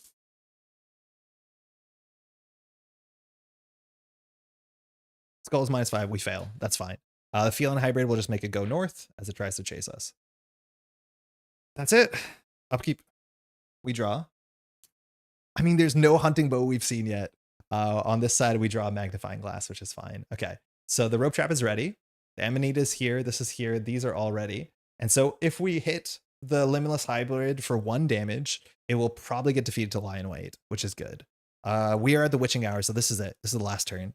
The problem is we have to do a bit risky here because if we start with Joe and Joe defeats the Limulus hybrid, the game is immediately over, so we can't talk to William.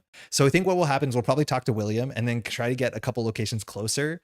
Maybe we should have played Loner last turn in hindsight because we actually could have fired it 1 more time this turn. But if we fire Loner, if we get close enough, we can use guerrilla tactics to fight from a location away. Maybe it was worth playing Loner in hindsight. Let's see what our encounter cards are. I don't think there's anything that loses actions.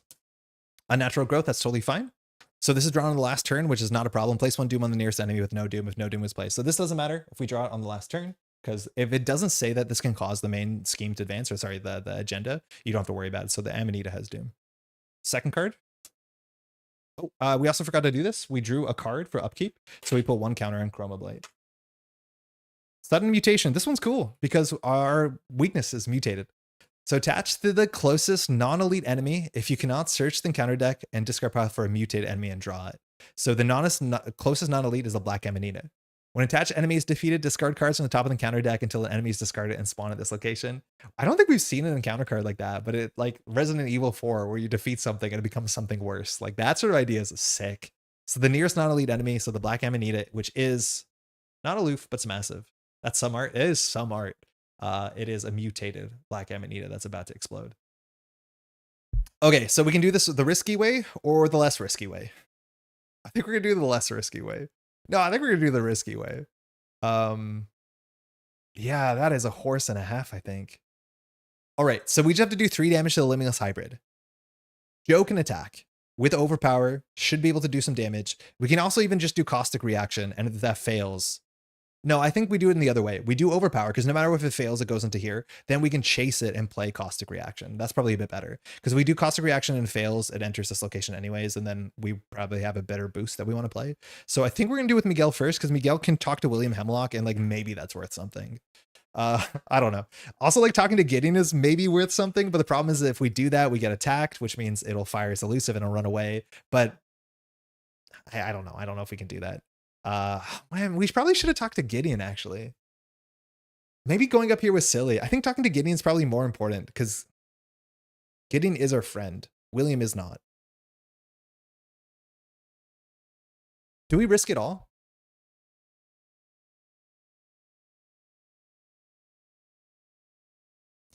Yeah, talking to Gideon might be better. So we talk to Gideon. We take 2 actions. The Limulus hybrid hits us and then runs into Lion Weight, which will be on 1 health, probably. We can kind of like nearly force it, but autofail will get us. The issue is that Joe only has 1 more action and cannot get over there to do 1 more damage. So how could we win? Gideon's just 2 actions to parlay, which like I think talking to Gideon's better than William. The thing is, we go first. We could talk to William. We could do move, and then we could try and win the whole game with the guerrilla tactics from a distance. Can move distraction? Oh yeah. Yeah, distraction does the damage, doesn't it? Yeah, you're right. No. Yeah, if we don't talk to William, we could do move, elaborate, because that is 4 actions, which we have. The other options, we can talk to William, move, and then do guerrilla tactics, which maybe that gets there. Like that's the other option. It's not a guaranteed test, but it's a thing we can do. Yeah, I'd rather talk to Gideon. Let's start with Joe and see what happens. So we either can take a testless way to get out of this, or we can do a risky test to get out of this. No matter what, I think we're gonna start with Joe and we're gonna talk to Gideon. Now, this is a double action, but it only does 1 attack of opportunity from my understanding. So the Limulus hybrid hits us for 1 and 2 and then runs away. So we can see a bunch of these different things. So we'll take 1 damage and 2 horror. So we'll put 1 on Dr. Rosa. We'll take 2 to the face. And then this thing will run to the location with no investigator. So it'll go to the Lion Weight. If the Lion Weight whiffs, we have a problem. So the Lion Weight will trigger. Lion Weight says, after an enemy enters location, fight with +1. We're using our foot. So currently, if we swap over to Miguel, our foot stat is 4. So we're at 5 to 3. This thing is also exhausted for whatever that matters. But we're doing 5 to 3, and we need to succeed this. We need to technically be +2 because we have no scrape buys. So kind of scary. So 5 to 3. 6, 7. Okay, hold on, because we still have to pass the other test. We'll do 5, 6, 7 to 3, 8 to 3. That still leaves us with a bunch of icons to do it if we fail. So this is 8 to 3, which is all but guaranteed. -3, we'll discard this to do 2 damage. So the thing is on 1 health. Now let's talk to Gideon and see what Gideon's about. Gideon, what do you got? Codex 6.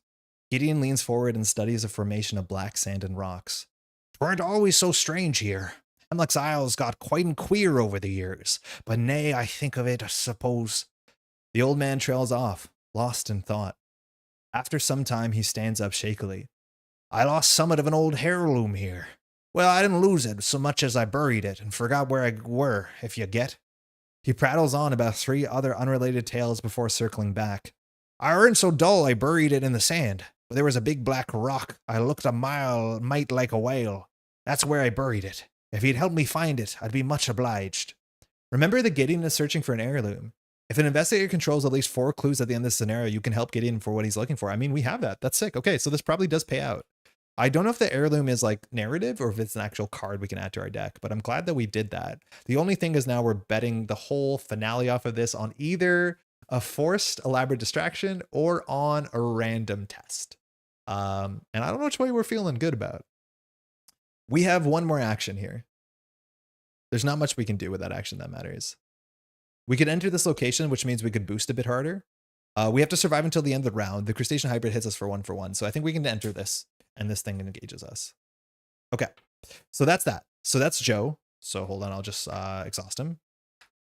Isn't elaborate distraction guaranteed? Yes, but with elaborate distraction, we can't talk to William. So like, this is what we have to do. Like, talking to William Hemlock is probably not a great idea because we can't even confirm this. So if we want to do like the safe way, we just do move, elaborate distraction. And then elaborate distraction knocks out the Limulus hybrid because this costs 2 actions, but we get one of those actions refunded because we have a free action to play an event. So that works, and it deals 1 damage to that enemy, all enemies that are our location and connecting location. So that's good. That's guaranteed. The thing, though, that we could do is we could talk to William, hopefully pass it, move, and then instead play guerrilla tactics. The thing is, we need both that book test to pass and we need the guerrilla tactics to pass, which is obviously a bit of a tall ask. And if we mess it up, it's really bad because the Limulus hybrid has victory 2 on it. So like, we probably shouldn't do it. I'm gonna not do it. I think it would be really devastating if we mess this up. I think elaborate distraction is just good enough. We can, I'm not even gonna pull it after and pretend that we did it to see if we could do it. But if we wanted to talk to William Hemlock, like our book stat is pretty bad. So we're 2-2. So we'd have to boost heavily into it with the knapsack. Yeah, we can't even get the numbers there. It's not worth it. If we had more wilds in our hand, yeah. Elaborate risk versus elaborate distraction, who will win? I mean, if we had more book icons, maybe we'd do it. But the best we can get our book up to is like 5, and that uses the guerrilla tactics, which is not great. So running up to William Hemlock was silly. We'll go 1, we'll go 2, and then we can spend an action on our turn to play elaborate distraction. Wait, are we gonna die? No, if that's the case, we can just go here. 1, 2. Because ending here takes horror. Oh no, because if we defeat it, the round is over. Regardless, we do 1, 2, and then we're here. We spend an action to play elaborate distraction. We spend 3 resources, and we can do 1 damage to everything connecting us. So we'll do 1 damage to the Amanita, and we'll knock out the Limulus hybrid. We've done it. It is defeated. We have 2 more victory. This thing survives another turn. Actually, it does take a damage, but it's not an attack. But the Limulus hybrid is done, and we will advance the act. That was the last possible action to do this. I mean, that was a really cool scenario that actually came together. The beginning was like, okay, I don't get it. And then suddenly I realized all the enemies are really cool and we were doing it wrong. And then the board state got really elaborate and the traps started to very much matter. We advance. The bigger they are, the towering abomination thrashes and squirms, its massive bulk shuddering in violent death throes. At long last, the monstrosity goes still. A filmy blue fluid leaks from its eyes and carapace, smelling like more awful rotten shellfish. Covering your nose and mouth, you head back to Akwan. Yeah, the innocent crab. GG, rip the innocent crab. Why do we have to defeat the crab? It was just hanging out. All right, resolution 1. I think we got a lot of good stuff going for us, especially with that talking to Gideon thing. You return to Akwan with Helen and Lizzie. The younger sister thanks you as she stares back at the caves. Helen takes the frayed dog leash from here. Bruce was a good dog, she says. The ocean wind blows the youngest Peters' dark brown hair across her round face as Helen wraps an arm around her shoulder.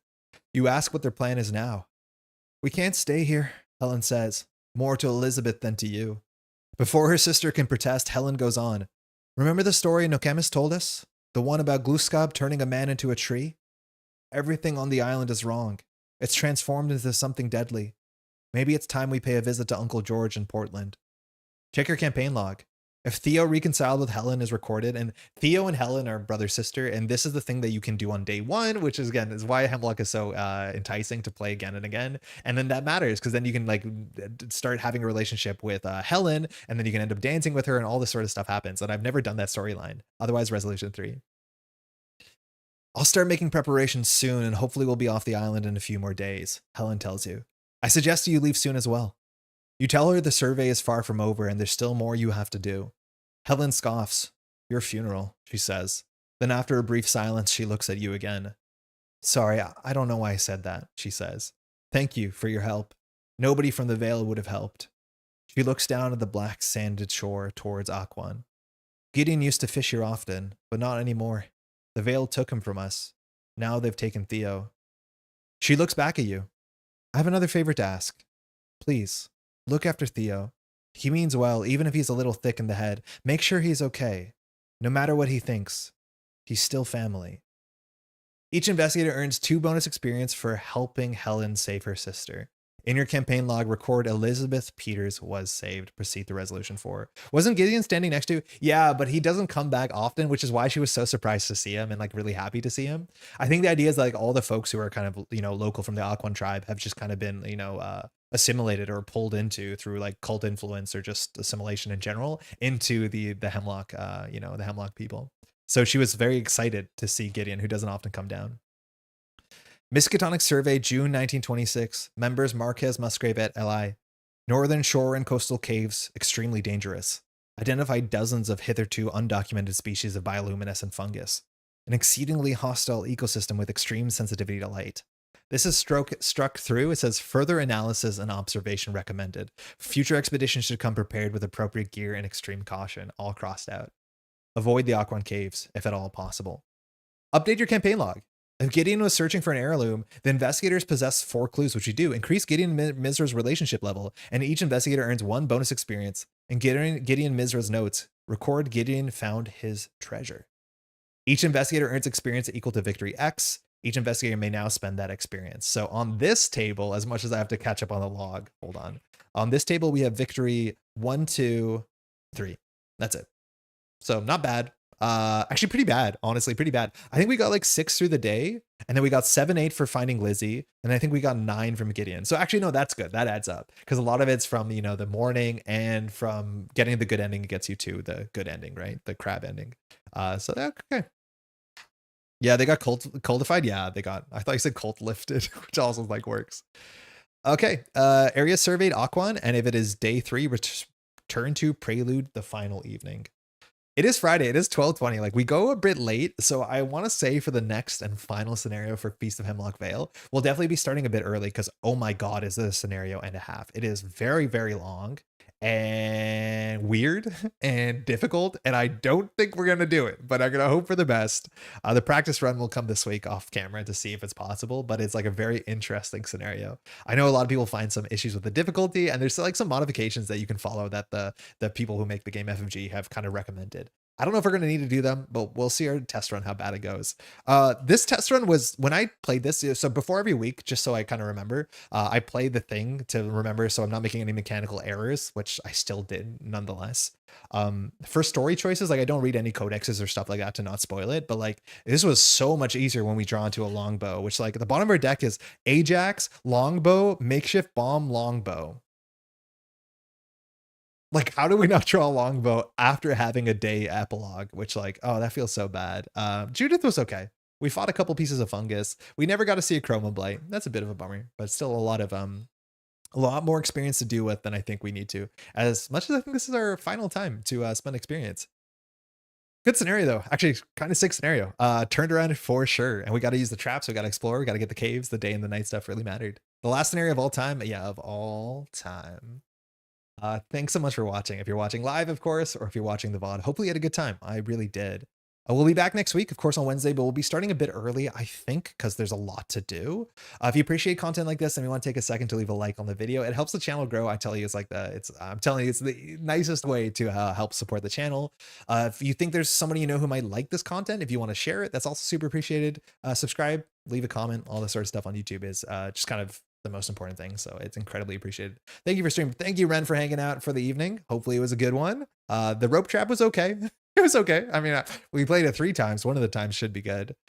But with that, we'll be back in just a week for the final Feast of Hemlock Vale, which I think has a prologue. Like it has a prologue scenario, and then it has the final scenario. It's going to take us like 6 hours, I think. Buckle up. We're going to try and start a bit early.